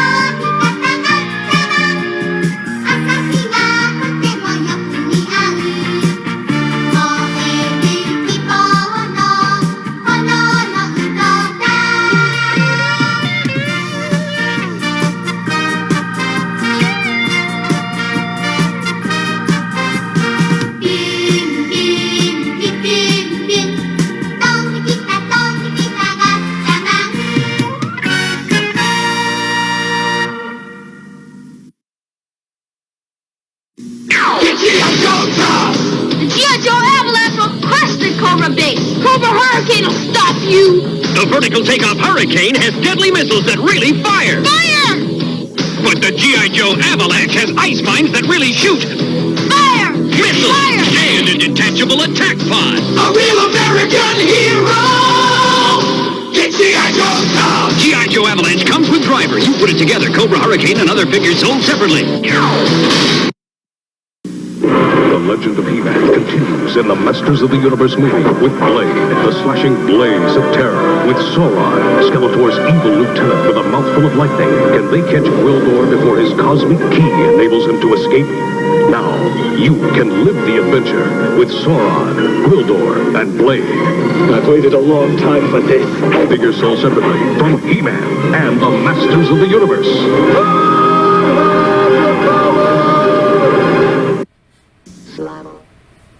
Okay, who remembers the Detective Comics 572 50th anniversary issue with Batman, Robin, Elongated Man, and one Sherlock Holmes? That's right. Boom, boom, boom, boom. Sherlock Holmes had a team up with Batman. And the best part about it is that Alan Davis did the artwork on it, and Alan Davis is just phenomenal. And he's also known, Alan Davis is known for his run on Excalibur for Marvel, Captain Britain, Miracle Man, or Marvel Man, whichever one you want to call it. And he did a lot of work for Marvel back in the day. A lot of work for X-Men, ironically enough. I absolutely love Alan Davis's work. He reminds me, Paul Smith kind of reminds me of Alan Davis. So when they were doing that work, But love that. So I hope you love Gatchaman Fighter.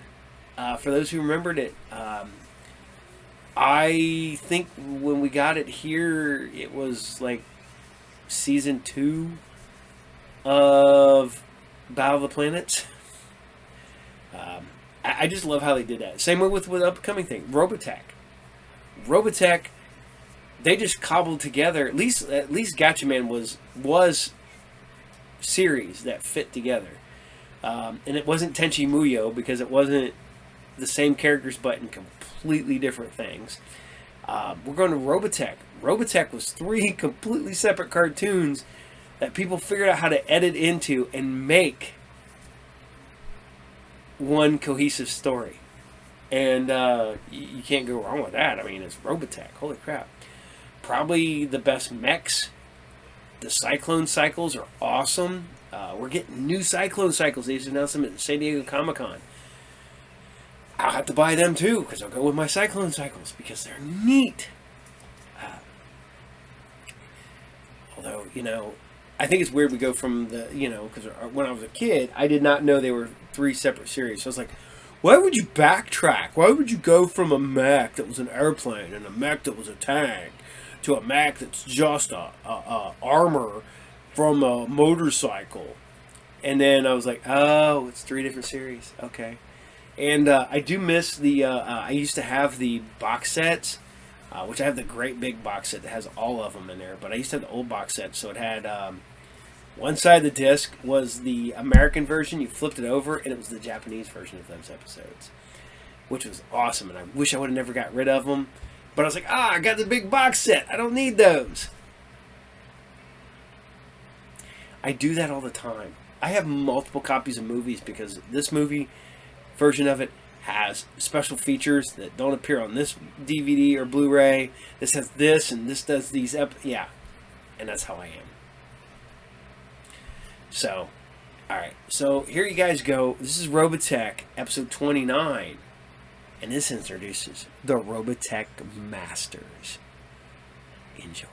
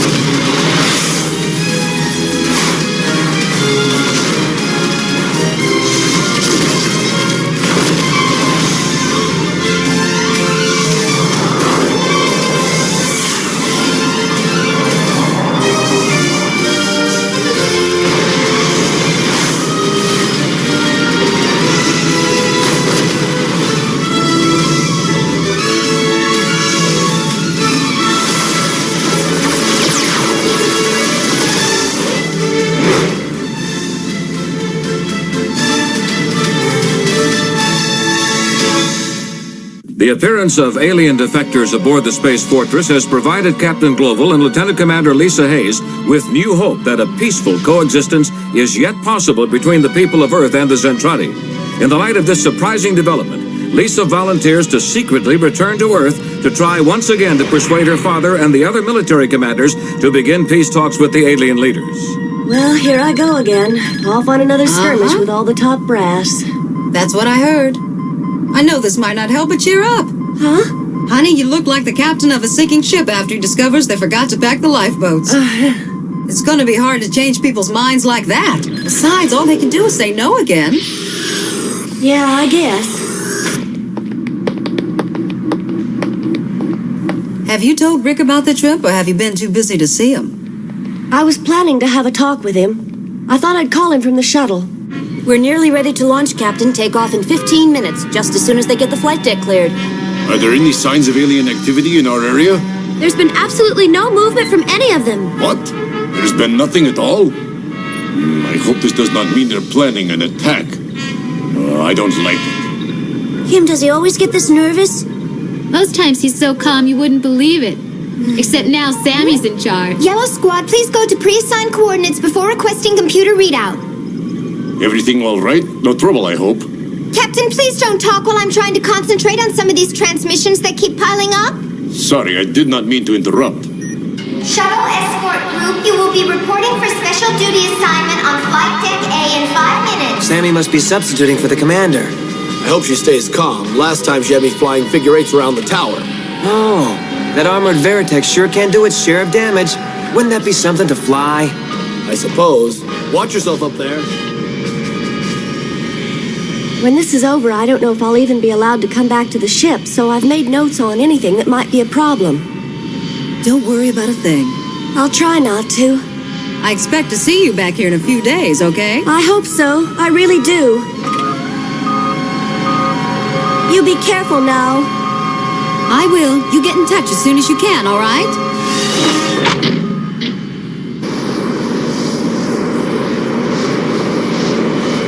Is this a radio phone? Yes, Commander. We provided for all the passengers. I'll be making a private call, but I don't think it'll take much time.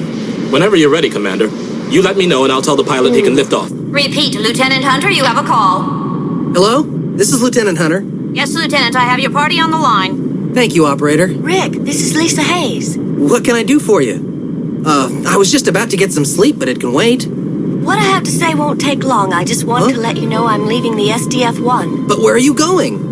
I'm on my way to Earth to try and get them to stop all this fighting. All by yourself? I have to go alone. This thing's highly confidential. We don't want the civilians to know in case they can't return to Earth. Wait a minute. Why wasn't I told about this trip until now? Because it's very possible that I won't be allowed to come back to the ship, so I must tell you something before I'm out of time. I appreciate all you've done, and I've enjoyed being with you. Attention! Shuttlecraft now being lifted to flight deck A. Please clear all secondary access quarters in preparation for immediate liftoff. Some of your observations aboard the enemy ship will be part of my report. I don't care about your report if you can't come back here. Please watch over the Zentradi defectors, Lieutenant. Many of our own people think they're saboteurs and might harm them. Well, we're leaving now. I have to sign off. Goodbye, and thanks again. Concussion barriers in position. Wait, where on the base are you calling from? Flight deck is clear, and we have ignition. Shuttlecraft is now leaving from flight deck Bay 32.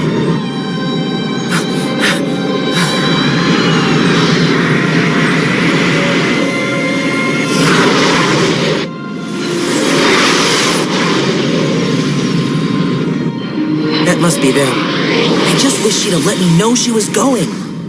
So far, the shuttlecraft and its escort are proceeding according to flight plan. Captain, part of the enemy fleet has begun to move. They've apparently become aware of the shuttle's progress toward Earth. Begin evasive maneuvers immediately. Try to keep it away from the enemy. Yes, sir. We have just received word we are about to be attacked. Prepare for emergency maneuvers. Fighter group initiate defensive blockade. Enemy approaching from behind, so spread out and prepare to form a defensive perimeter. Roger. Eagle Wing moving out now. Commander, the target has begun to change course, and the defense escort is rearranging its configuration. Nothing can save them. All units attack target immediately.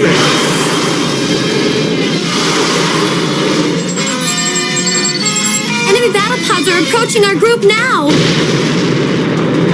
Captain, the shuttle has reached coordinates Lambda 34. Should we send reinforcements? Not unless we absolutely have to.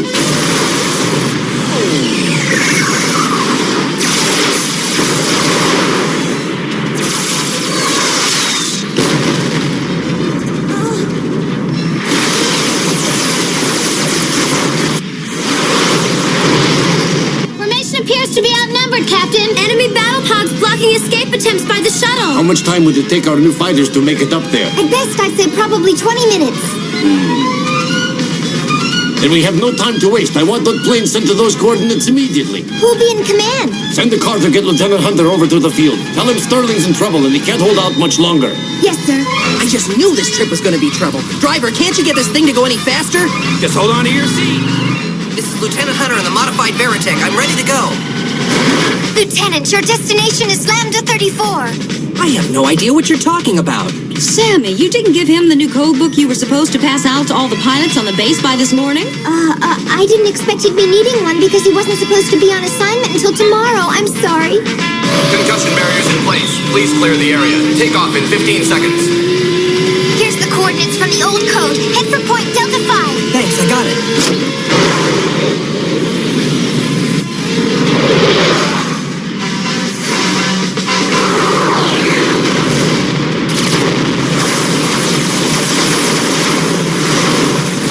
We can hold him till help gets here. No question about the coordinates. Look at all those pods. I'd better get going. Fire!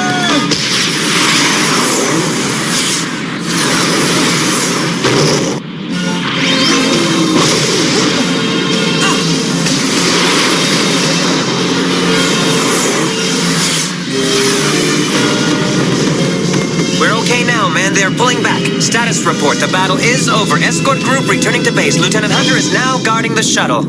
Well, that was pretty impressive flying you did up there, sir, but do you think he can protect them by himself? There's so much firepower in his machine, it's like sending up 10 regular fighters.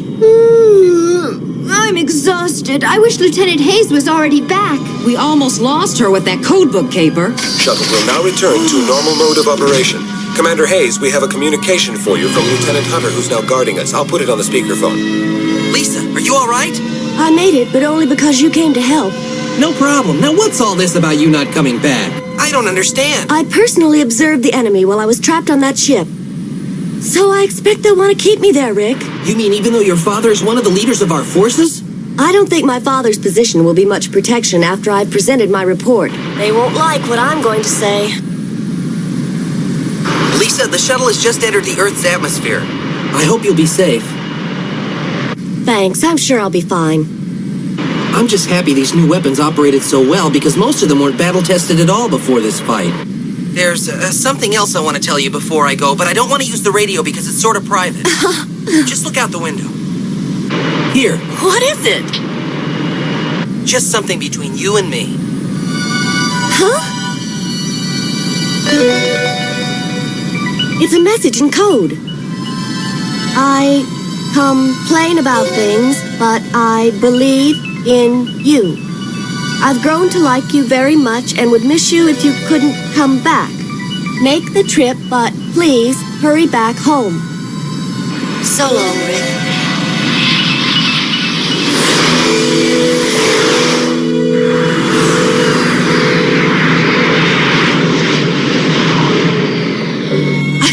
Discovered how these Micronians have developed such amazing skill in handling their fighting machines. They participate in simulated war games on these computerized devices while they're growing up. By the time they reach maturity, they become superb galactic warriors, very clever. Whenever I look at this picture, I wish Lisa's mother were alive to see what a wonderful soldier her little girl has become.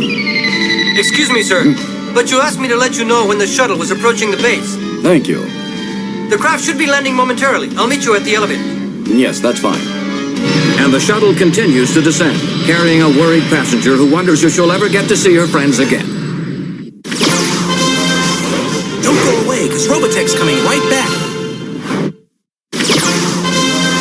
Hope you're ready, because Robotech is back. On the landing strip of the base, which houses the United Earth headquarters, a lone figure stands waiting. Admiral, we just received word that the shuttle's arrival has been delayed by about 20 minutes. If you like, I'll drive you back to the control tower. No, I'll be fine. I'd just as soon wait here. It's not that cold anyway. He's been sitting at that table for over half an hour and he hasn't even touched his food. I'd better see if there's something I can do to help. Lieutenant, can I talk to you for a minute? It's too early to be depressed about this. I'm sure Commander Hayes will get back somehow. First of all, I'm not even thinking about her, and secondly, what makes you think I'm depressed? You might just need some kind of excitement to help distract you. How about a game? And I know just the place. Come on, let's go. Huh? Here it is. Great place, huh? You are gonna love it. I don't know. Maybe I'll just head home. Trust me, a couple of games in here and you'll be all pumped up again. With the mood I'm in, I don't believe any game is gonna make me feel much better. Oh, that's just because you've never tried it. Come on, I've been here before. I know what I'm talking about. Far away from the fun and noise of the arcade, the shuttle carrying Commander Lisa Hayes sets down on a deserted runway at the United Earth headquarters. Oh? My little girl's finally come back to me.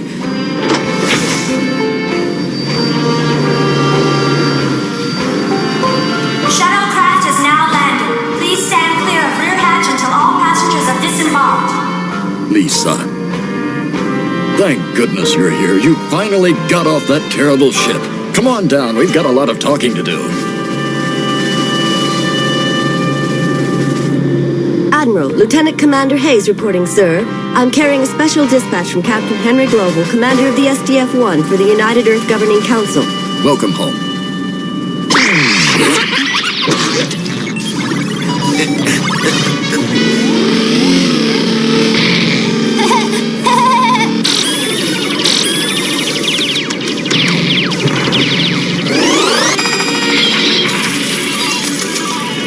Wow, look at that! Points are piling up, Lieutenant. You better get moving. This is great. I always make more money than I can cart off. You left me behind. Huh? Max, look at that. And here comes more. Wow. Hey, boss, we're getting wiped out at some of our most difficult machines. Oh boy, I knew I never should have opened this kind of business by the base. Interesting. Very interesting. Well, That's all of them, but you can see the point I'm trying to make, can't you? let's see if I'm completely clear about your position. You believe our mutual genetic backgrounds are similar, and because of this possibility that we might all be part of the same species, and you hope to promote some peace talks. That's basically what I'm talking about, but will it persuade them to open negotiations? I'm not sure, but I'll present it to them and see what they say. Come on, big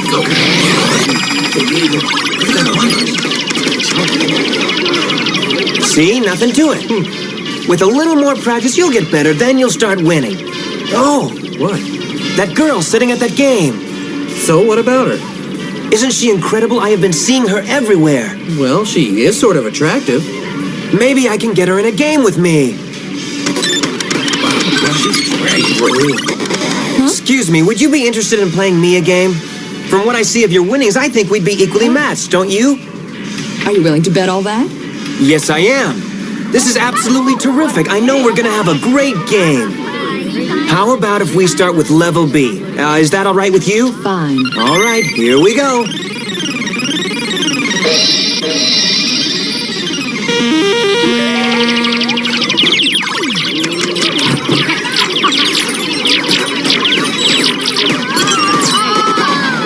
Oops. Looks like I won that skirmish. Should we go to level A? Huh? Yes, let's go on to level A. I imagine that'll prove quite interesting. Yeah, what's going on? Some kind of hotshot playing over there.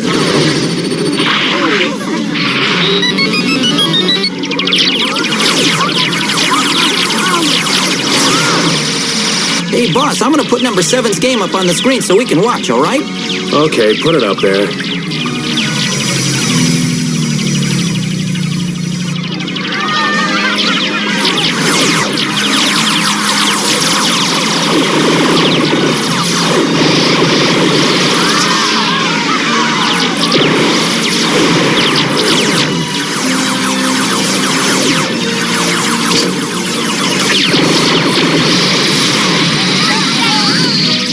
This soldier possesses remarkable skills. I'm telling you, Miriam, my experience has proven that my cronians possess but one superb pilot.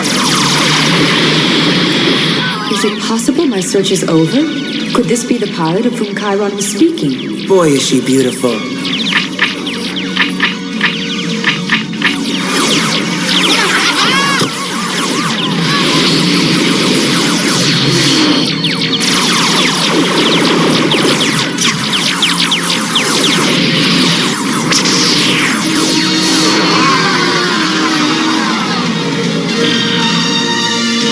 I lost. He beat me in 5 minutes. It's unbelievable. I won't be humiliated like this. Wow, buddy, you must be some kind of piloting genius to have pulled that off. I don't know. I wouldn't say that exactly. There were a couple of tight spots in the middle and near the end, but all in all, it wasn't too tough. Oh, Wait, don't go. This could be my only chance to get your name and phone number. My name is Miria, and I don't presently have a phone number. Then would you meet me at the park tomorrow morning at 9 o'clock? Oh, whatever you want. Just let me go. Thank you. Well, friend, that's some beautiful lady you made a date with. I hope she plans to show up. Isn't she something? In a corridor outside the council chambers at United Earth headquarters, Lisa Hayes nervously awaits word from her father on the results of his meeting with the military and political leaders of the government. Well, I talked to them. Did they make any decisions? One can never be certain, but I think they're ready to accept the idea of a peace forum. We'll see. I'm proud of you for having the courage to stand up and take on this fight. Is there anything wrong, Father? I couldn't help but notice you've been staring at me ever since we got into this elevator. I've been thinking how you remind me of your mother and how proud she'd be. Thank you, Father. So, tell me how your love life's going these days. Are you going out with anyone special? Anybody I should know about? There is a young man. He's military. Yes, he is. In fact, he's the one who rescued me from the alien ship. Thanks for taking me around, Father. Was there something in particular you wanted to show me in here? I wanted you to see the Grand Cannon, Lisa. Before we enter into any peace negotiations with the aliens, we plan to fire it at them. What? We expect to wipe out a large segment of the enemy fleet by pulling off a surprise attack spearheaded by the use of this weapon. Once they've seen its power, we think they'll enter the peace negotiations in good faith. This weapon wouldn't begin to wipe out a small division of enemy attack pods, much less one of their large motherships. We have to approach them without trying to escalate the war. I'm sure the Zentradi will answer our peace proposals without the use of weapons. Lisa, how can you be so naive? The only thing a warlike power understands is a demonstration of greater power. We can't let the Zentradi mistake our peace overtures as a sign of weakness. We have to deal from strength. Do you really believe you have any reason to expect peaceful intentions from a population prepared for nothing but war? Even if their genetic construction is similar, we have no knowledge of what factors in their background have led them to their current stage of social development, Lisa. But Father, Lisa, if human history tells us anything, it demonstrates the need for caution and strength when dealing with an unpredictable power. We've already set the date for the firing of the cannon. We'll see about the peace talks after that. I'm sorry, dear, there's nothing more to discuss. Yes, I can see that. Aboard the Space Fortress, Min-May and Kyle have given in to the repeated demands from reporters and are appearing at a press conference in the lobby of the hospital. Min-May, is it true you've been helping Kyle recover right beside his bed for the whole week? I don't think I'd put it that way. Min-May, rumor has it that both of you are about to get married. Have you got anything to say about that? Absolutely untrue. Can you tell us how your ex-boyfriend reacted when you told him about these marriage plans? Oh, you must mean Rick Hunter. He was just a friend. Oh, come on now. I guess maybe I was. Be evasive. You know that's not what we You used to heard. be pretty close to him, right? You mean to tell us you never discussed marriage at all? Rico, what do they mean by marriage? Why do these people keep talking about it? Oh, because marriage is something important. When two people get married, they go off someplace private and spend their time pressing their lips together. Kyle, tell the truth. Have you proposed marriage to Min-May? No, I haven't. Sounds like a pretty weak denial. Maybe you just haven't had the chance, right? No, I've been thinking about Yes? thinking about how I'd actually say it to her, because I don't mind telling you it's something I've considered. Min-May, what do you have to say? Kyle, are you serious? Kyle, what are you trying to go on your honeymoon? Please. I'm This is romantic. Well, there you have it, folks. I can't believe it. Boy, do I feel stupid. Here I was thinking we had something special going, and all the time she's just waiting for Kyle to propose to her. Lieutenant. Huh? Come on in. Hi. Yeah, sorry, I know you were probably asleep, but it's something important. I'm thinking about wearing this tie for the date, and I wondered if maybe it made me look too sophisticated, you know? Maybe I should wear a gold chain. What do you...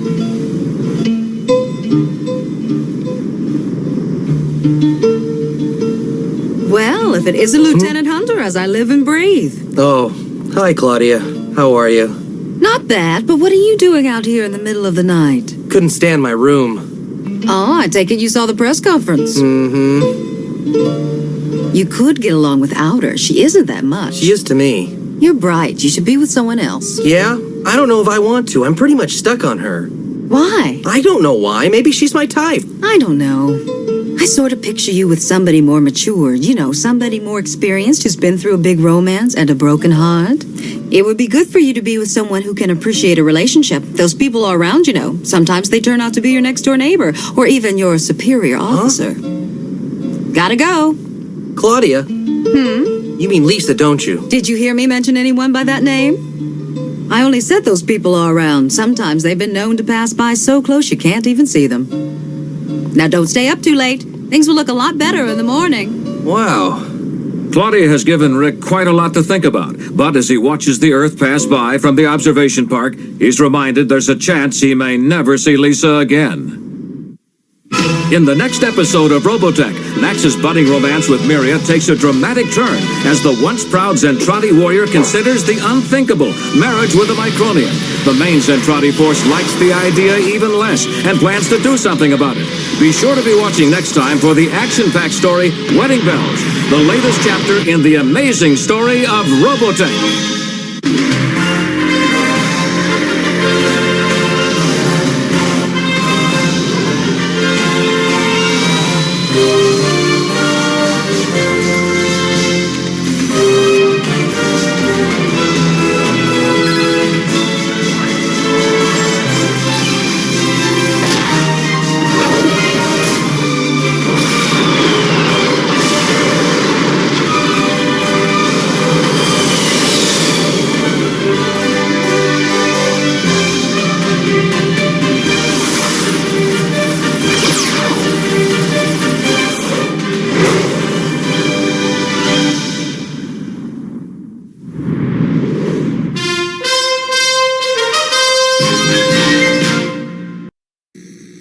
In deepest space, a battle rages between the evil Shadow Force and...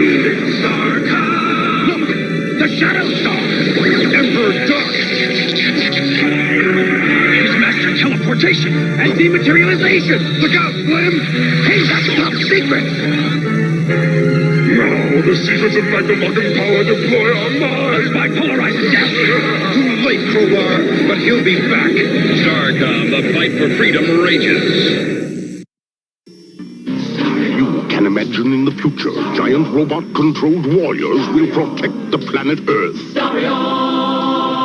The Starya, Wasters, and Cosmeter each sold separately. Wasters! Help, Cosmeter! Uh-oh! It's the Cosmeter! Cosmeter, batteries not included. A remote control Starya that you can control. Activate the Waster Force Field! Fire disc! The Wasters and Cosmeter, each sold separately with its own comic book, part of the Starya's collection. New from Tomy. So, I gotta ask, which one did you like more? Macross, Southern Cross, or Masters? Macross is the original, the OG. You know, everybody remembers Rick Hunter. Everybody remembers Lisa Hayes. Everybody remembers Clapton Global. The only one that I really remember sticks out is Scott Bernard from, you know, Southern Cross.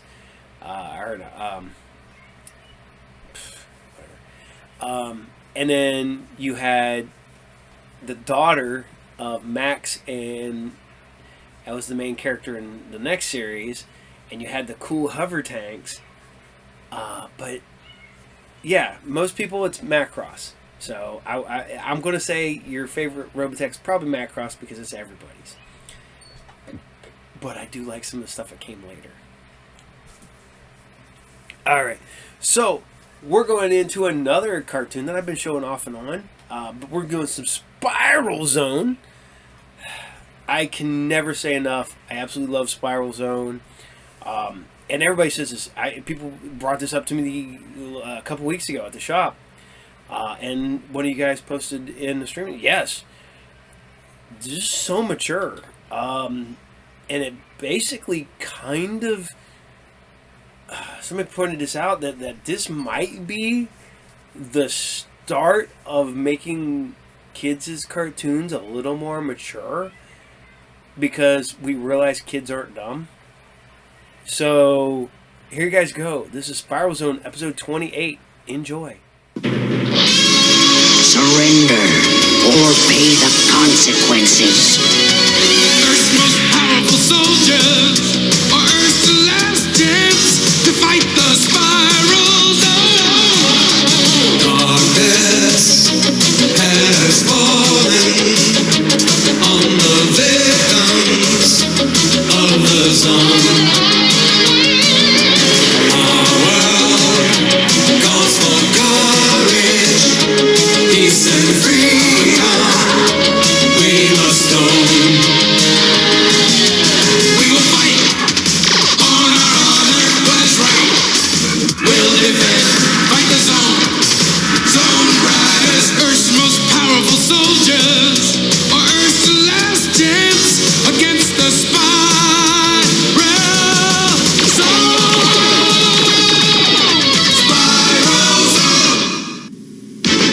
Fighters, looks like we're coming to a commercial. Let's fight the zone.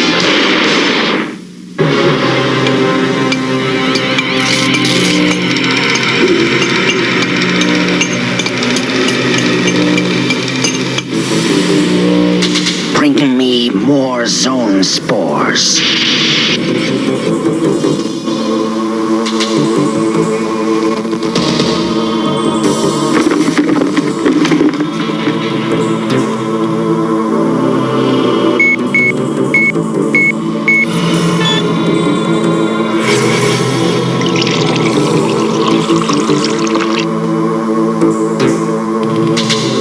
At last! It's ready. And I always thought the spores were useless growths. Oh, it took your genius to discover their true value. Yes, as the final nail in the coffin of the Zone Riders, the MCC, and the so-called zone-free world.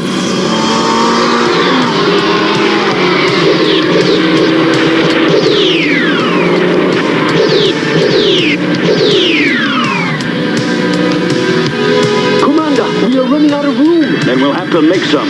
Follow me.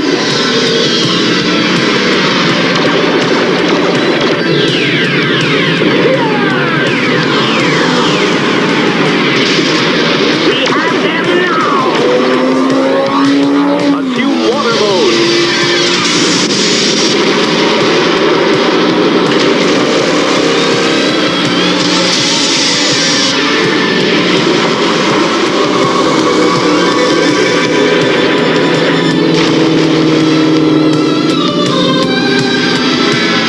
Coming to you, Doomcop.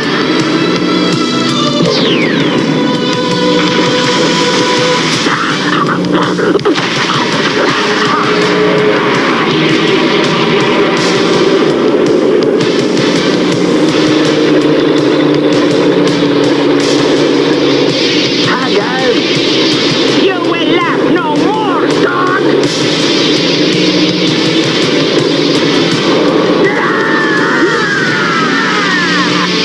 The expression is coming at you, not to you, Tank. I think he understood my message anyway.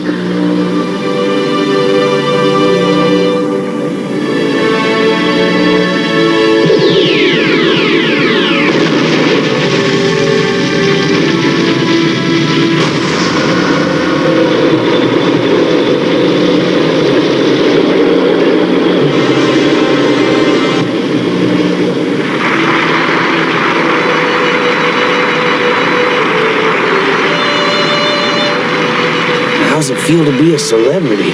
Like being rewarded for something I have not yet done. I must check the oil in the engines. Sit down, Tank. Let's give a great big welcome to our hometown hero, Dirk Courage.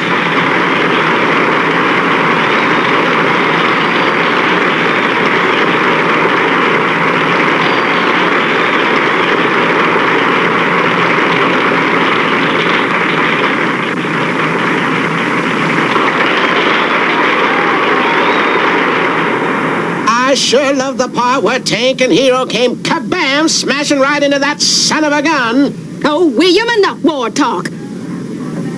But you all are doing a good job, and we're proud of your son. Thanks, Mom. Just one more picture, Commander.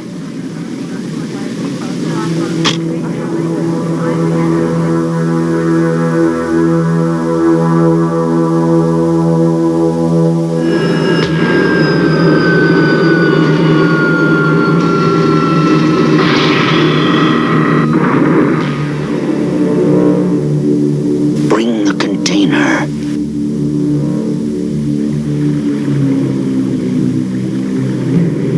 This is the place.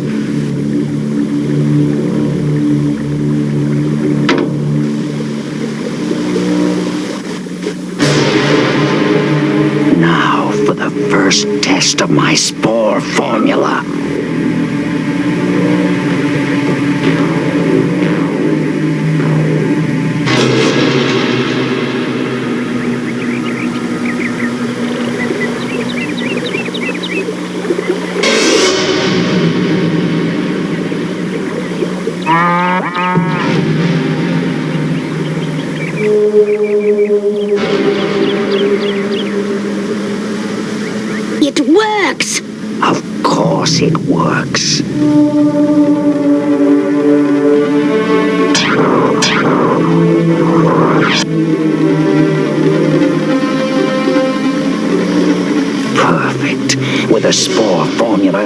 Imperial's water supplies, people will flock into the zone. And among the first to arrive will be the Zone Riders. But how can you be sure they'll drink the water? At the celebration, Dirk Courage's parents will drink the water. And after they've entered the zone, Courage and his zoners will try to rescue them.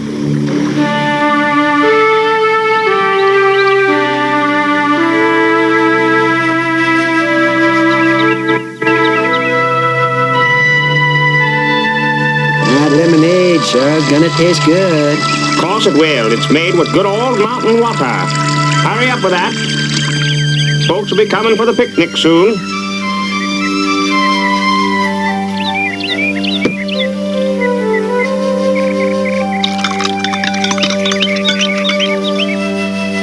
Well, who wants the first taste? Gosh, who do you think?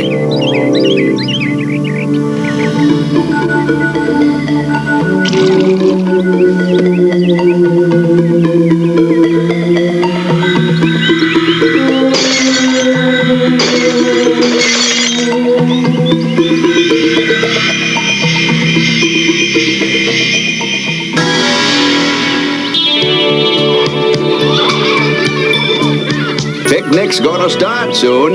I'm afraid we'd better be getting back to MCC. Why, shoot, Dirk, you just got here.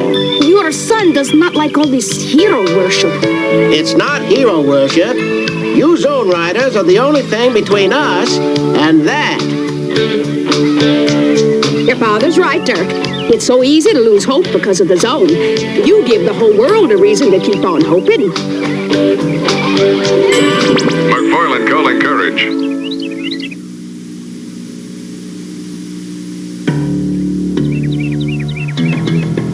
Courage here, General. I wanted to thank you and the Zone Riders for making this public appearance, Commander. It's getting publicity all over the world. Great for morale and...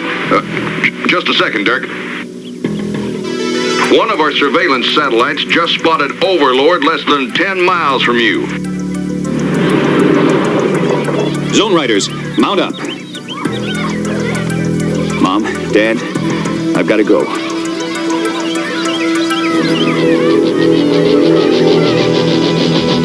Well, give him half, Dirk. Roger.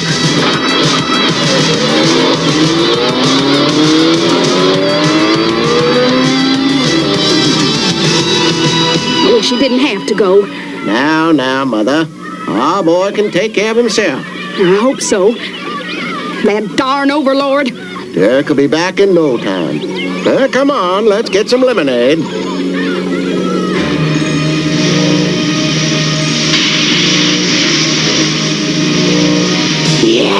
Yes, the Zone Riders are coming. They drank my spore formula. At last I have them. Are you sure, Overlord?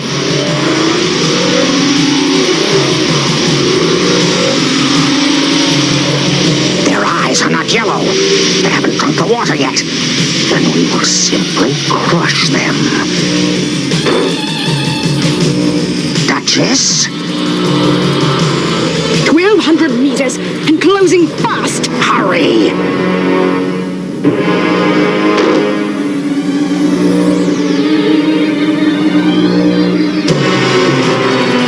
We'll just have to make sure the Zone Riders drop in.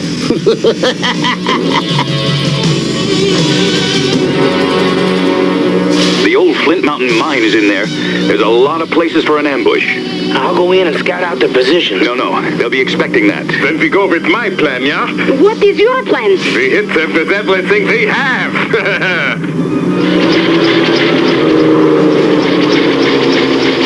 They're coming. Optoscan sensors on. They are in the trees to our left front.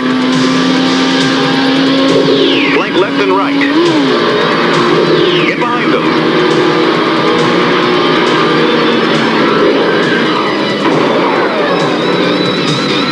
Flashball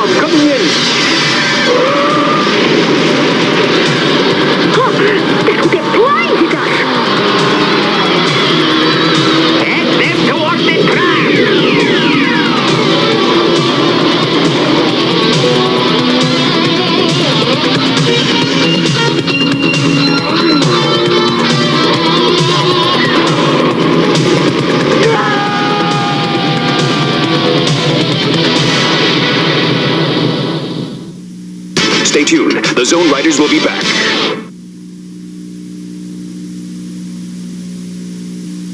And now we return with more Spiral Zone action.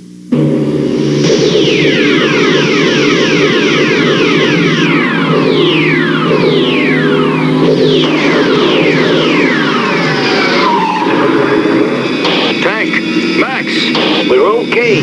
For now.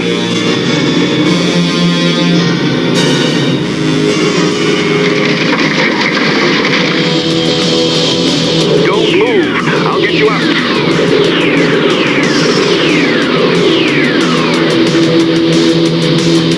The commander needs help.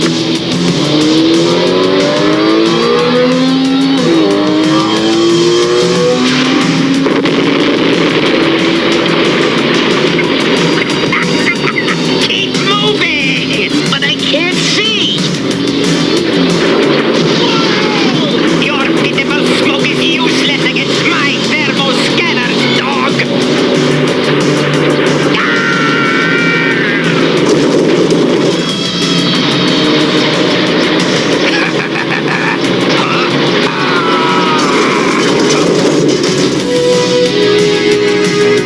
Fools.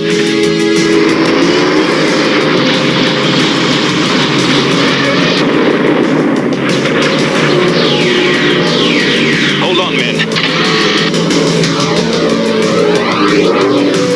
Grab my legs. Age before beauty. Hurry up, Max. You don't need to tell me twice.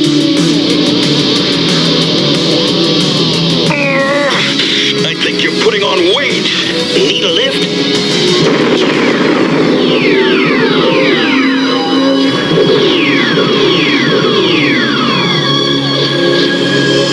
All right, let's get replacement vehicles for you two from the Eagle.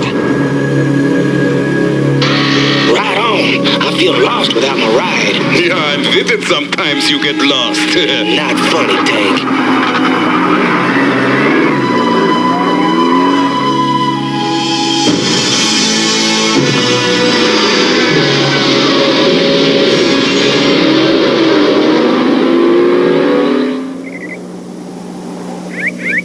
Where is everybody? Your parents? Gone, like all the rest. Everyone, the whole town vanished. What happened? I don't know. But I do know is that it's hot and I'm thirsty, and I could drink a gallon of this stuff. Please, Max, may I have some also?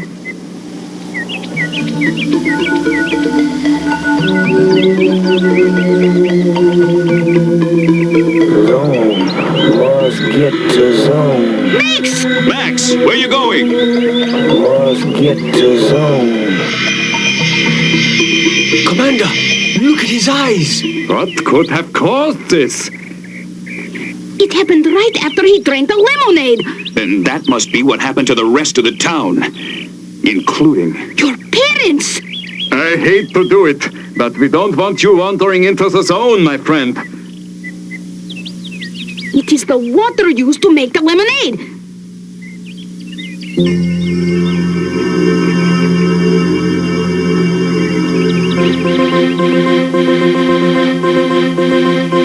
There is a red crystalline substance in the water. The analyzer cannot identify it. It made everyone who drank it go into the zone. It looks like Overlord has a new weapon. We'd better learn what it is. And fast. I will transmit the data to Dr. Lawrence at MCC. Here is the spectrographic analysis, Doctor. We need something to fight it, or no water on Earth will be safe.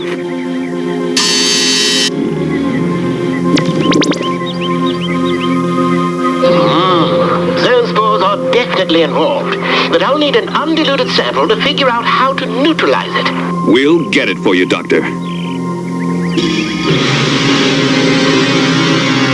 All right, here's where the Black Widows are. As a kid, I explored every inch of these mines. This one has a back entrance.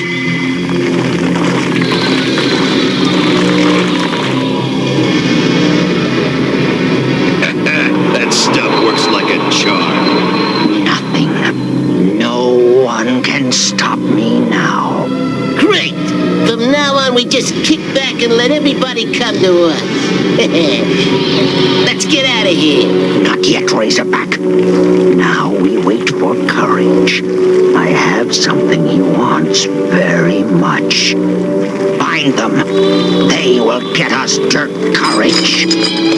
Dirk, your parents! I know. We'll try to rescue them when we get that formula.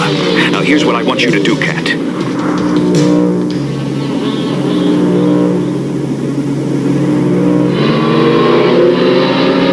Zone Riders! How did they get behind us? Ha! Wait till Courage sees that Overlord has his folks.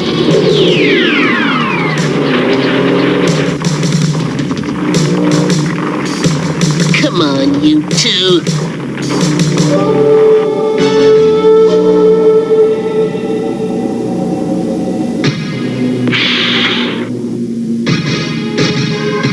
Gotcha. Oh, you speak before you think, Reaper.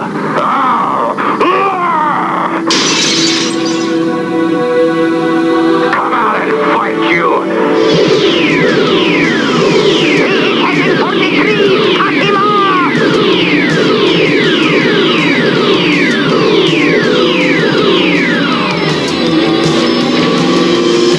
Tricks won't save you! Timing.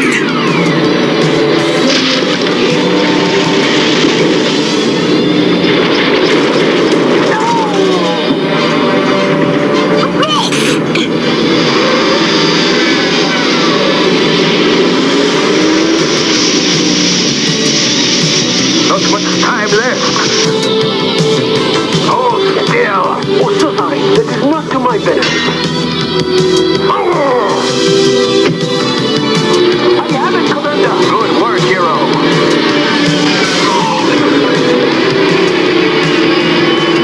Give up Courage, or down they go.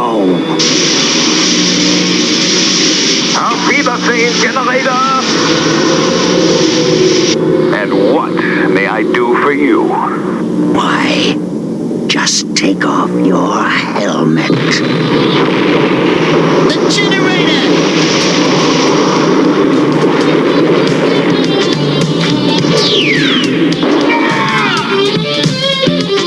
Do not even think about it! Perfect timing, Cat. Just getting out your orders, Commander.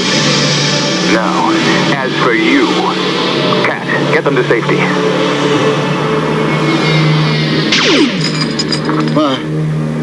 What happened? I will explain later. Come with me.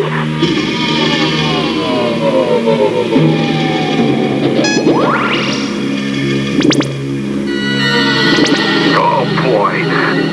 Looks like it's time to get out of here.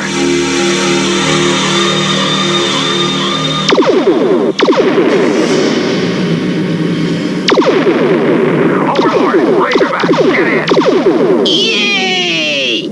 Another day, Dirk Courage.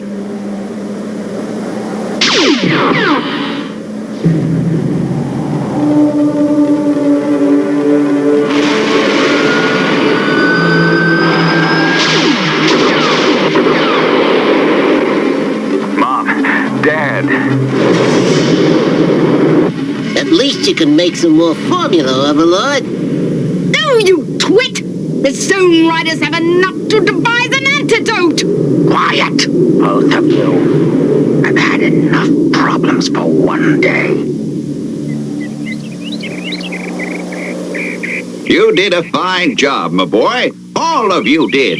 Yeah, especially Max. He got us a tetherball pole in the park. Not funny, Tank. By tomorrow, Dr. Lawrence will have an antidote. Overlord's formula will be worthless. Good. Looks like Overlord got hurt bad on this one. Yeah, I'll bet that's the last time he messes with Flint Mountain.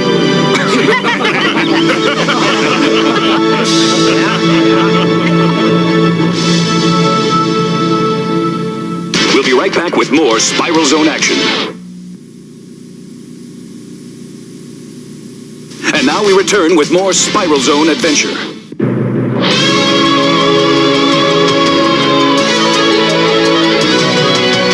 Earth's most powerful soldiers fight the spiral.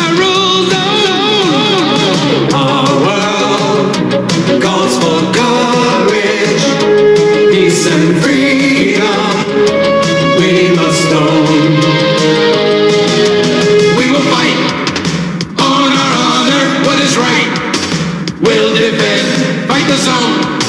Zone Riders, Earth's most powerful soldiers, are Earth's last chance against the spiral zone. Spiral zone.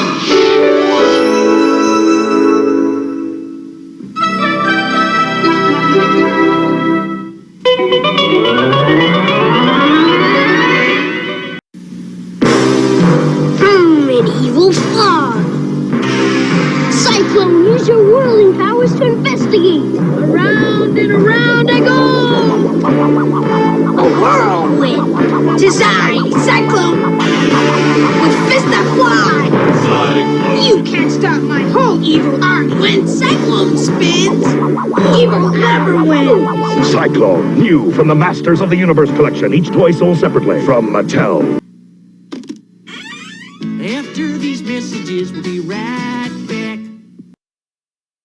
Imagine this! Deep in the jungle, you discover it, the Cobra Terradrome with gun emplacements almost everywhere and special base for refueling vehicles. There it is! The Cobra Terradrome is really incredible. That's Dr. Mindbender! And now, look! They've captured Flynn! It's time to warn the Joes, but suddenly they launch the Firebat. Live the adventure of G.I. Joe. Cobra Terradrome comes with Firebat and pilot. Other figures and equipment sold separately. Okay. Yep. You know, we always assume that some people go, oh, that's his hair. Oh, that's his goggles. That's Luke. Other people, that's not Luke. I was like, this is Rebel Pilot Luke because that's what he's on the thing. But I also just said that it's just generic Rebel Pilot. Because we didn't get like real good Lukes until much later. Even though I don't think this was even a Luke. Yeah, there you go. Look at that. Okay, look at this one. This is a recent one. Okay. And this isn't the original. And this is not Luke because this is not his helmet. And look at that. He's even got the inner helmet. There we go. And I can't believe I don't know, man. I always liked the X-Wing pilot. I always thought that was cool. I always wondered what all the little things did on his chest. But found out later, if you go by the comics, those are life supports. When the helmet, he puts the mask on and he can breathe. And it's a sealed spacesuit for if something happens in space, he can get picked back up. So, I hope you guys dug Spiral Zone, man. Because we're going directly into the counterpart. For some reason, I love putting these two together. Galaxy Rangers. Yet again, one of the better toy lines. It's kind of forgotten. Super hard to find. It's sad that some of the best toys that came out were for toy lines that were very short-lived and then end up being stupid expensive. I kind of always liked, like I said, discovered Galaxy Rangers, visiting my aunt and uncle. Watched it later, so while I had to wait for my aunt and uncle to show up with a VHS tape to drop it off to me so I could get caught up. And, you know, hell, I'd go months without seeing them, so I'd get like 2 or 3 tapes, you know, full of nothing but cartoons from Indianapolis. Did anybody else do that? I've kind of always wondered that. Because, yes, I had a friend in high school that when they would go back to Japan would come back and bring me a tape full of nothing but anime. I had relatives that lived in other parts of the country who would record, you know, cartoons for me so I could watch them here. Did anybody else do that? Or was it just my OCD to be able to watch as many cartoons as I could? I'm not gonna lie, I'm kind of glad I did that, but I'm also, like, was I that weird? Yeah, so. But I'm going to bring you a Galaxy Rangers, episode 35, and this is Natural Balance. Enjoy. In 2086, 2 peaceful aliens journeyed to Earth. Never mail them to you. I'd say we've done some A+ research. We've all learned something.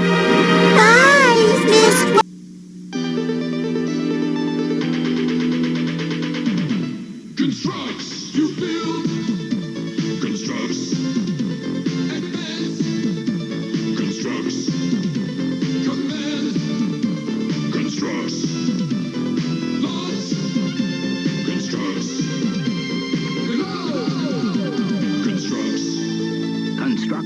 space constructs with pieces that glow in the dark, each sold separately. I'm moving my feet for a taste so neat. The Kellogg's Pop-Tart taste. Pop, pop, pop, pop, my feet can't stop. Until they pop off nice and hot. Because they taste so good. I'm moving my feet to the Pop-Tart street. I'm moving real fast, but they sure won't last. Rich food on the inside, pastry on the outside. Pop, pop, Pop-Tart. I'm moving my feet to the Pop-Tart street. Because they taste so neat. Coming from the farthest reaches of the universe to challenge the worst villains on Earth are the most powerful heroes ever in the battle of the Superpowers Collection. Superpowers figures with power action, each sold separately. They're so powerfully built. Squeeze them, they've got power action like Superman. And Batman. Here comes Hawkman. Watch out for Brainiac's power action. And each comes with a mini comic. The Superpowers Collection, Superman, Batman, Brainiac, Hawkman, and other figures with power action, each sold separately, new from Kenner. Alright, hope you guys enjoyed Galaxy Rangers. I mean, seriously, it's a great cartoon, and it's fun, and it's awesome, and it's right here. So, normally, this is when I would tell you guys, watch the post-credit stuff. I'm not going to. We're doubling down this week. We're bringing you a bunch. No bonus. All killer, no filler. All classic, freaking action-packed cartoons from Saturday mornings and weekdays. But we're going directly into some G.I. Joe. I just had a discussion about G.I. Joe today. I'm one of the few places in my hometown, because our Walmart doesn't carry very little to no G.I. Joe now. I have a G.I. Joe area, and I sell G.I. Joe all the time because people still want it to this day. I have fans who drop in once a week to buy new G.I. Joe stuff, whether it's the comics, the toys, and I've always got people who are like, "Do you happen to have any of the cartoons?" I'm like, nope. If I do, they go like that. So, G.I. Joe still has one of the best fan bases out there. Unfortunately, we're not the best at making movies. But I think it's weird that G.I. Joe, the toys, I think outsell Transformers.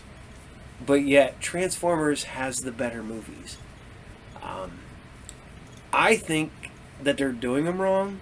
I would love to just... I wouldn't want to direct. I would love to come in and tell people what you need to get a G.I. Joe movie going and what it would take to make a G.I. Joe movie like really cool. And every season we got that 5-part miniseries that was essentially a movie, and they did that not once, not twice, not 3 times. They did it for every season. They give you a full movie once a year.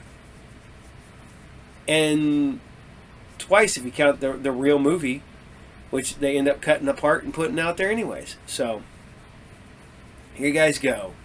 This is G.I. Joe, episode 23, and this is Battle for the Train of Gold.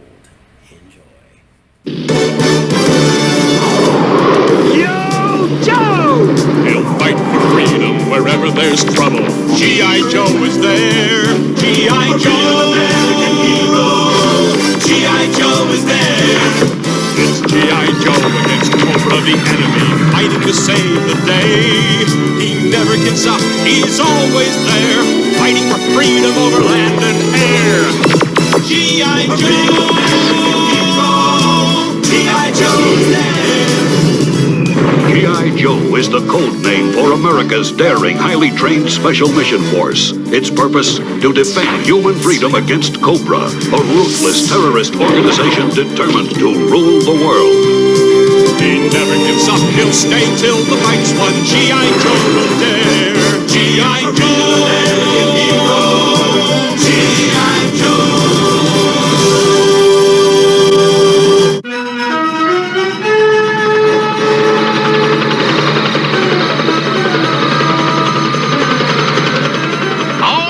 the friendly skies of Washington, D.C., partners. No sign of Cobra anywhere.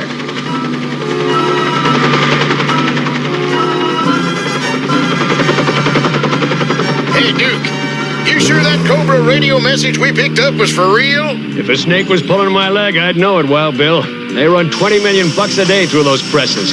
I think that might interest Cobra. Don't you, Scarlet? Maybe. Maybe not. You see one sheet of $1,000 bills, you've pretty much seen them all. Yeah, well, try and fight the boredom, okay? Snake Eyes, you see anything? All clear inside. How about you Joes outside? Anything to report? Cover girl here, Duke. Not a reptile in sight. This is Thunder. Ditto. How does it look at your end, Gung-Ho? All clear, Duke. Nothing happening here either. Yeah, same here. Nobody, nothing, no-how. I'm losing my patience with those snakes. You gotta have some before you can lose it, Mutt. Just sit tight, they'll show. And this is the main printing plant where bills of all denominations are... Cobra!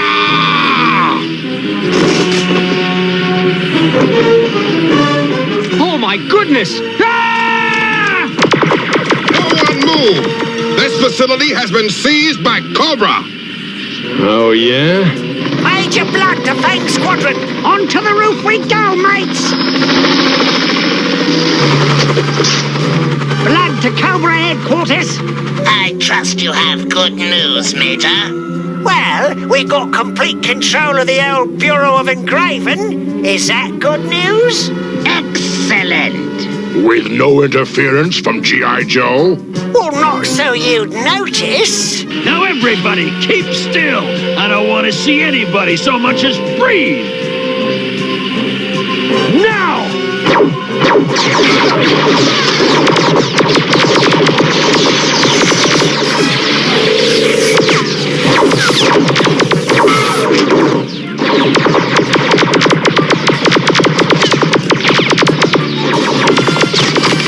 Well, this is getting expensive.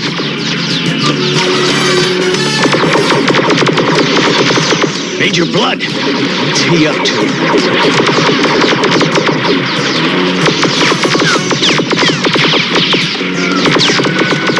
Lay me some cover, Scarlet! I'm going after Major Blood. You got it!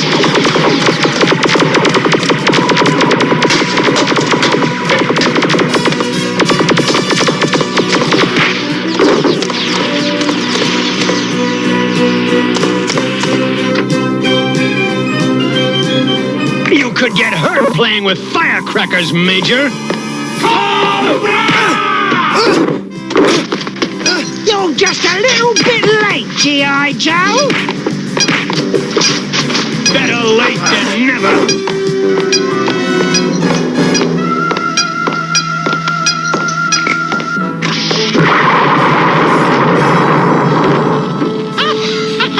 Took a little tumble, eh?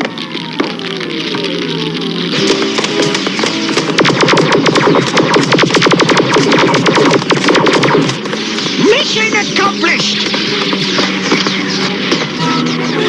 Be seeing you back at the old Cobra Temple, mates! Snake Eyes, we gotta take out that catwalk.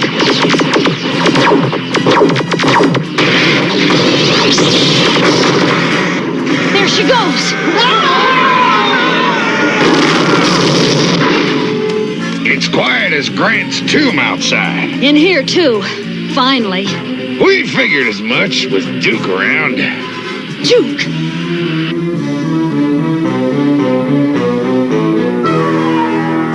Duke, what happened? Anybody get the license number of that cruise missile? You're all right? Yeah, if you can call a broken head all right. Oh, dear Lord, no! That's okay, pal. They took the A-4 cassette. No kidding. A-4, huh? What's so special about that cassette? The Joes are such fools. They thought we were after a few million grubby American dollars, when what we want is surrender. Play the tape, Major, before it decays with age. Here you go, mates. Cassette A-4.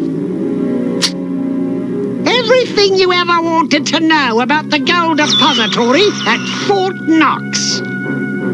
Including how to get in.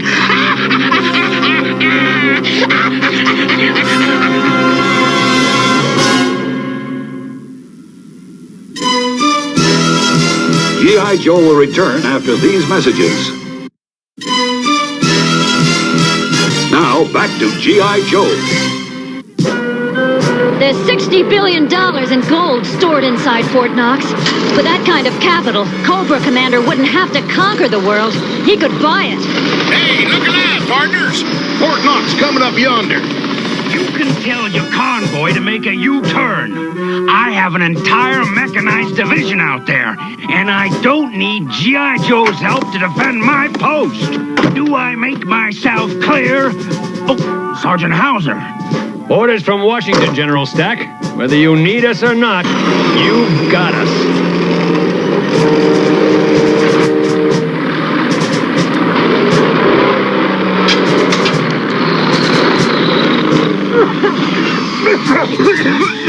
This is ridiculous! Follow me. I'll show you how much I need reinforcements.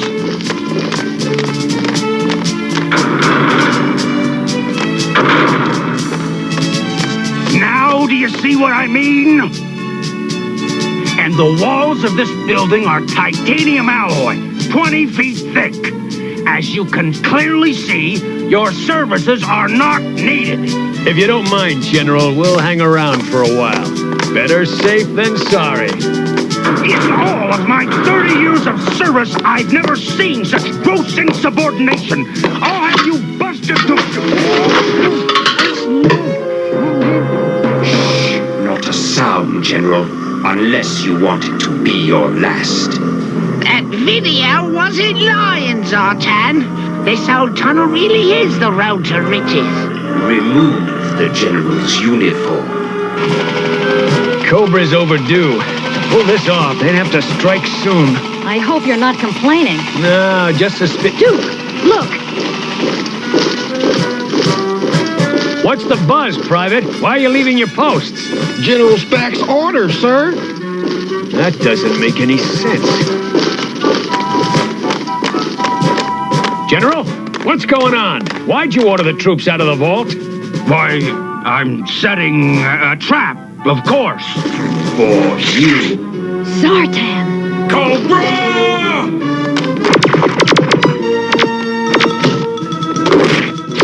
What the blazes is going on in there?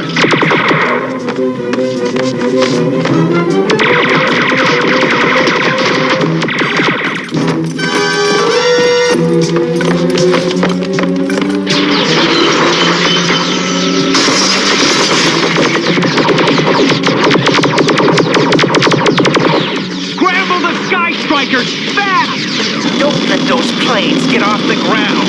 Dive!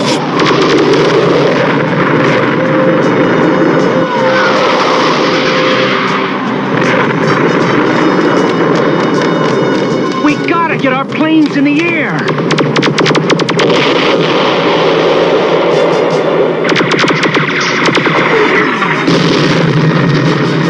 That's it.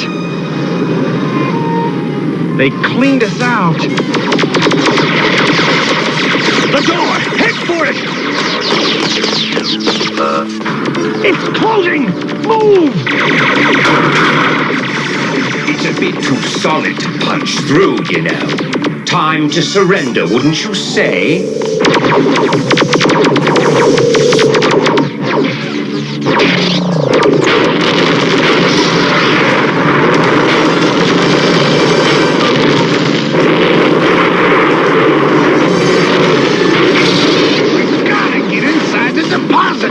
Let's go! Yo, Joe! Yo, Joe!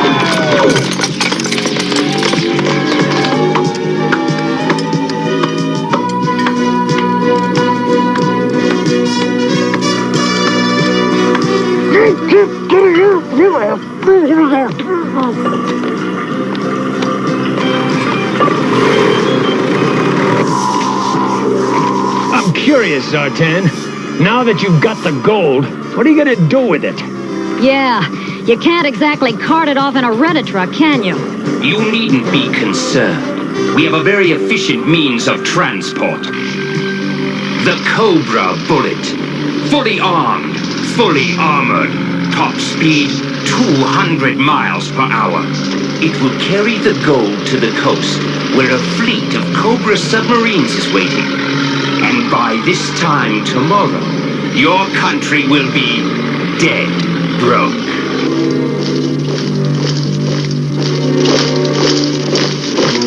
How are we supposed to get past that? Anybody got a can opener? No, but I've got an idea. Zartan, the Joes have retaken the depository. If they break into the vault and find the tunnel, they'll still be too late. The train and the gold will be gone. What's keeping Thunder?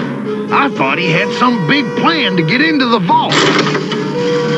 Sorry, had trouble getting her started. But she's running fine now.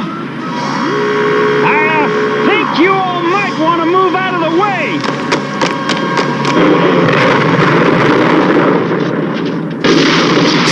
I don't believe it! Empty as a poor man's wallet.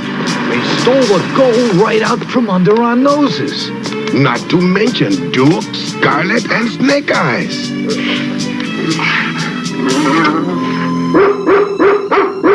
Put a lid on it, dog. Hey, let go! What's got into you? Whoa! Whoa! Whoa! Mutt! You okay, Mutt? No, I banged my fool head. But I think it might have been worth it. Let's see where this thing leads. Another few minutes and we're off. Say, Zartan, why drag these dingoes around? They ain't good for much. No, can't eat 'em, can't drink 'em, can't spend 'em. Hey, let's waste 'em. Not just yet. They're going to be our insurance policy. Blast it. What's keeping our guys? I got a sighting, Gung-Ho. The varmints have a train at the end of that tunnel. 3 guesses what's on it. I only need 1. Let's go, guys! They're getting away with the dome!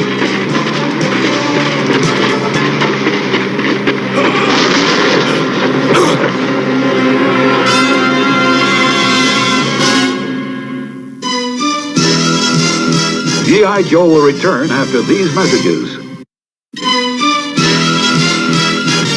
Now, back to G.I. Joe. There goes Cobra with the gold. Head back down the tunnel. Wild Bill, keep track of that train while we get some wheels. You got it. Wheels? What wheels? Wheels are in short supply, Gung-Ho. Well, grab what you can. Move it! I've seen turtles go quicker than this. We'll never catch that train. Wait, I got it. There's an old friend of mine lives down this road.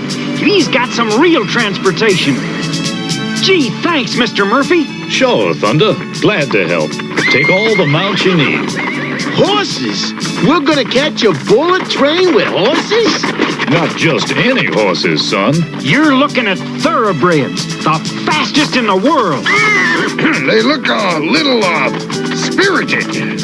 You'd rather have a nag? Well, to tell you the truth...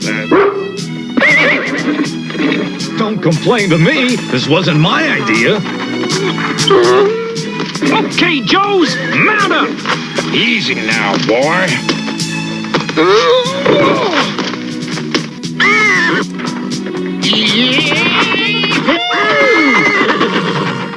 If at first you don't succeed...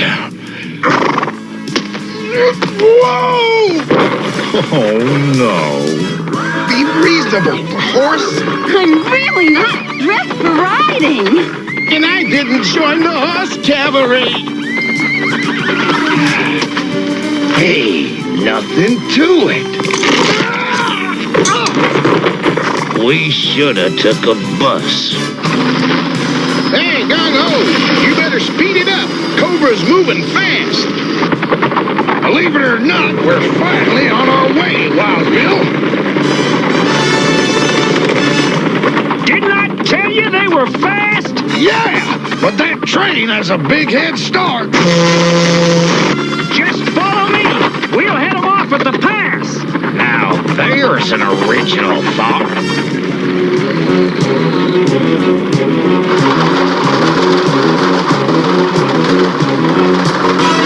They'll never catch us now.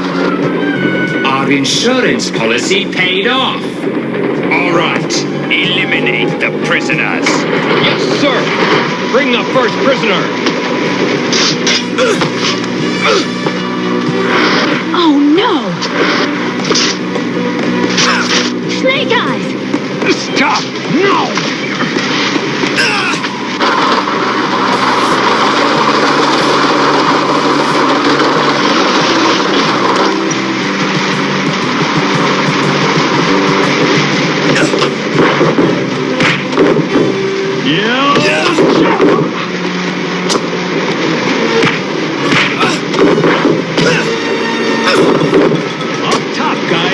Get to the engine and stop this train. Why not? I've got nothing better to do.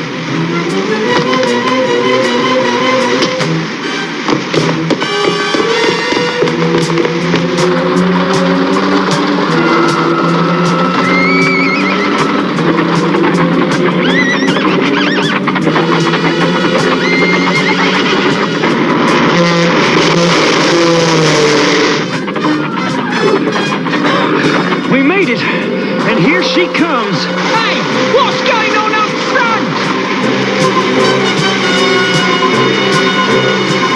Oh, no!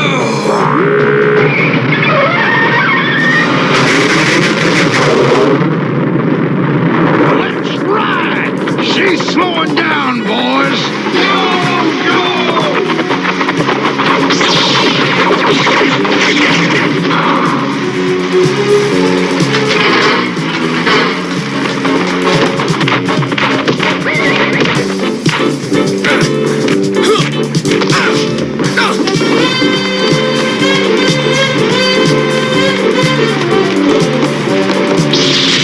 Let's get this crate moving, Zartan!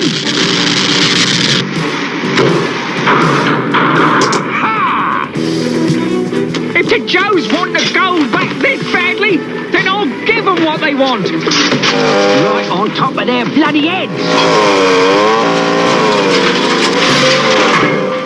Blast it all! It didn't work! It's your turn, Zartan. That's not nice!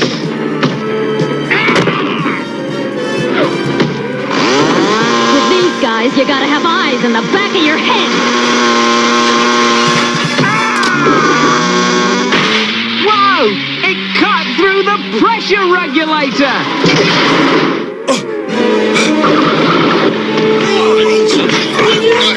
Zartan, she's gonna blow!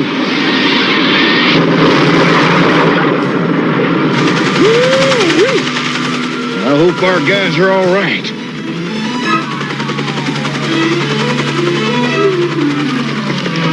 This will not be forgotten or forgiven, G.I. Joe.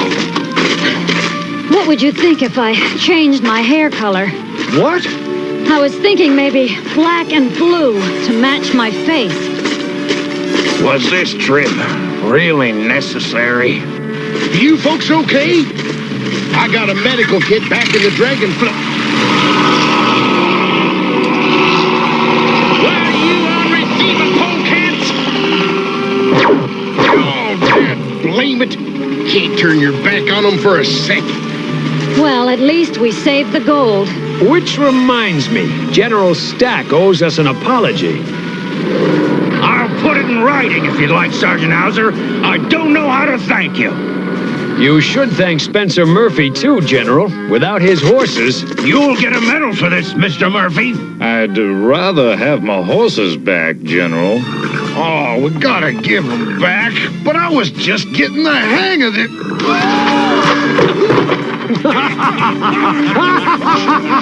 Go ahead, laugh. There's more than one way to ride off into the sunset.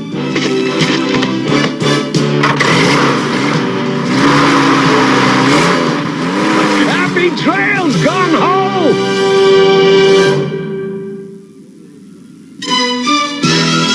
G.I. Joe will return after these messages.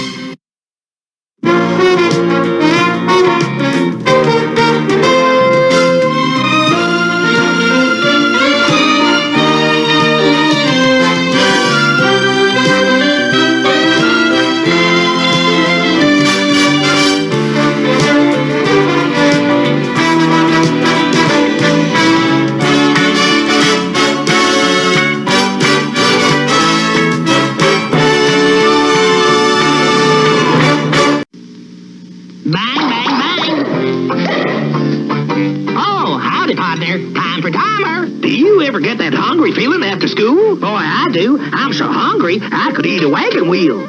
When I'm slow on the draw and I need something to chaw, I hanker for a hunk of cheese. When my 10-gallon hat's a feeling 5 gallons flat, I got something planned, which is little cheese sandwiches. Come on.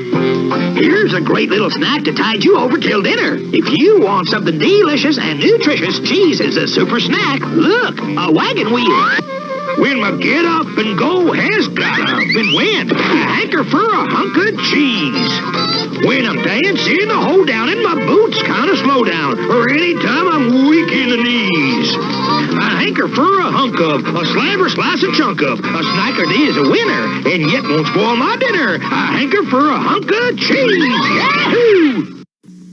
And now, these messages.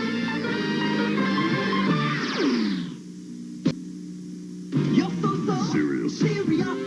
But you still can have some fun. You can Jump it up. gum it up with new wax fruit bubble yum. You can live it up, wacky fun is on the way. I'm not giving up till you yum it up today. It's wacky taste that's popping up all over. Yum it up with bubble yum. I love to yum it up in wacky fruit bubble yum. Yum it up with bubble yum. You can win a Schwinn bike or a cassette player. Enclosed stamped self-addressed envelope for free entries. Write Tootsie Roll, Box 3554, Libertyville, Illinois 60198. Bike odds 1 in 8600. Cassette odds 1 in 2150. The world looks mighty good to me, 'cause Tootsie Rolls are all I see. Whatever it is I think I see becomes a Tootsie Roll to me. Zeroni! You can taste the fun of make-believe with Chef Boyardee. Animal shapes, roller coasters. You can go anywhere you want to be with Chef Boyardee. Wavy macaroni tastes great. Yeah, and good for us. Tomorrow, ABCs and 1, 2, 3s. Thank goodness for the fun of Chef Boyardee.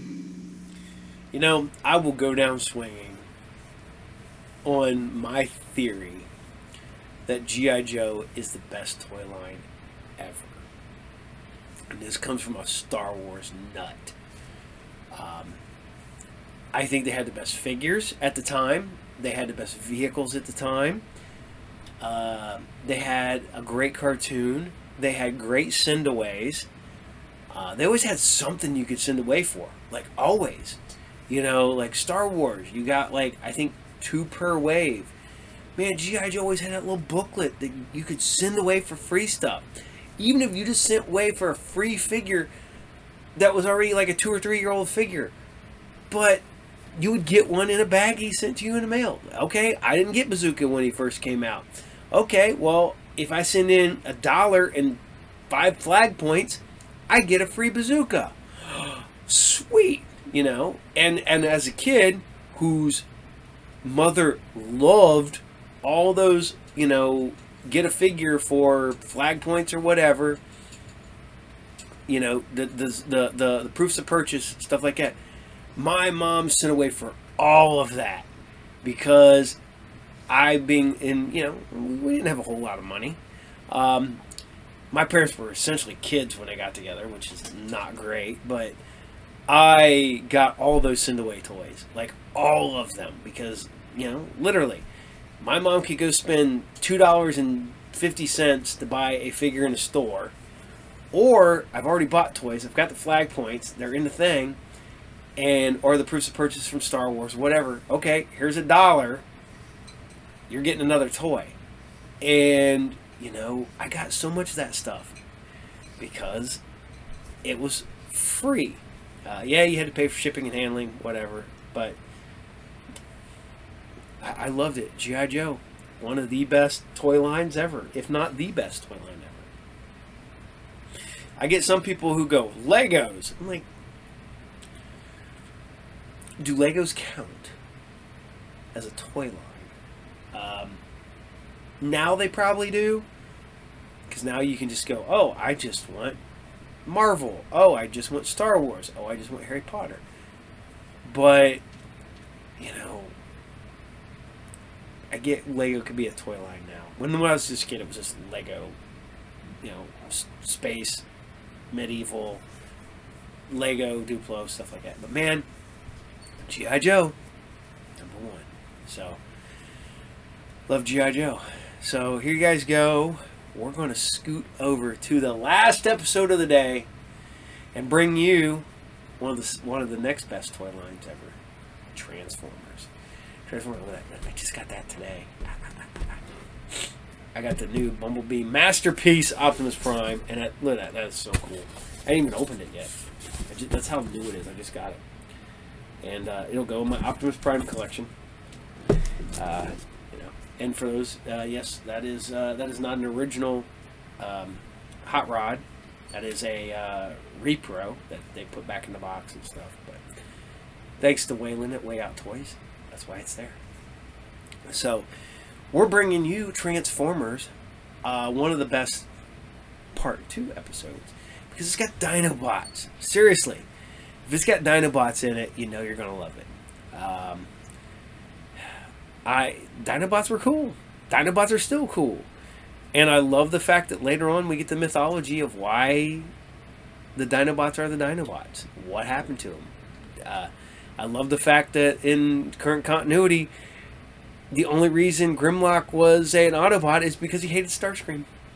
So, I just love that was his driving force behind being a good guy, is his hatred for one of the bad guys.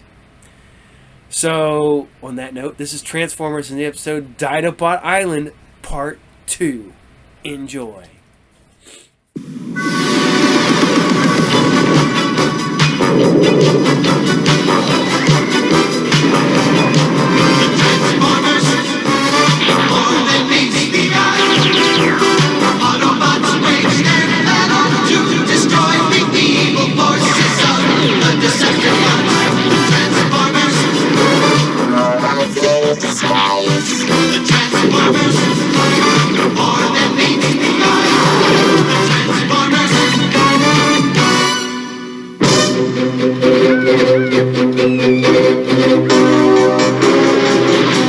The exile of the Dinobots to a mysterious island leads Megatron to tremendous primal energy sources. But has he sealed the fate of the Earth as well as that of the Dinobots?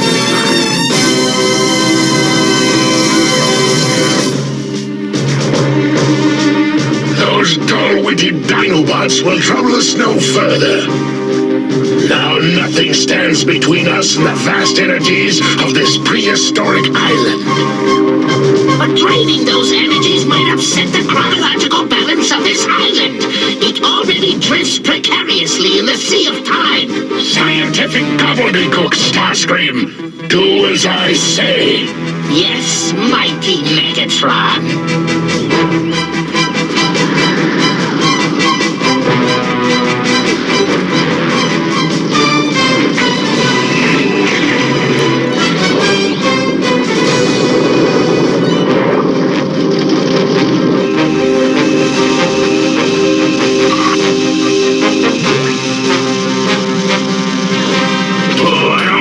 this, Ramjet. Something bad is happening.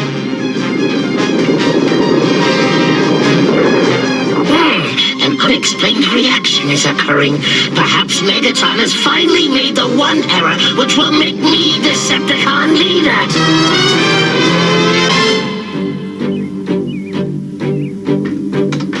There, the old control room's back to normal. You'd never guess the Dinobots almost turned into chrome crumbs. Well, they won't do that again. At least not while they're training on Dinobot Island. You've done an admirable repair job, Ratchet. I had a pretty good assistant, Optimus. I still have a ton to learn about these fancy Autobot gizmos, but I gotta keep up with Spike. Hey, where is that son of mine? He went to the library with Bumblebee for some books on dinosaurs. I'd have thought he'd be dinosaured out after his experience on Dinobot Island. What's that? More bad news? Teletran 1's picking up a strange energy disturbance. Any details, Wheeljack? It appears to be some kind of time warp. Can you get a fix on it? No problem. It's in the vicinity of the city, near the library. Hey, that's where Spike went. Think there's a Decepticon connection, Optimus? Indeed. Ironhide, Sunstreaker, Sideswipe, Huffer, Hound, transform and start your engines. Roll out.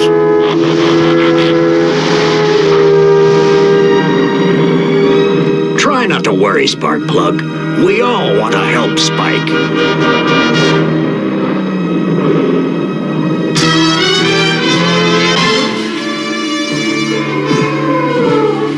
Burrito,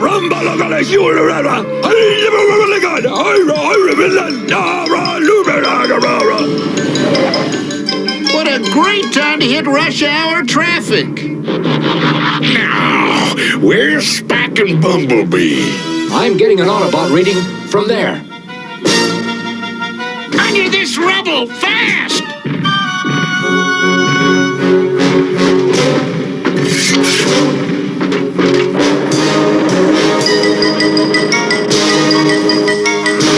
About time you guys showed up. What about Spike? Is he... Not a scratch, Ironhide. Though I can't say the same for Bumblebee. He protected me with his body. He's a real hero. Anybody'd have done the same. Warning, Optimus Prime. The energy disturbance is directly ahead. Let me get a better look and... Huh? What are they? New Earth-like forms? Or old ones that entered this era through that time warp. There's something on the other side of the warp, and it's coming through!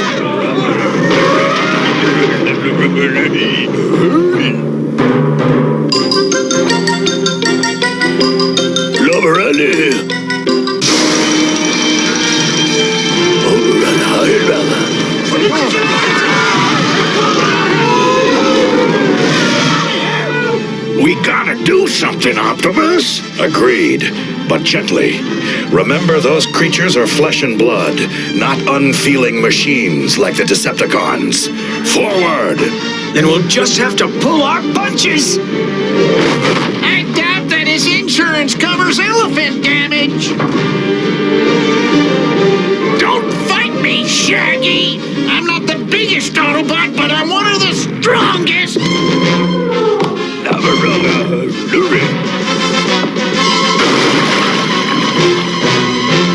Hey, don't you guys know there are laws against littering? No? Well, stick around till you do.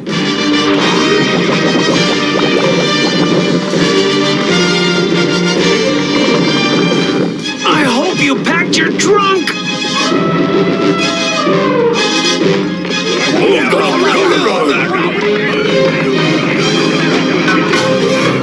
Why, you unwashed primitives? You could have fissured my finish! Huffer, Ironhide, Sideswipe. We must put the animals where they'll be safe and out of the way. And I know just the place.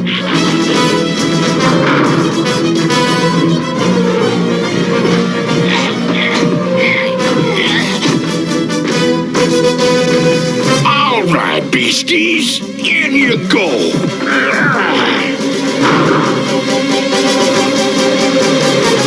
It can't be. What, Optimus? The time warp is closing. In a few moments, these barbarians and mammoths will be trapped in today's world forever. The Transformers will return after these messages. We now return to the Transformers. We must get the barbarians and mammoths back through the time warp before it closes. Maybe we can slow it down. Ready, Sunstreaker? I believe I can solo this sound.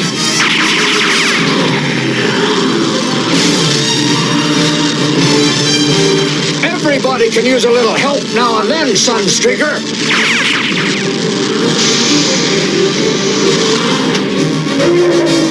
Come on, you walking shag rugs. Time to go back to your time.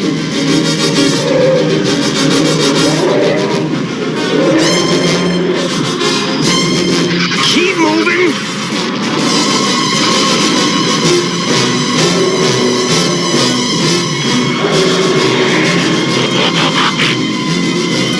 That should do the trick. Phew, I thought they'd never leave. There were no Decepticons around, but someone or something must have caused that time warp. Then again, it could have been a freak event. Say, Optimus, I know who might be able to figure out what happened. Chip and Teletran 1. Teletran 1 should solve the mystery, Optimus Prime, with the right input. You'll do it, Chip.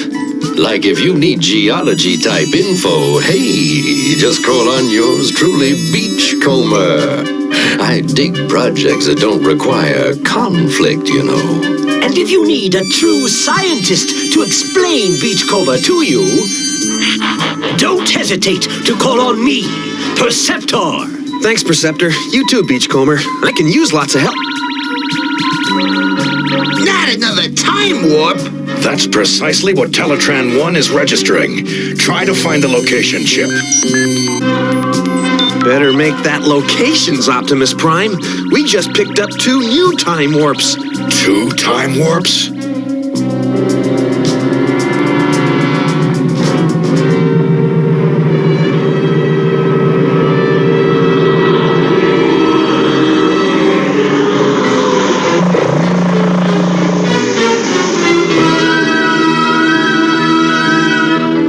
Avast, you scurvy swabs!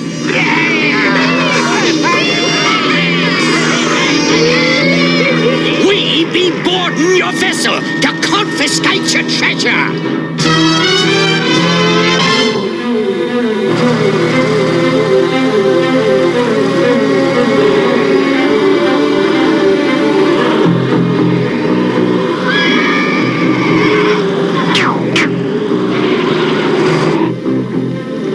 Don't rightly know where this trails are taking us, boys. But since we're running from the law, we'll get away faster if and we rustle these newfangled mechanical horses. According to my radar, we're almost at the time warp. Who needs radar, Sea Spray? Use your optic scanners. We be wanting your treasure and the winches too. Oh, cool off, Long John. What sorcery be this?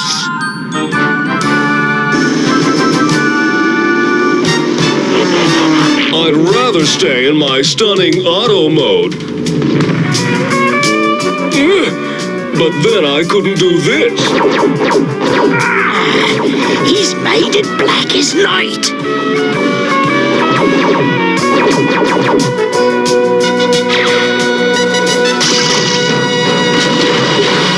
I know what you mean, Trax, but different strokes for different blokes. Come on, Trax.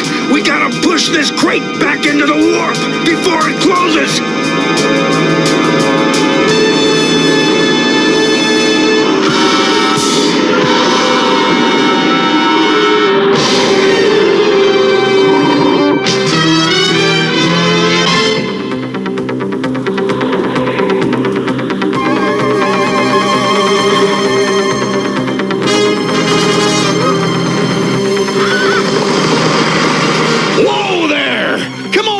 Let's whoop these that berm tenderfeet!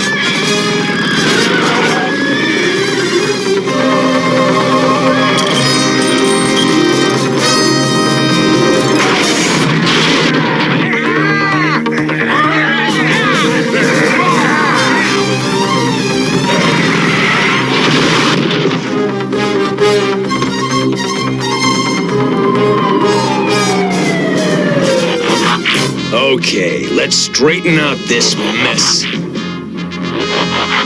Talking horseless carriages, what's next? Disarmament, acid pellet style. Next, how about number 1 on the bottom 40? This trail's spooked, boys! Mount up! We're riding! Not in this direction, boys, don't you dare! Pitch in Inferno, or do you want me to do it all by myself? Let me put out their fire for good!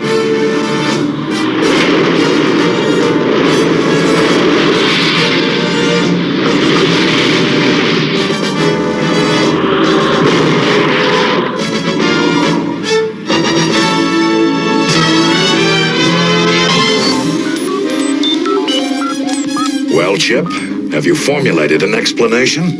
The time disturbances can be traced to Dinobot Island. Something is making this volcano active again.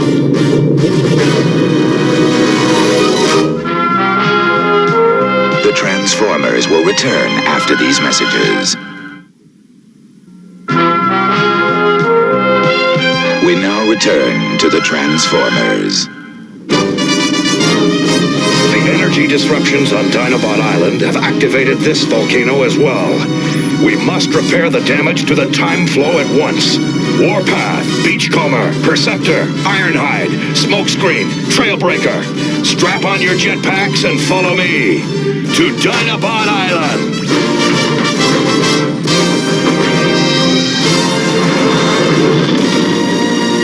More Energon cubes! More, I say! No! We have violated this island with cataclysmic results!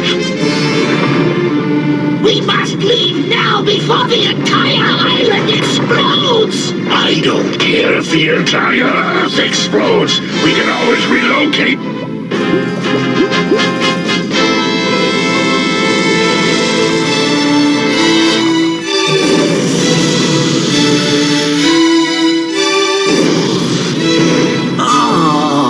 Slag tired.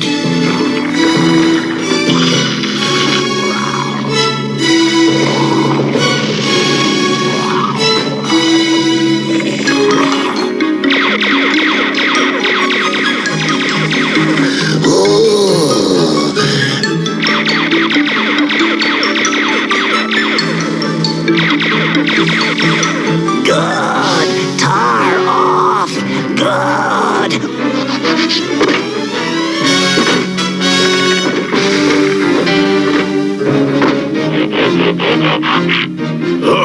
Free! Me, Grimlock, everybody free! But Dinobot Island in danger! Maybe Decepticons do bad stuff to Island. Then we do more badder stuff to Decepticons. Melt them down! Yes, yes, yes! Wreck Decepticons now!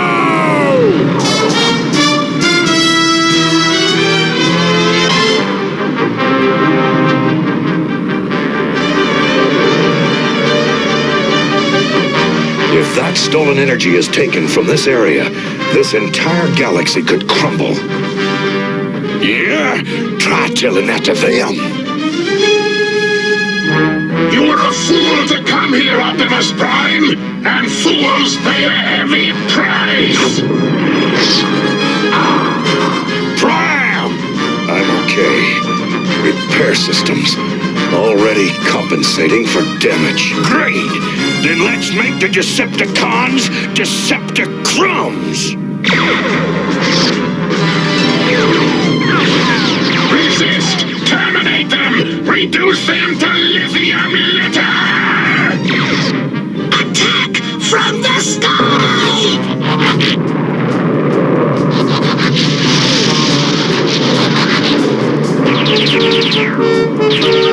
Zowie! Wham! Bang! I'll blow them out of the blue, Perceptor! They don't call me Warpath, cause I'm gentle! Boisterous clown! You won't hit anything with your circuits nullified! Oh, null ray! Disrupting electron flow! Soundwave! Prepare to receive!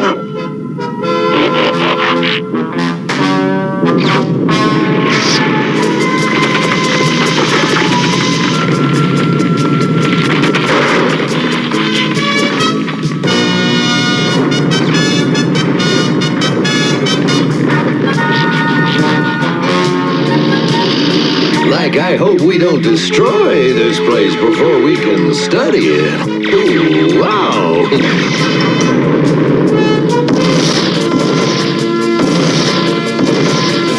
Hang in there, Beachcomber! Here comes the cavalry! Da-da-da-da-da!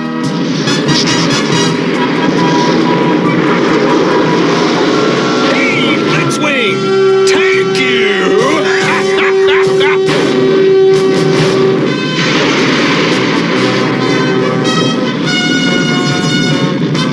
Grimlock, we attack Decepticons now? Yes, but not alone.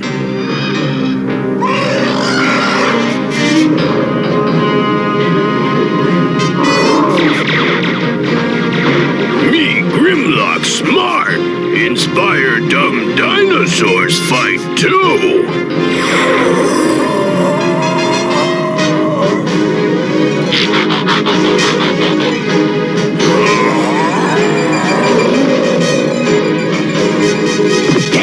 Inspired, all right. Now we fight together.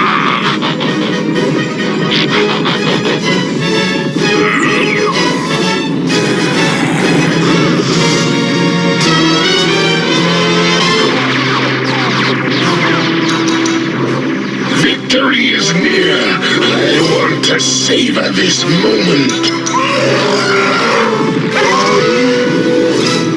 Never mind the Autobots! Repel those monsters!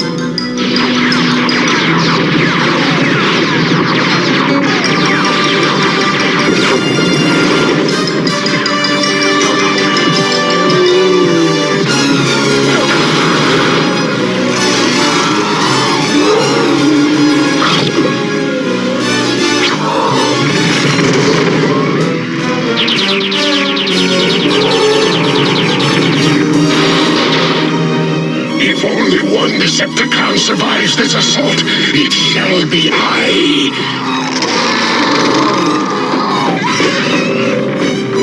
No! It is impossible! I saw you buried beneath the tar pits! You wrong, and you ugly too. Retreat, Decepticons! This battle has been lost!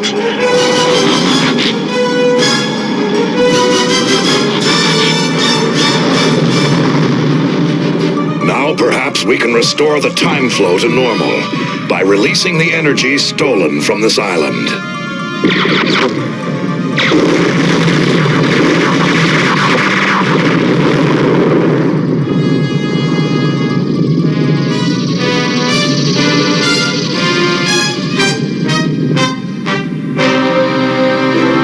The Dinobots have not only proved they can control their powers, they have also demonstrated that they have great value to our cause. They will remain at Autobot headquarters from now on.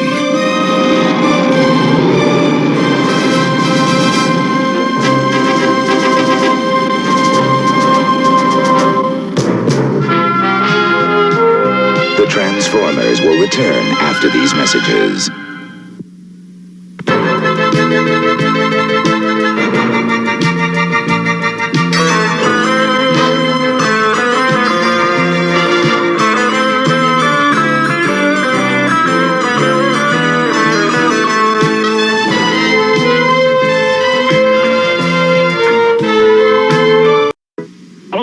the Typhoon, the only 9.6V radio-controlled hovercraft in the world. The Typhoon hovercraft blasts over the ground on a cushion of air. You command the Typhoon by radio control. 3 powerful turbo motors for straight-line speed. Do a 360. Now, Typhoon hits the water. Incredible. The RC that runs on land and water. Typhoon. You've got the turbo power to handle anything. Typhoon, the only 9.6V radio-controlled hovercraft in the world. And only Tyco makes it. Batteries not included.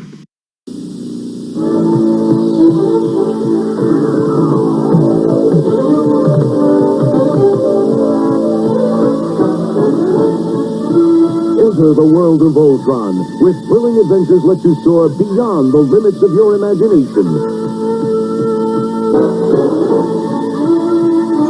Where the valiant Voltron force merges together in their robotic lions to challenge the might of King Zarkon's demonic minions and menacing machines.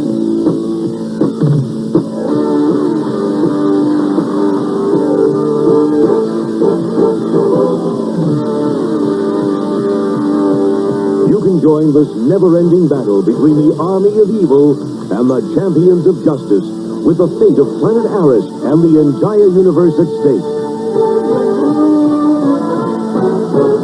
Voltron action figures, lions, and vehicles, each sold. You can make the good guys better. Armed force, roll up! You can make the bad guys badder. Saw boss, roll them into battle. Real warriors, quick changing fighting machines. Bad guys approaching. Quick, stack and attack. You can stack and attack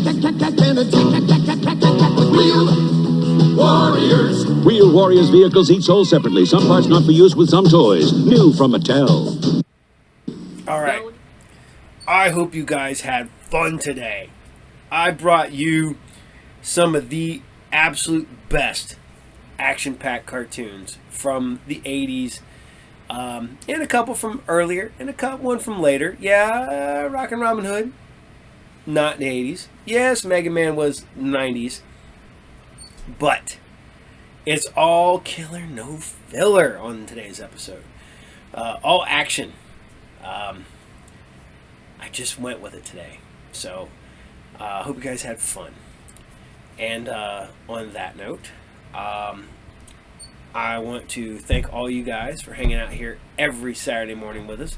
I want to thank everybody over there at Way Out Toys, hanging out, drinking your coffee, eating your bagel, your Danish, Waylon over there. I want to say hey to Autumn. If you're sitting right there, you're probably sitting at your computer, Autumn, or you're on your husband's phone.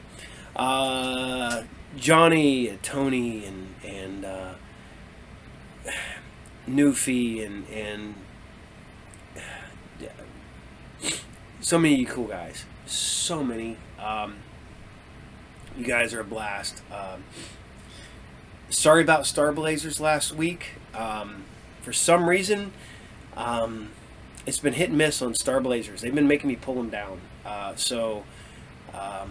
Unfortunately, Star Blazers will probably no longer be on here. A few cartoons have been pulled since I started doing these. They took a lot of cartoons away from me, but I still get them. So I will keep bringing you cartoons until basically they shut me completely down, and we'll go from there. I got an idea for next week already, so I'm working on that one. I want you guys to remember Fridays, Sci-Fridays, Saturdays, Saturday morning serials. Group therapy is back. Talk and Roll is in a weird limbo, dealing with, hey, who would guess musicians would be kind of hard to get booked on a show? Because they all have a lot going on. Like me, I have a lot going on. So I want you guys to all have fun, take care, hang out, love each other, and have fun. And remember, just because you grow older doesn't mean you have to grow up. And there's always, man, take time out of your day. Be a kid for a little bit, once a week. If you can be a kid with your kid. or your grandkids, or your niece or your nephew. Just have fun, man. Enjoy, simpler things. And on that note, I want you guys to all take care, and I'll see you all there. Captain out. Bye. This Saturday morning marked the first time that no cartoons aired on an American broadcast channel. The last channel still showing cartoons pulled the plug. Cartoons were the dominant morning program from the 1960s through the 1980s.